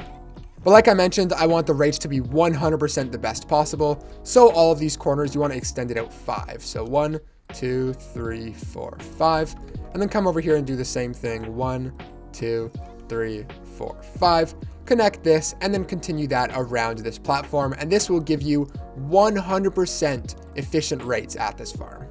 And there you go, your Trident farm is now done. You have this leaf roof up here with the solid blocks on the side. Now, of course, you can make this more pretty if you want. You can round it off, whatever you want to do. But yeah, so as you can see, tons of drowned are spawning, and then they flow down this chamber, get slowed down by this water all the way down to our Trident killer here, which, by the way, it's not a bad idea to place some torches down here just to make sure mobs can't spawn. But now all I have to do if I am in survival mode is flick on this lever and then stand here. Now, one more thing I should mention is if you hold out a looting 3 sword, you are going to get better rates because of the Trident killer there. We threw down the Trident, we hold out looting 3, so the looting 3 effect is applied. But as you can see, I've been standing here for what, 30 seconds, and already a ton of drowned have come falling down this chamber, and the drops are going inside of this chest. Now, we don't have any Tridents yet, but of course this farm is 100% AFK, and it is the best, so you can leave this on overnight and you'll come back to chests full of Tridents. All right, another Trident guy falling down. Let's see if he's going to end up dropping his Trident. He is. Okay, so just like that, I've already gotten a Trident. Now it is very broken, but again, you can put a bunch of them together. And since this farm is fully AFK, you're going to have no issues with how many Tridents you have from here on out. So go ahead, build my other farms that take a bunch of Trident killers because you now have infinite Tridents from this farm. But with that, I hope you guys enjoyed. Again, you could download this exact world. It's the first link in the description. And with that, I'll catch you guys in the next one. BlazedMC out. No, this is not clickbait. Check out how many slimes we're able to get from the best slime farm in Minecraft Bedrock 1.21 edition. From just one oozing potion, I was able to get over 6 stacks of slime balls from using this farm. On top of that, you can build this farm anywhere, so no more needing to find slime chunks. Now, if that doesn't convince you to build this, and look how simple and compact it is, then I don't know what will. With that out of the way, here's a materials list. And let's get straight into the video. Okay, so the first thing you want to do is dig out a 5x5 hole in the ground, like that, and then go ahead and clear out all of the stuff inside, just like this. And then what you want to do is take this hole 2 more blocks down, so it's going to be 5x5 and then 3 blocks deep. Now, if you don't want to do this in the ground and you'd prefer to do this above ground, instead of digging 3 blocks down, you can just build a wall that's 3 blocks tall above the surface. Now, what you want to do is pick any one of the 4 corners, doesn't matter which one. This is where the mobs are going to be dying though. I'm going to pick this corner, and what you want to do is dig a 3x3 hole in that corner. And then you want to take this 3 more blocks deep. So this hole is 3x3 and then 4 blocks down. So just to make sure you have it right so far, you should have a 5x5 hole, 3 blocks deep. And then in one of the corners, you have a 3x3 hole that is 4 blocks deep. Now, if you want to make sure this farm works before you actually build it, or if something's not lining up, go to the first link down in the description and you could download this exact world that I'm playing on here to try it out for yourself. So this hole right here is going to be for a 3x3 Trident killer. Now, I really wanted to make this a 2x2 Trident killer because they're a lot easier. The problem with that though, as you can see, if I come over here and use the farm, once all of the slimes end up dying and going into here, a lot of the slime balls will glitch out of the farm just because of how small the 2x2 area is. We can fix this by making the Trident killer 3 blocks by 3 blocks, which is obviously what I've gone with so you guys collect all the slime balls. So go ahead and drop down into your 3x3 hole so we can get started on the 3x3 Trident killer. Now, what I'm going to have you guys do temporarily is break 2 blocks in all of the directions, and you're just going to want to clear out this area. And this is so we have enough space to actually build the Trident killer, because the 3x3 one does take up a decent sized area. So just make sure, remove all these blocks. We're going to place a lot of them back later. This is very temporary. So it doesn't really matter how you do it or what materials are made of, whatever. It doesn't matter. Just clear out the area. So there we go. Once you're done with that, you should, I believe, have a 7x7 area down here. That's right. What you want to do is go underneath any one of these blocks here, and you want to place down 2 pistons just like that. Again, so it's underneath this. And then you want to do that same thing on all 4 sides. So 2 pistons right there. Turn and place 2 pistons, and then turn and place 2 pistons there. Now, for the 3x3 Trident killer, I used to think you needed 2 observers here. However, I found out recently you only need 1. So I'm saving you guys 4 observers there.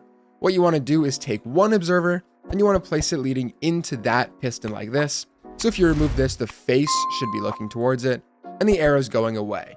Now, instead of an observer here, you can actually just place any block that you want, doesn't matter. And then again, do that for all 4 of the sides. So observer facing like that, and then place a block there, just like that. And then I'll do that one more time right here. Now, what I'm going to have you guys do behind this, you want to take 2 pieces of redstone and place it behind the pistons to power that. 1 repeater facing in that direction, and then 1 piece of redstone dust behind this observer. So when the signal gets sent to here, it's going to get sent through, push these pistons out, and then it's just going to keep going around in a circle. So again, do that for all 4 sides. 2 redstone behind the piston, a repeater facing in that direction, and then a piece of redstone dust behind that. There we go. And then 1 more time, just like that. Now, if you want to just test it to make sure it works, you can break one of these blocks and place it on the piece of redstone. And then when you flick it on, it should just be going in a continual circle like this. But of course, for now, you can go ahead and turn that off. Now, coming back inside, and if you want the lever to be more convenient, for now, you can place it right there. What I'm going to have you guys do now is fill in all of the blocks where we didn't place any redstone or any pistons or anything like that. You want to fill in all of the blocks just to make sure that none of the slimes are able to glitch into the empty spaces. To do this, what you want to do is just click down here. If the block doesn't place, there's redstone there, and if it does, good. And of course, place a line of blocks up here as well. So just see what blocks you can place there, then place them all at the top. And of course, again, we're doing the same thing always for all 4 of the sides. And then once you're done with that, you also want to place a row of blocks over top of the pistons and observers. There we go, just like that. Now, what you want to do is take 3 carpets, and you want to place them down. There we go. And then you can actually go ahead and come out of your Trident killer. And if you temporarily turn that on, you should see it looks like this. And that is the working Trident killer. Now, actually, for me, I'm going to go ahead and remove that lever for now. And then I'm just going to place it there to temporarily turn the whole thing off. All right, so once you're done with that Trident killer, we're going to go ahead and work on actually pushing these slimes down inside of it. So we're going to place some water in this corner, but right before we do that, we want to make sure the water doesn't flow over top of this. So what you want to do is place 1 sign like that, and then 1 sign right there. And then off of whichever one doesn't matter, you want to crouch, place a second one, and place a third one like that. And then on the other one, you want to crouch and place down 1 more. Now, what you want to do is turn around and place a bucket of water right there. And as you can see now, anywhere these slimes go into the water, they're always going to be pushed down into this Trident killer. So you can, of course, collect all of the slimes. Now, I'm actually going to temporarily remove this water just to make it easier to work, but if you want to keep it, that is totally okay.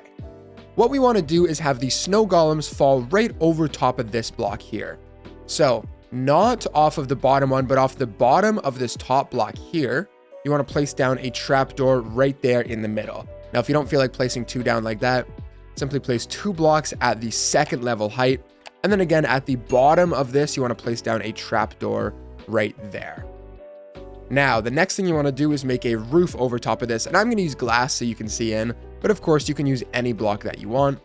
Go ahead and just put a roof over top of this thing, just like this. But you're going to want to leave this middle block over top of the trapdoor open, because that's how we're going to get the snow golems down inside. Now, if they're standing here, they are able to just run around everywhere. So what you want to do is take either 4 slabs or 4 trapdoors and just place them on the roof around you. So when you're standing, there's no way for you to run out, and there's no way for the snow golems to escape. Now I'm just going to come in here and replace my water because we are done with the inside section. And believe it or not, we are very, very close to done this farm.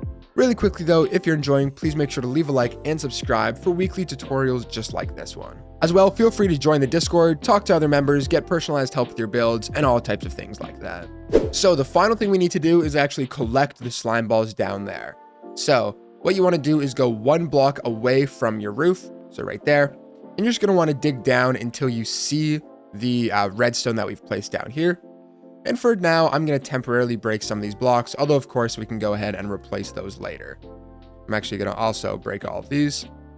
Now, there's a couple ways we can do this. You can use mud and have the items fall through a hopper. You can use a hopper minecart if you want to do that, but I'm going to keep it as simple as possible for you guys and simply use hoppers here. So what you want to do is break all of these 9 blocks, just like that. And you also want to break those 2 blocks right there. Now, what you want to do leading into this block right here is you want to place down 2 hoppers and then place 9 more hoppers for a total of 11, making sure that they are all leading into each other. So any items that fall into all of these hoppers are going to make their way over to this end one here. Now, what I'm going to have you guys do is break some of these blocks here and then lead this final hopper into a double chest. Now, I highly recommend expanding this storage more. because it'll not be enough, but it is good for just the first couple times if you only want to use it a little bit. Now, the reason we had to place 2 hoppers here is because we do still need a piece of redstone on top of that one there. And then you're also going to need a piston on top of that, again, making sure that you've replaced all of the blocks. I'm going to go ahead and fill that in just like that. And then I'm just going to climb out of here. There we go. And again, make sure that when you do this, you replace all of the blocks. So of course you still need those 3 carpet there. There we go. Now coming back outside, however you want to get up and down from here is totally fine. Sorry, I'm actually going to have you guys go 1 block further. So you want to go 2 blocks away, and you just want to dig down until you're going to find that chest. And then however you want to get up and down, if you want a staircase or if you just want a ladder system up to the top, that is totally okay too. So to use it, all you got to do is come down here and you're able to collect all of the drops while being safe as well. So as you guys know, to use this farm, we're going to put a bunch of snow golems over top of this trapdoor. Now for snow golems, you're going to need 2 snow blocks and a carved pumpkin. A carved pumpkin is just a pumpkin with shears, and snow blocks can be crafted with a bunch of snow. So I would recommend getting a pumpkin farm for the pumpkins. For the snow, it's very simple. Just trap 1 snow golem and then just kind of continuously break the snow. It'll give you a ton of snow and you can turn it into blocks. Super simple there. Now, to actually get them down here, really easy. All you have to do is place 2 snow blocks like that, then a carved pumpkin on top, and it'll spawn down there. Now you can do as many of these as you want. There's no limit. Just remember, if you do too many, 2 things might happen. 1, your game could lag out because of so many slime, or the second thing, a few of the slimes might be able to glitch out of the area. So I would recommend not doing any more than like 10, 15, maybe 20 if you feel like it. But you know what? Something like that should be pretty good for me. So the final step is actually giving the effects to the snow golems and then killing them. So what I'm going to have you guys do on any one of these 4 sides is build up 3 blocks. And then you just want to place some ladders. Oh, you can't place ladders on glass. Sorry, I'm being stupid. There you go. You want to place down 3 blocks and then take some ladders and lead it up. To use the farm, what you want to do is climb up the side here. And then you're going to want to throw one of the oozing potions on top of all of them there. And you'll know it's working if you see all of the green slime effects coming off of them. Now, you want to make sure before you do this that you are in easy, normal, or hard mode, obviously, so the slimes are actually able to spawn. And as well, right before we actually end up killing all of these snow golems, what you guys need to do is come down here, throw your tridents on top of these carpets. You can do 1 trident if you want. I recommend doing the maximum 3 for the best rates. And then just go ahead and turn your trident killer on. Should look like that. Make sure to cover it up. And then to kill these snow golems, all you have to do is climb up here and then throw your potion of instant harming 2 onto them. They will all die. And as you can see, a ton of slimes have spawned from all of that. They all flood down over top of this trident killer. They get killed. And then of course, all of the drops are going to end up in the chest. Now, one more thing I forgot to mention, if you hold out a looting 3 sword, the looting 3 effect will be applied to the slime since you were the one to throw down the trident. Okay, so I'm going to get the rates now. I actually ended up putting 50 snow golems inside of here just because I wanted to see what it would look like, and I'm sure you guys do too. So what I'm going to do is make sure I'm holding out my looting 3 sword this time, climb up to the top, throw the using potion on them, and then throw that instant harming and hold out that looting sword, and holy... look at how many slimes are coming out. This is what I was telling you to be careful of. Since I did 50 of them, a bunch of the slimes did glitch out, so make sure not to do too many. But as you can see, a ton of slimes are down there and all dying, and I'm really curious to see how many slime balls we get from this. Let's go see how many drops we got from just 1 potion with 50 snow golems in there. Or, yeah, wow, oh my gosh, okay, it's still ticking up over 4 stacks of slime balls. Let's see how high this can get. Okay, wow, look at that. So, of course, you are going to get the snowballs in here as well. So if you want to filter those out, you can. But I was able to get just over 6 stacks of slime balls from 1 potion. And that took maybe 5 minutes. Super, super efficient farm, and definitely one that you guys have to check out. Again, if you want to download this world, that is the first link in the description. Thank you guys for watching, and I'll catch you guys in the next one. BlazedMC out. This is the easiest and best witch farm for Minecraft Bedrock Edition. In just 1 hour of AFKing at this farm, I got a ton of redstone. I got over a full chest of healing potions, along with about 8 stacks of gunpowder, a ton of glowstone dust, a ton of spider eyes, sugar, and so much good stuff. So if that interests you, make sure you stick around for this super easy witch farm. This farm will literally take you like 15 minutes to set up and will give you stacks and stacks of redstone and gunpowder, everything like that in just a couple minutes. So this is definitely not a farm that you guys want to miss out. The first thing we need to do when actually building this farm is find ourselves a witch hut in a swamp biome like you can see here. Now these things are pretty rare and can be kind of annoying to find. So if you can't find one, either go to the second link in the description or go to Chunkbase and search up Witch Hut Finder. You can type in your seed, put in Bedrock 1.21, and then all of these purple dots are going to be witch huts. So for me, in the bottom left, you can see it's about 530, 140. And if I come back into my game, you can see that I'm at 530 and 130, right at the witch hut. Perfect. And now we can go ahead and get started with the farm. The first thing you want to do is go inside of the front door, break those 4 blocks, and then replace them with mud blocks like that. This is so the items can still fall through the ground into the hoppers, instead of having to put a hopper minecart below. Now come underneath of the farm here, place 2 chests right there beside the log, and then walk around the side here and place 4 hoppers underneath of these mud blocks. Again, like I just mentioned, since these are mud blocks and not regular blocks, the items are actually able to fall through and go directly inside of the hoppers and into the chest, instead of having to add a hopper minecart down here. So if I temporarily break these blocks, you can see that all the blocks went into there. Now that you have your chest, your mud, and your hoppers down here, you can go ahead and break the rest of the witch hut. Just make sure not to break these blocks.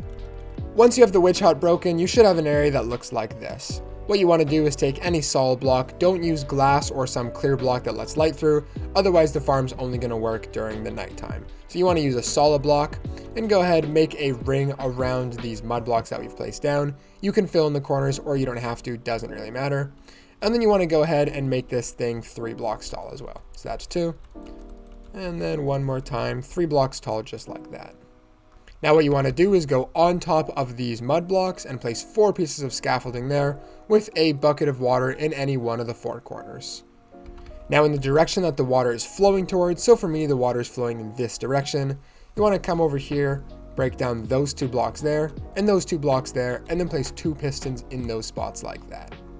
You then want to place 2 blocks on the side of the pistons just like that, and then you can go ahead and cover up this area. So now it should look like this. You now want to take 1 trident and throw it on the side of that block, and 1 trident and throw it on the side of that block. Now I'm actually going to throw 2 tridents into each spot, just because this farm is so efficient that this will speed up the rates of the farm. You only need 1 per thing, but of course, the quicker you kill them, the more that are going to spawn. So once you have your tridents thrown down, go ahead and place a solid block on top of both of the tridents, just to make sure they can't go anywhere. Next, you want to go down to this block right here, and on either one of these 2 sides, you want to build out 3 blocks like that. Placing a piece of redstone there, a redstone repeater facing in that direction, and then another piece of redstone right there. Now what you want to do is build back 2 blocks there, and then 3 blocks just like that. Go ahead and place a lever on that block there, a redstone comparator right there, and then right click it so you can see that turns on, and then 3 pieces of redstone in those spots. Then I'm going to break this just so you guys can see what's going on. Or not break that, sorry, break those. And then if you flick this lever, you can see these pistons are pushed up and down like this. I can cover this back up. And this is what is actually going to be killing the witches. This is the trident killer portion of the farm. Now the final thing we have to do is find ourselves our AFK location. Now for me, that tends to be about 30 blocks into the air, but it could be different for every single person. It might be 20 blocks in the air, it might be 30, 40, 50. Experiment around. The one thing I do recommend though is go into your settings and make sure your simulation distance is on 4 chunks. If you see it's not on 4, it's on more, I definitely recommend changing it by saving and quitting and then going into the settings in your world and changing that. But for me, like I mentioned, I'm at Y level 70, so I'm going to go 30 blocks into the air to Y level 100. Now for this, I'm going to use scaffolding, but you can do it however you want. You can use a bubble elevator, an elytra, ladders, however you want to do it. Honestly, does not matter. But building up with scaffolding, there you go. You can see I'm now at Y level 100, so for me, 30 blocks into the air. And I'm just going to make myself a nice little AFK platform up here to stand. And there you go. The entire farm is completed. Crazy, I know, right? That farm took almost no time. Now really quickly, to increase the rates substantially a lot more, hold a looting 3 sword. Since you threw down that trident down there, it is like we are killing the witches, so holding out a looting 3 sword will give us the looting 3 effects. Go into your settings, make sure your game is on easy, normal, or hard for the best drops, and you'll see that witch will spawn inside of there, and then all of the drops will go into the chest down below. So I've gone ahead and replaced the roof with glass and turned it to nighttime just so you guys can see how this farm works. Tons of witch start spawning. I've been talking for maybe 10 seconds and 4 witch have already spawned. They die to the trident in the corner there and then more spawn. Anytime you ever want to collect the XP, you can just hop down there, grab the XP through the wall, the top of the wall, the bottom, however you want, and then of course the drops are going to go inside of this chest. Look at this. This is what, 15-20 seconds and we already have all of this loot from this farm. And if I go into survival mode, you can see that I got 4 levels in about 20 seconds at this farm. So this is absolutely incredible and not one that you guys want to miss out on. That's going to be all for this video. If you want to download this exact world I'm playing on here, it's the first link in the description. Leave a like and subscribe, and I'll catch you guys in the next one. BlazedMC out.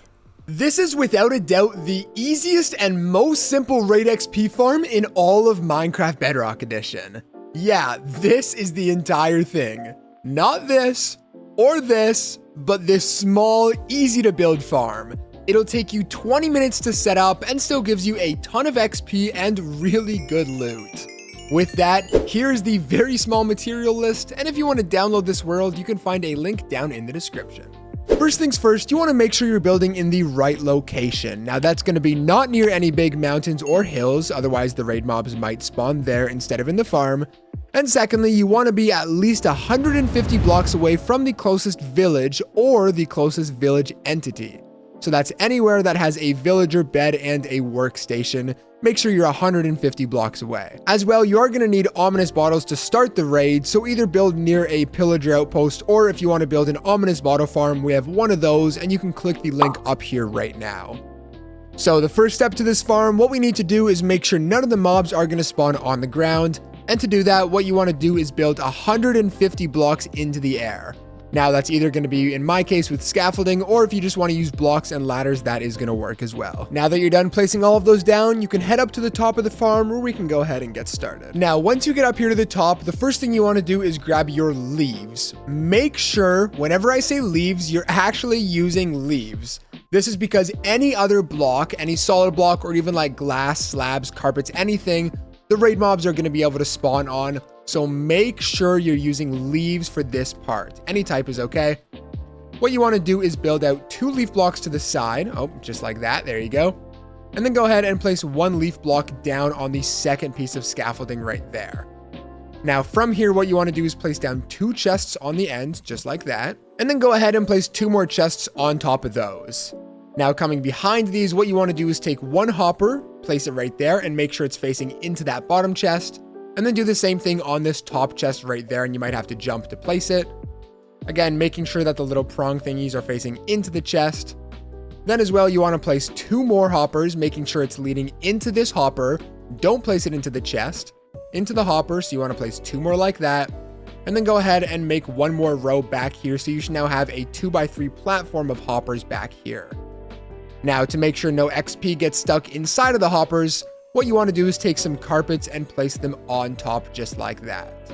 Now from here, what I'm going to have you guys do is just make a nice little temporary ring of blocks around these hoppers just to make our life a lot easier, just easier to work around. So there you go.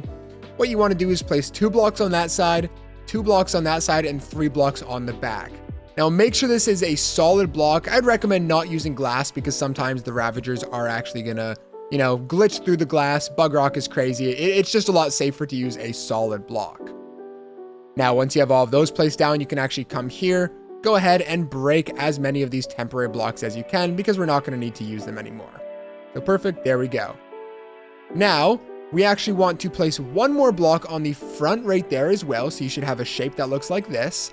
And then you want to bring this up 1, 2, 3, 4 more blocks. So it's a total of 5 blocks tall. And then of course do that for the entire chamber. Now once you're done placing down all of those blocks, what you want to do is take some leaves again and place them on the top here, ensuring that no raid mobs are going to spawn on the top. And then as well, you're also going to want to place 2 leaf blocks right there. Now hopping back down here, what you want to do is take some more solid blocks and you want to place them like this until you have 1 block gap right there. And then go ahead and take 2 slabs and place them like that. And then all we have to do is crouch and we are able to easily smack the mobs without them being able to see us. Now, something else I want to mention is this storage system will fill up very, very fast within about 2 or 3 raids. And so if you want to extend it, it's very simple. All you need to do is the exact same thing, add more chests underneath, and then just take some hoppers and just lead them into the corresponding chest so it looks like this. And there you go, you now have an extended storage system. Now, the next thing we're going to work on is the villager's house. Now, you can make it anywhere, to the side of the farm, above, below, it doesn't matter. But just to make it as easy as possible, we're going to build it right up here at the top. So the first thing you want to do is come to the opposite side of your front, and then go ahead and place down 2 leaf blocks right there, and then 2 temporary blocks right after that. So it looks like this. Now go ahead and place down your bed on top of those temporary blocks, and then make sure to break these. Otherwise, sometimes the raid mobs are going to spawn here, which is annoying. So make sure to break those, and now you should have a bed that is floating, and then those 2 blocks here. Now go ahead and place 2 more leaf blocks on top of that bed, as well as 3 leaf blocks right there. And then you also want to place 3 leaf blocks right there. Perfect. Now coming to this block right here, go ahead and place a temporary block, and then you want to place a barrel on it. Now this can be any workstation. A barrel is just one of the cheapest ones and the easiest to make. And then go ahead and place a torch on the front to make sure no mobs spawn here and kill your villager.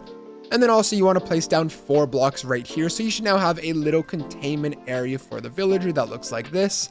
And now we actually need to get the villager inside of this area. Now this process can be a little complicated, although it really doesn't have to be. All you really need is a villager inside of a boat and then a lead. Now, first of all, make sure your villager is not a nitwit villager. Otherwise the farm is not going to work because it needs to be able to get a profession. So once you've got your villager, all you want to do is take a lead, right click on there, and then go up. And as you can see, your villager will follow you all the way up to the top.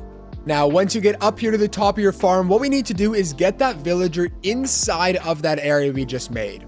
So first of all, make sure he's not underneath of the block. So you might just want to build to the side like this until he pulls over. Perfect. Now, what you actually want to do is build up and just keep building up. You want to build until you're significantly higher than that area we just made. Don't be at the same level. There you go. So you should be a little bit above it. And then all you want to do is just bridge over top of it and the villager will follow you over. And then all you want to do is just do your best and kind of place this villager. It can be a little complicated, but there you go. Just place him over top of this area, break that boat, and then he should pick up the profession of the thing you have there. And then just kind of go ahead and push the villager into your area. So perfect. There you go. We now have the villager inside of this. Now from here, what you want to do is place 2 temporary blocks, or not temporary, 2 leaf blocks, sorry, over top of this villager, making sure that no mobs are going to spawn and kill him. And then go ahead and break every single one of these temporary blocks. Make sure they are all broken. And the final thing you want to do for oh wait, no, there is no final thing. That is the entire farm. There you go. Your raid XP farm is actually done, and I'm going to show you how to use it now. So let me just hop down here into survival mode really quickly. All you need to do is hold out a looting 3 sword for better drops, and then as well sharpness if you want to kill them quicker. As well, go into your settings. Make sure you are on hard mode. If you're on easy or normal, you're not going to get as good of loot. So make sure you're on hard mode. And then, like I mentioned, either go down to a pillager outpost or build that ominous bottle farm we have on our channel. Drink your ominous bottle, and there you go. Your raid is now going to start. And as you'll see, the raid mobs are going to spawn in this area. Now, while you're waiting for this raid to start, it's definitely not a bad idea to just add yourself some walls so you don't accidentally walk off the edge while using this farm. I can't tell you how many times I have done that. But there you go, and as you can see at the top, the raid is now starting. Now you just keep killing these mobs over and over until eventually you are now the hero of the village. As you can see, you're able to collect all of the XP, and then like I mentioned, all of the drops went down inside of this bottom chest. Well, there you go, a super easy raid XP farm. If you want to download this world, you can find that down in the description. Leave a like and subscribe for more, and I'll catch you guys in the next one. In today's video, we're going to build the best improved Guardian XP farm for Minecraft Bedrock Edition. All you have to do is stand here, you collect the XP, and all the drops go inside of the chest below. Once you've found your monument, the most important step to the whole farm is making sure that you build it in the northwest corner. To do this, grab an empty locator map, right click it, and you want to go to the top left of the monument. So this is my monument. The top left is the northwest corner. So over here is where I'm going to want to start to build the farm. The first thing you want to do is go to the very corner and then count in to the third block. So 1, 2, and on this third block, you want to dig it down to where you see sand, stone, gravel, really anything that's not this monument block, and then build a pillar from here all the way up to the surface of the water. Then once you're at the surface, go up 1 block and place a slab so no mobs end up spawning on this pillar. Now in either one of these 2 directions, go down 3 blocks and then build out 11. So 1, 2, 3, 4, 5, 6, 7, 8, 9, 10, 11. Then go up 2 blocks, place a slab. Do the same thing, but for 16 blocks. So 1, 2, 3, 4, 5, 6, 7, 8, 9, 10, 11, 12, 13, 14, 15, 16. Up 2 blocks and place a slab, and then go 16 blocks again. 14, 15, 16. And then again, I'm going to go up 2 blocks and place a slab. And then for the final time, you want to do it for 10 blocks. So 1, 2, 3, 4, 5, 6, 7, 8, 9, 10. Build up 2 blocks, place a slab, and you should end up over top of the same block that we just built. Now you want to go back to the start and do the same thing in this direction. And there you go. As you can see, the second row now ends over top of that same block.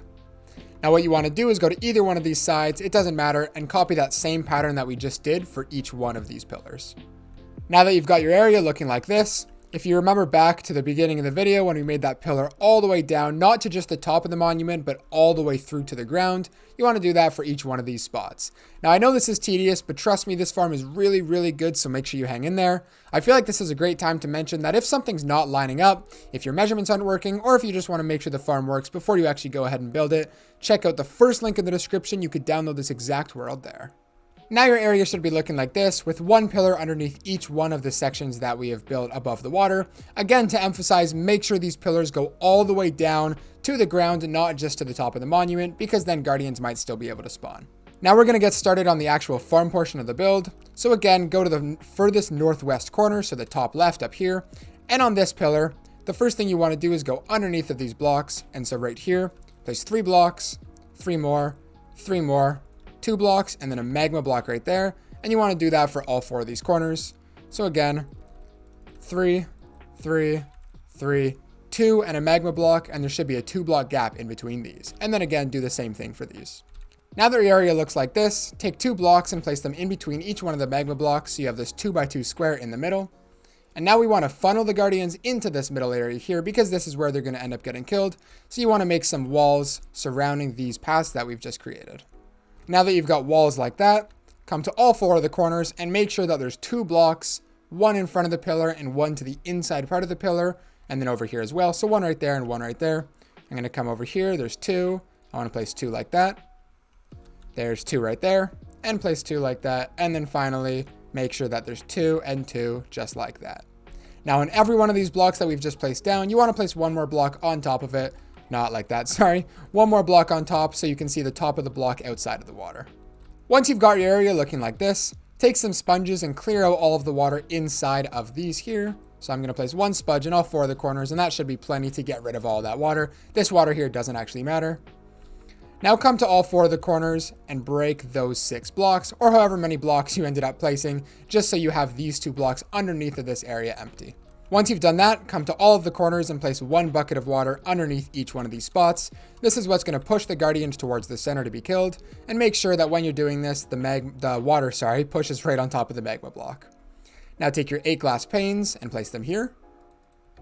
And now we want to cover up this area with glass. Now it doesn't have to be glass, it can be any solid block. I just like to use glass so I can see the guardians flowing, because I think it looks a lot cooler. So you want to take some glass and place it in all of these spots, but once you get to these 3 blocks here, you're just going to want to place it 1 block higher so the guardians don't get stuck. Now before we get any further, it wouldn't be a bad idea to test the farm to make sure your dimensions are working, because this farm is pretty specific. So what you want to do is go over top of the middle here and go up about 30 blocks, 20 to 30 blocks, until you start to see guardians spawning in those corners. It's not going to work for me because I am not on hard mode. I'm on peaceful. There you go. Easy, normal, or hard, whatever you want. As you're going to start to see, guardians will spawn in those 4 corners. like you can see here, and then they'll be pushed towards the middle. You should also notice that no other guardians are spawning anywhere in the farm because we've plugged all of those spots. You can see they are now flooding towards the middle. This is another great time to say, you can see how quickly these guardians spawned, so make sure to stick in till the end of this video because this farm is absolutely insane. But with that, it's time to start working on the way to actually kill these guardians. With the old version of the farm, all we did is built the Trident killer right here. Now the problem with that is you can't AFK down here to collect the XP because you have to be 20 to 30 blocks in the air for the guardians to start to spawn. So what we're going to do with this farm is make a bubble elevator that goes all the way up, brings them up here, and then pushes them into the Trident killer. It's a lot more complicated, but it's the only way that I could find to collect the XP while still collecting the drops and being fully AFK. If you don't care about the XP and you only care about the drops, all you have to do from here is make a Trident killer right here or a drop shoot to kill them, whatever you want to do. But if you want it to be fully AFK while still collecting the XP and the drops, follow the rest of this video.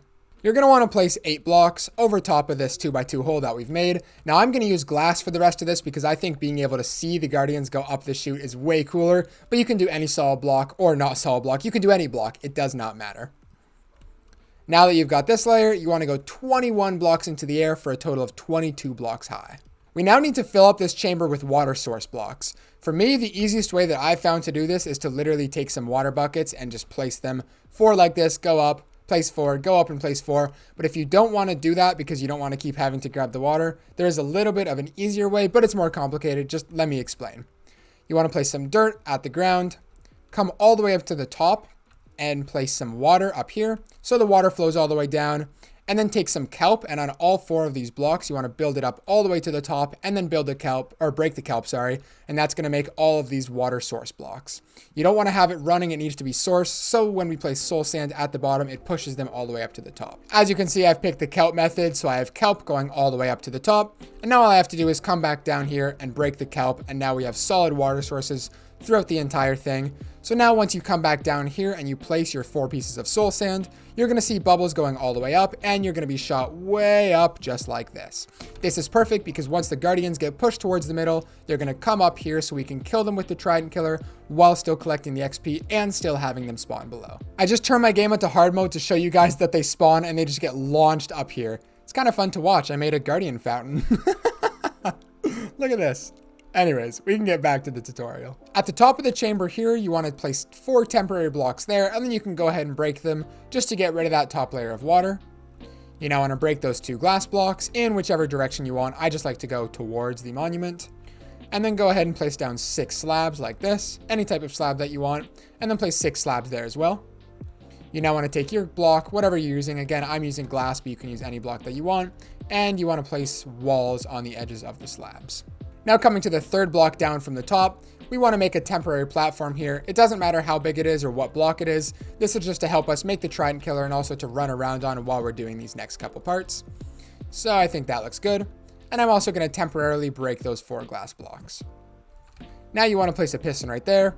Turn and place a piston, turn and place a piston, turn and place a piston. Then take an observer and place it like that so the arrow is facing into the piston. And again, you want to do this for all 4 of the spots, just like that. I don't want this one here, sorry, just that one there. And now what you want to do is take a redstone torch and place it on the side of all of these pistons. And once you've done that, you should see that these pistons are being extended in a loop like this. And then take a lever, place it on one of the pistons, and this is how you turn the Trident killer on and off. We can now replace those glass blocks that we've just broken. Now you want to place 2 blocks there, and then 2 slabs underneath of those blocks like that, so we can still collect the XP. Now for this next part, it might be helpful to make yourself an infinite water source because we are going to need 12 buckets of water.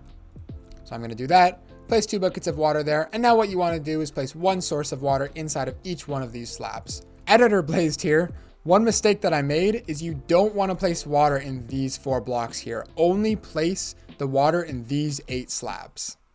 Now, of course, I can go ahead and break the infinite water source. And so if I look down here without forgetting to place any blocks, you can see that there's water flowing and the mobs are going to get pushed up to here. They're going to cram inside of here and then be pushed inside of this Trident killer, which also reminds me, you want to break these blocks here so that they can actually flow through. So now your area should be looking like this.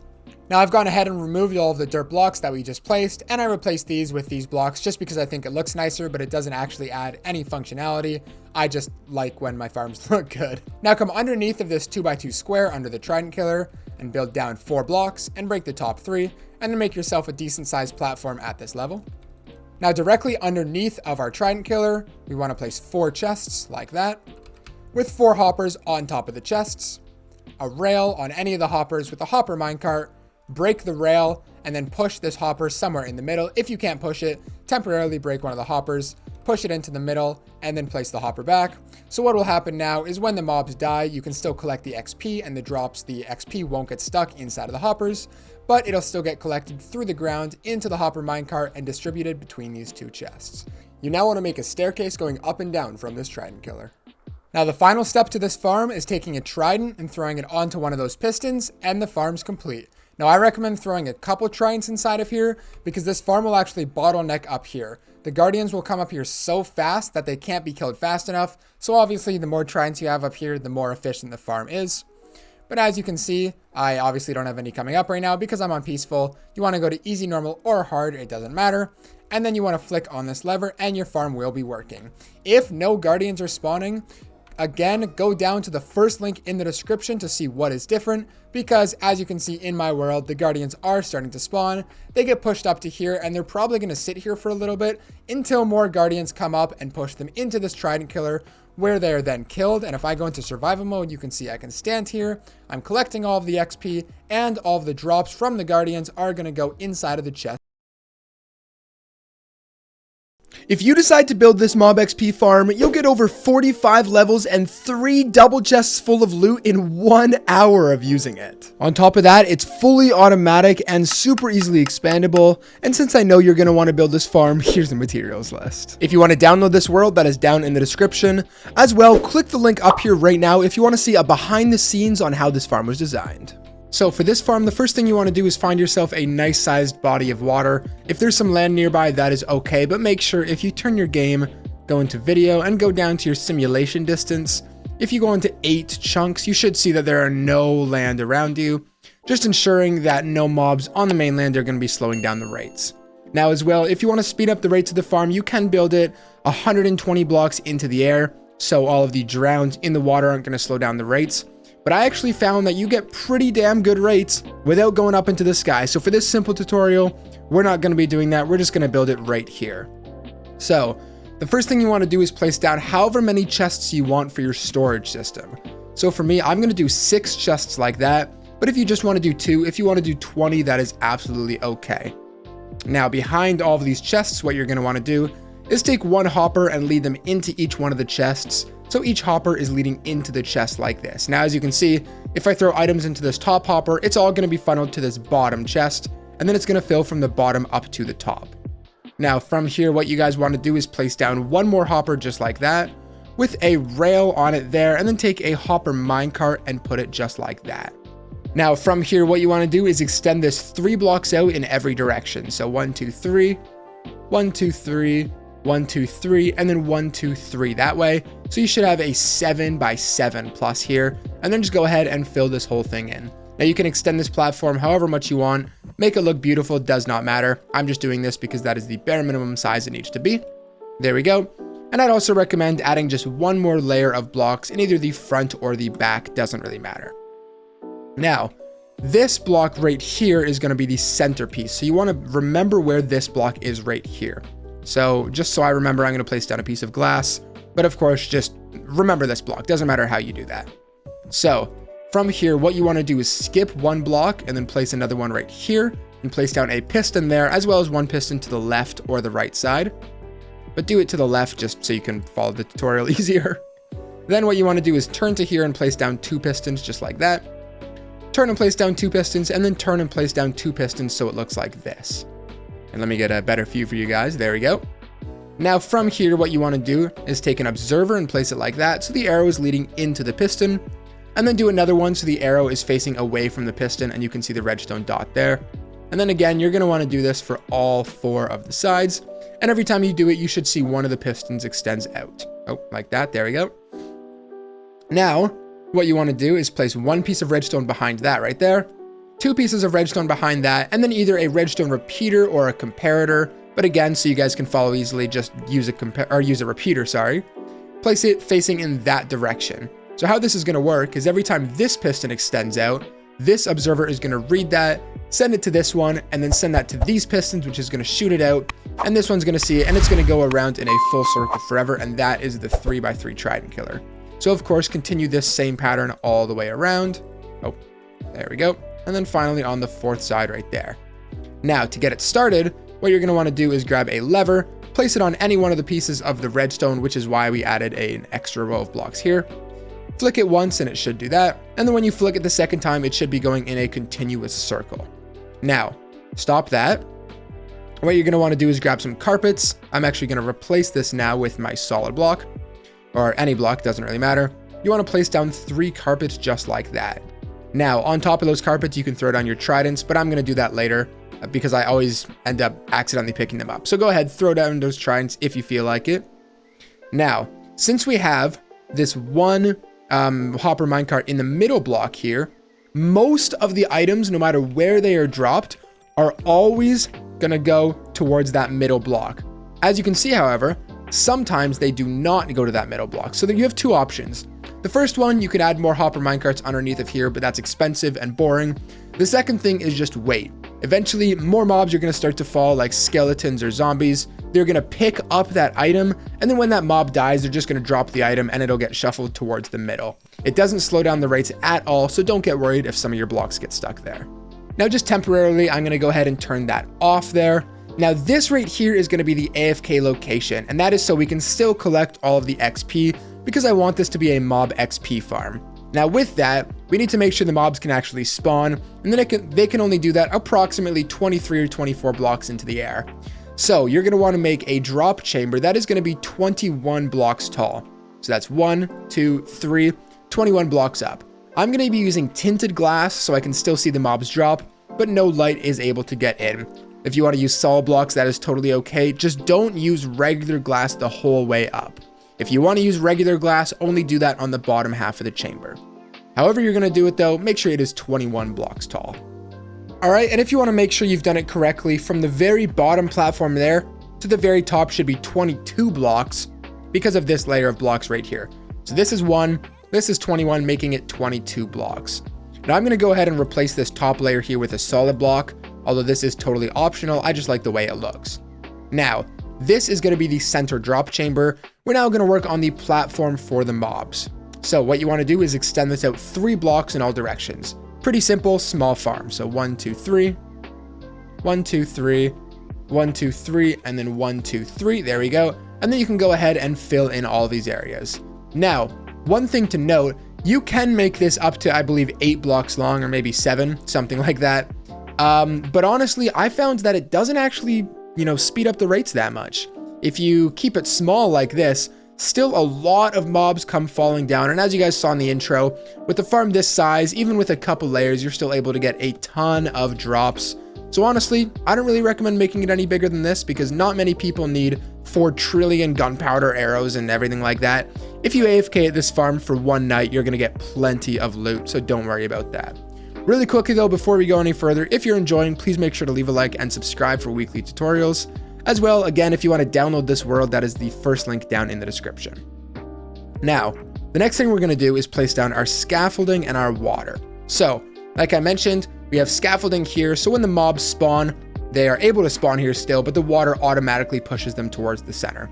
That means what you want to do is take 1 piece of scaffolding and place it on every single block here. Obviously not in the middle, but place 1 piece of scaffolding on every block. Okay, there we go.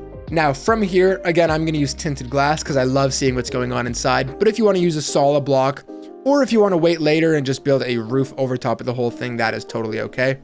But for most of us, we're just gonna build a box, so what you wanna do is place 2 blocks like this, and then continue that around the whole platform. Now this bottom layer here is just to make sure that light cannot get in, and then this top layer is to contain all of the mobs and contain all of the water as well. So there we go. Now, right before we actually place down the water, one thing I'm going to have you guys do is grab all of your fence gates, and we're going to go ahead and place them in the middle just to make sure the water doesn't flow down. So place 1 temporary block at the back, followed by 3 fence gates there, 3 to the side, and then 3 just like that. And you can actually go ahead and break that middle fence gate along with the temporary block, and then go ahead and open up all of these. This is so the water can still, or gets stopped, sorry, but the mobs are still able to pass through. Now from here, I'd recommend you guys make yourselves a nice little infinite water source because we are going to need quite a few buckets of water. There we go. What you want to do, it's pretty simple. Just take one bucket and place it on the edge. And then take more buckets, place it on the edge, and do that all the way around. And once you reach the other end, you should see that all of the water is perfectly flowing towards the middle. And as you can see, if we didn't have this here, all of the water would flow down and it's going to break our carpets down there, which is why it's important to have the, fence gates here. Pretty self-explanatory. I'm going to have to fix that later. Now, this is done. And if you only want to do one layer, that is okay, but it's going to be wildly inefficient. So what I'm going to have you guys do, if you want to keep this for later, that's okay. But we're going to work on the second layer of the farm. So to do this, we only need one block here. And that's because the mobs are actually going to be spawning down here, which means they will, they won't be able to hit their head. So they spawn here, they instantly get pushed by the water, falling down there. So we can make another layer at this height, which is the exact same process as this layer right here. Just place down the block, do the scaffolding, the water with this, and you can do up to 7 layers in this farm. All right, so I've gone with the maximum 8 layers for this farm. As you can see, it's looking like this. If you notice, this middle block is not filled with any exterior wall, and that's because this block is here, so it is not necessary, which can save you quite a few blocks if you have a lot of layers. Now, right before we get into the roof, there's one more thing we have to do. Come down into your drop chamber, come to somewhere in the middle. The exact position doesn't really matter. Go ahead and break inside. And what you want to do is place down 9 signs here. So place one, and then you want to crouch and place it on that, and do that for the entire thing. And the reason we're doing this is so we can place some water on top to make sure that when the mobs are falling, they don't fall to their death, because that'll still give you the loot, but it won't have looting 3 applied if you have a sword, and it also will not give you the XP. So by adding the water here, it'll slow down the mobs enough so they don't die to the fall, but they're still able to be killed by the Trident killer. Now, if you're in my case as well, earlier we did end up breaking the carpets. So go ahead, replace the carpets, and I'd recommend throwing your tridents on here now, because once we put the roof on, mobs will start to fall. There we go. I'm just going to turn that on. Perfect. Now we're going to get started with the roof for the farm. Now there's 2 different ways you can do the roof. If you decided to add these blocks right here, all you need to do is put a roof over top like this, and just build a roof over top of the whole thing. Now, if you didn't do these blocks and you instead want to add a roof over top, which is a lot more complicated, but I still figured I'd give you guys the option. What you want to do is come to the corner. Let me grab some regular blocks here. And then you just want to build out 12 blocks. So 1, 2, 3, 4, 5, 6, 7, 8, 9, 10, 11, 12. And then this way as well. 1, 2, 3, 4, 5, 6, 7, 8, 9, 10, 11, 12. There you go. And then do that same thing on the opposite corner and fill the whole thing in.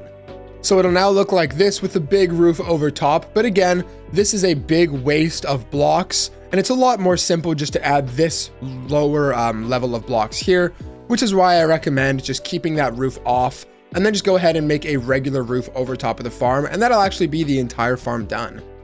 Now, on top of this final layer, if you didn't use some sort of glass, like if you used a solid block, you're just going to want to place some torches up here to make sure that no mobs spawn. And as well, you're also going to want to come down here, and I'd recommend placing down some torches. And as you can see, mobs are already starting to spawn. And if I hold out a looting 3 sword, since we threw down the trident, the looting 3 effect will be applied. Now, as you can see, if I go into survival mode here, I'm able to collect all of the XP through the wall, and then all of the chests will go down into these below. So you don't even have to go up there if you don't want. You can just AFK and then come down here and collect all of your loot. That's not my loot, but you get my point. Look at that, all of the mobs flowing down here. It might take a minute for them to start, but look how unbelievably efficient this is. And of course, now that it is regular mobs falling down, you can see that all of the drops are going to go into this bottom chest. Okay, that's a lie. I forgot to place that there. Now the items are going to get picked up through here, and now, sorry, they'll all be funneled into the bottom chest. And one more thing really quickly, I'd recommend building some ladders like this to get up and down from the chest, but of course that's totally optional. So there we go, a super simple mob XP farm for Minecraft Bedrock 1.21 edition. If you enjoyed, please make sure to leave a like and subscribe for weekly tutorials. As well, you could download this exact world, first link in the description, and I'll catch you guys in the next one. Wow, look at this. BlazedMC out. When you AFK at this insane wither skeleton farm for just 5 minutes, you'll get 20 levels and this much loot. That's over 120 wither skulls per hour, along with a ton of additional loot. You can find the materials list in the comments below, And as well, if you want to download this world, that is down in the description. Now this farm's pretty straightforward. You've got an area here where only wither skeletons can spawn. As you see, they spawn, get attracted towards this piglin, and then they fall down into that trident killer. And look at how many wither skeletons spawn at this farm. And as you can see, literally all you have to do is stand here and go live your life. All of the wither skeletons are automatically killed by this trident killer. You collect the XP and the drops go down into these chests. So with all that out of the way, let's get into the full tutorial on how to build this farm. Now this farm can definitely be very complicated, so I would highly recommend not skipping any parts of this video. Otherwise, realistically, the farm probably won't work. There's a lot of very specific steps you have to do, so make sure to stick around for the whole thing. First things first, you have to find yourself the right nether fortress. And this is one of the most important parts of the entire farm. If you don't have the right nether fortress, it's probably not going to work very well. So something like this would not be very good, as you're going to have to clear out a lot of space to actually find the nether fortress. The one behind me here is much better. As you can see, it is pretty much fully exposed. And to make our lives easier, it's also over top of the lava. So we're not going to have to spawn proof nearly as much space. So it doesn't matter which biome you're in, but just make sure it is as open as possible. And ideally you're over top of a lava lake. Now, the only problem with this is it can be very hard to find the right nether fortress in your survival world. So I'm going to give you guys the easiest way to find a nether fortress. So the first thing you're going to do is quit out of the game. And then you're actually going to make a duplicate copy of this world. So this is my world here. Go ahead and duplicate it and keep this as your survival copy, and then head into that duplicated version. Now you're going to want to be in creative mode on this world. So it's a completely separate world from our survival one. So it's not cheating, but trust me, this is going to save you literal hours of time when trying to find all of the spots that the wither skeletons spawn on. Trust me, you're going to want to do this. It is way easier. Now to actually find the nether fortress, what you want to do is save and quit out of here, and then go ahead, click edit, advanced, and you're going to want to copy your seed right here. Then go ahead and pull up this, which is chunk base, and it is going to be your seed in that spot right there, the most recent version of Bedrock, and then you want to select the nether. Now what you want to do is go around to all of these different nether fortresses. That's why we're in creative mode, so you can just fly to a bunch of them and see which one fits the criteria. So for example, let's say you want to test this one right here. All you have to do is click that little clipboard button and then hop back into your Minecraft world. Then you can simply copy and paste or type in the coordinates. And there we go. Now in creative mode, we flew all the way over here, and just going into spectator mode. You can see that this one is pretty much fully underground, so this would not be a good nether fortress for it. So once you found your good nether fortress, we can go ahead and get started on the farm. And the very first thing we have to do, the longest part of this farm, the most complicated, is finding where the wither skeletons are going to spawn. And this is the main reason we made a creative copy of the world, because this process is going to be so much easier. Now, they can only spawn in specific spots. Maybe they spawn here, maybe they spawn here, but we do not know, and we need to figure out every single spot that they spawn. They spawn in very specific and designated places inside of these nether fortresses. For example, a lot of them are going to be spawning where these are right here. So you're going to want to go around and break every single fence that you can find here, especially if there's a hallway in between like this. Hallways. This is a great location because there are a ton of different spawn spots here. So what you're going to want to do is go around and break all of these. And as well, you're also just going to want to break all of these blocks down here as well. Now, there's a much faster way of doing this. If you go into the description of this video, you're going to find this, which is a list of commands that are going to be helpful.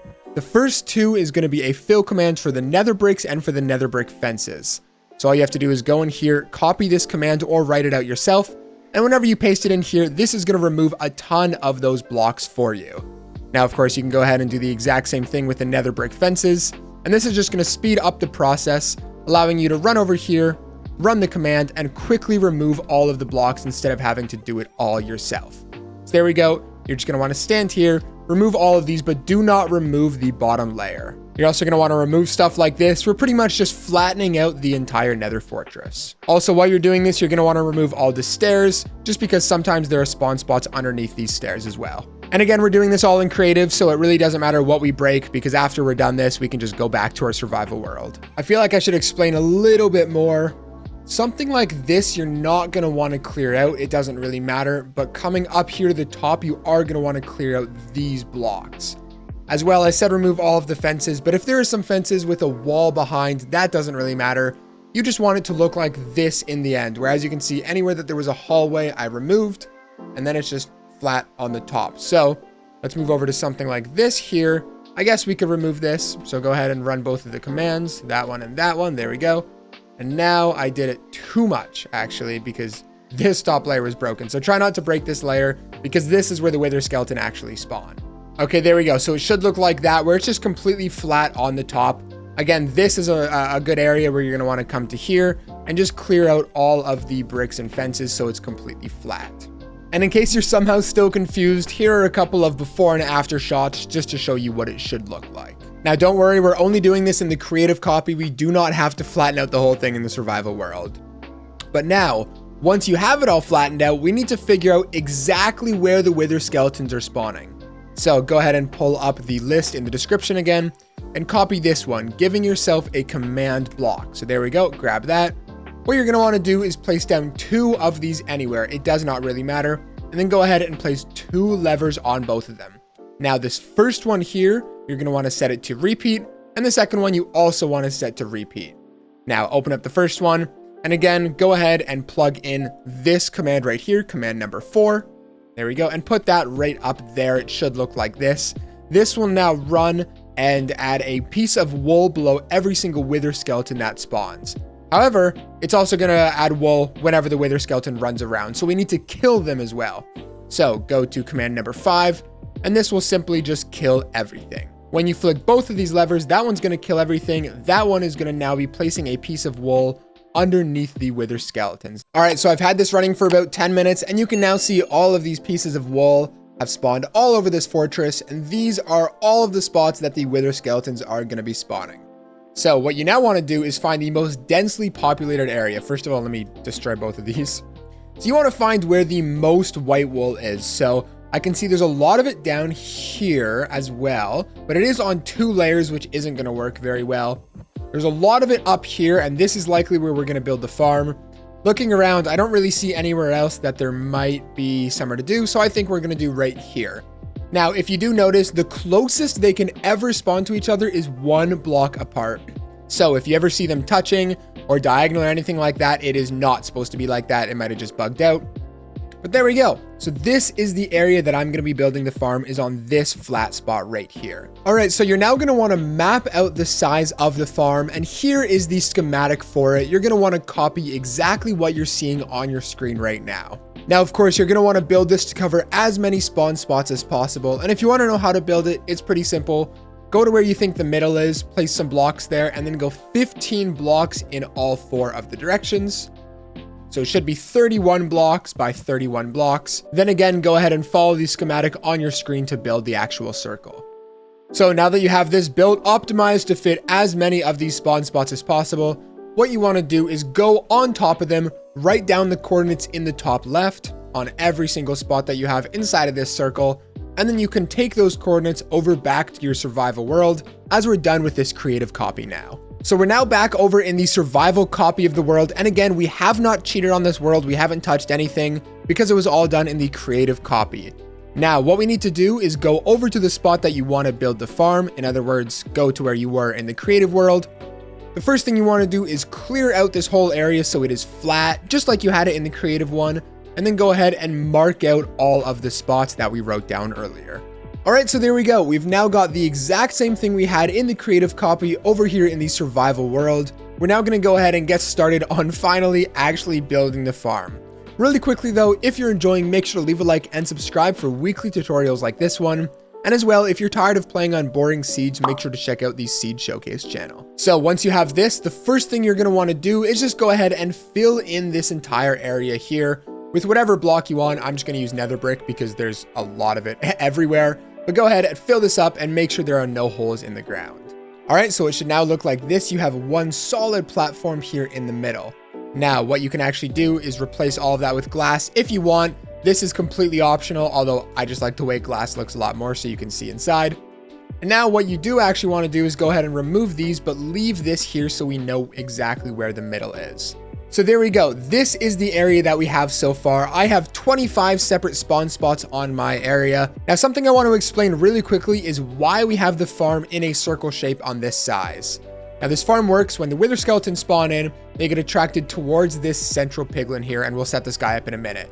Now, this is the maximum range that when the wither skeletons spawn in, they get attracted towards them. Anything further than this, and they are not going to be attracted towards that guy. So this is simply the maximum size that we can have it. Now, of course, if you want, you can go smaller, but that'll just make the farm less efficient. So I'm not sure why you'd want to do that.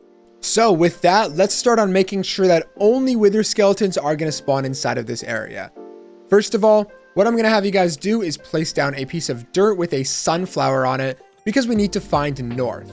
Now, sunflowers always face east. This is east. What you want to do is face the back of the sunflower, and then you want to turn left. And this way is going to be north, north, east, south, west. What you want to do is face in the north direction. This is very important. So what you want to do now is go to all of your spawn spots. So let's start with this one right here. You want to break it down 2 blocks, place a piece of dirt right there, along with a wither rose to make sure only wither skeletons can spawn. Now from here in the north direction, you're going to want to break those 3 blocks right there, and then go ahead and place 3 pieces of glass, and this will help the wither skeleton pathfind towards the middle. It's very important that these are placed on the north, the northwest, and the west sides. If you place it over here, farm's not going to work. So make sure you have it oriented like this, and then go ahead and copy those same steps for every single one of your spawn spots. Now, something I'd highly recommend doing while you're building this is just placing a block and a slab over top of these for now, just so they don't kill you while you're trying to build the farm. As well, this right here is going to be okay. However, if you have anything that is underneath the glass here, that is not going to work. So make sure all of these spawn spots are inside of the circle. So there we go. We've now got all of the wither roses and glass mapped out, and then we have the temporary blocks on top to make sure nothing spawns right now. As you can see, they are all facing in the exact same direction. Again, just to reiterate, in the north, the northwest, and the west direction for that glass. Now, I feel like this is a great time to mention, if something's not lining up on your farm, if you want to make sure it works before you put all this time and effort, or any other reason, you could download this exact world that I'm playing on here. That is down in the description. But now this is good. We have wither skeletons spawning here. We just want to make sure no other mobs are going to spawn anywhere inside of the farm. And to do that, we're going to want to spawn proof it. So I'm going to break this. You can either use buttons, you can use carpets, you can use trapdoors, anything that mobs cannot spawn on. I'm going to use buttons because they're the cheapest. And what you want to do is just take one and place it on every one of these blocks. Make sure you do not miss any of the blocks, because otherwise other mobs are going to be spawning in the farm and are going to slow down the rates. And just like that, we now have the whole area spawn proofed. I'm actually realizing I missed a couple buttons here. Make sure not to miss any buttons. There we go. So now we should have the entire area spawn proofed.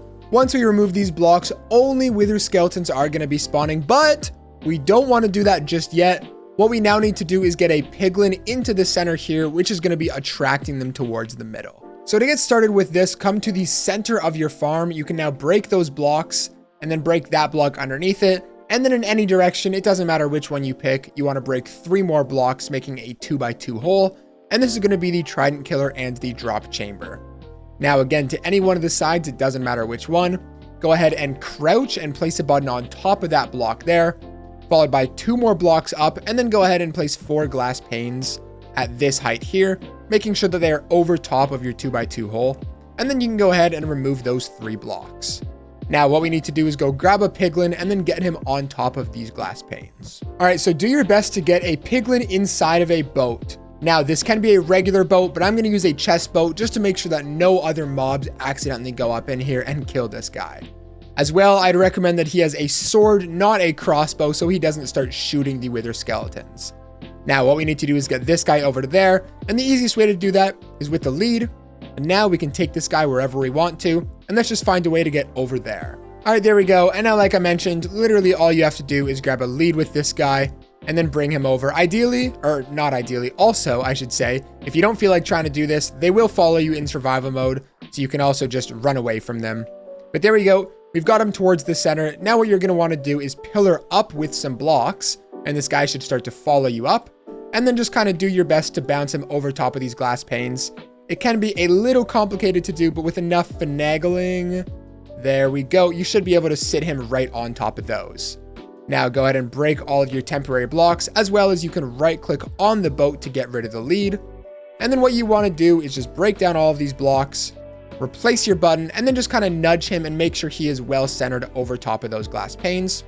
There we go. I think something like that looks good. One more super important thing I forgot to mention, you're also going to want to take a name tag and place it onto this guy just to make sure he is not going to despawn. So perfect, we're now done here, and the final thing we have to do is make the drop chamber and the trident killer for the farm.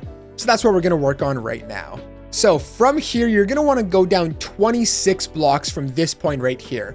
The reason we do that is because we're going to AFK 26 blocks down. And if you didn't know, in Minecraft with a simulation distance of 4, very important, make sure your simulation distance is on 4. When you're 22 blocks away, that's where mobs can start to spawn. So we're going to go just a little bit below that to make sure that when we're AFKing down there, all of the wither skeletons are going to be spawning. So for this is going to be block number 1 right here. So that's 1. And you want to go down 26 blocks. Now, as you can see in my case, it is going to be a little difficult to break down because there's already a hole. But just count down 26 blocks. Right now, I'm at Y level 76. So I'm going to want to go down to Y level 50. And if your thing is like mine, where it's already dug out for you, you're just going to want to go ahead and make a nice little drop chamber 26 blocks tall. So there you go. As you can see, this drop chamber is now done here. I've also given myself a little bit of space to run around. You can make this bigger, design it however you want. Something that is important to note, however, as you're going to see right now, the wither skeletons, once they spawn in here and they actually end up falling down, they might fall to their death, which is a problem. So what you're going to want to do is slow them down just a little bit by coming up a couple blocks, placing down 4 buttons, doesn't really matter how high you go, and then place a bucket of lava right there, and that'll slow down their fall just enough to where they don't die to the fall. Now, what we're going to do is make the trident killer and the collection system. Now, if you want to auto kill, or if you want to manually kill them, sorry, that is totally okay. But most of us have tridents, and we want to make a trident killer because it is much easier and much more efficient. So starting off with the chest collection system, what you want to do is break any one of those 4 blocks and then place a hopper leading into the side. And then go ahead and lead that into a chest just like that. And something else I'd really recommend you guys do is expand this down because it is going to be very, very efficient and create a ton of drops. So go ahead, do something like that, and then lead hoppers into all of those. Now, this is going to give bones, arrows, of course, wither skulls, but also a ton of stone swords. So it's not a bad idea to check out this auto sorter tutorial in the top right now if you want to build an auto sorter into this farm. Either way, however, I'm fine with this as a collection system. And now let's go ahead and get started on the trident killer portion. So start off by placing a piston down right there, turn and place one there, turn and place one there, and then place one over top of your chest. But this is not a full block, so you are still going to be able to open up this top chest. Now take a redstone torch and place it on the side of all of these pistons, just like this. And then the final thing you want to do is take an observer and place it like that. So the arrow is facing into this piston, and this face is watching this redstone torch. And then again, of course, do that for all 4 of these sides. And there we go. And I'm just gonna have to sneak out here. Perfect. Now, to turn the farm on and off, place a lever down right there, flick it once, and then when you flick it one more time, as you can see, it's gonna go in a continual loop. Now you're going to want to place some extra blocks right there. And then what you can also do is just grab some glass and put it on the front right here. But right before we close this up, let's go ahead and throw our trident. So what you want to do is grab your trident. Doesn't matter if it has enchantments on it or not. Just grab it, throw it onto that piston, and it should be circling around just like this. That is how you know you did it correctly. And there you go. The trident killer portion of the farm is now done. Now, right before we go ahead and remove all of these blocks and make the farm functional, one final thing we need to do is make sure the wither skeleton are actually going to run down this hole. You can do that by either placing 4 trap doors like this and opening them up. But the only problem with this is sometimes they're going to be standing on this edge. It might slow down the rates the tiniest bit, although trapdoors would totally be okay. But what I'm actually going to do is take some dead coral fans instead and go ahead and place those just like that. And now that you're done with that, you can go ahead and remove all of your blocks. And I would do this as quickly as possible because wither skeletons, might start to spawn now. So very important here, come back to the main menu and then click on the pencil icon around the world. go to your advanced settings, and like I mentioned earlier, make sure that you are on a simulation distance of 4 chunks. This is very important, otherwise the farm is not going to work. And as you can now see, a bunch of wither skeletons are spawning and running towards the middle. This farm is now going to be working. However, unfortunately, it is wildly inefficient, and that is because there are a ton of mobs that are spawning outside of the farm, which is why the final step to this farm is going to be the spawn proofing. Now, this is why it was so important to find the perfect nether fortress, because it'll just make spawn proofing a whole lot easier. Now, the nice thing about the spawn proofing with this farm is you don't have to do it everywhere. If, like I just mentioned, you have your simulation distance on 4, you only have to do up to 44 blocks away from the farm. So from this point, you want to go 44 blocks in that direction, and same with all these sides. However, if you don't have that many materials, because it will take quite a while to do and quite a lot of materials, you can do a little bit. You can do piece by piece, do a little bit every day. Every piece of spawn proofing that you do in that range is going to speed up the rate to the farm.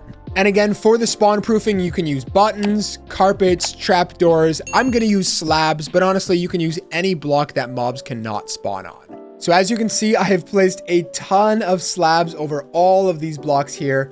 Now, realistically, I should probably do this area over here, but again, you don't have to, because even just doing some spawn proofing is going to improve the rates. Maybe I can get to that later. But there you go, your Wither Skull farm is now done, and look at how many wither skeletons are spawning in this farm. It is absolutely incredible. And one more important thing too, if this is not glass and you decided to make a solid block around the edge, you're going to want to make sure to spawn proof up here as well. Now, for even better rates, since you threw down the trident yourself, you're going to want to hold out a looting 3 sword, and now the looting 3 effect is going to be applied. Look at how many wither skeletons are falling down here. It is crazy. All you have to do is stand down here in survival mode, and in literally 5 minutes of using this farm, I was able to get 20 levels along with 7 wither skeleton skulls, which, if you want to do the math, is over a stack of skulls in just 1 hour of AFKing at this farm. And I don't know when you're ever going to need more loot than that. Well, that's all for today's video. If you enjoyed, please make sure to leave a like and subscribe for weekly videos. As well, again, you could download this world down in the description, and I'd recommend checking out one of the videos on your screen right now for even more great content. I'm not sure how many people are actually going to watch this outro, but if you are, make sure to leave a like and subscribe for more videos like this. And with that, I'll catch you guys in the next one. BlazedMC out.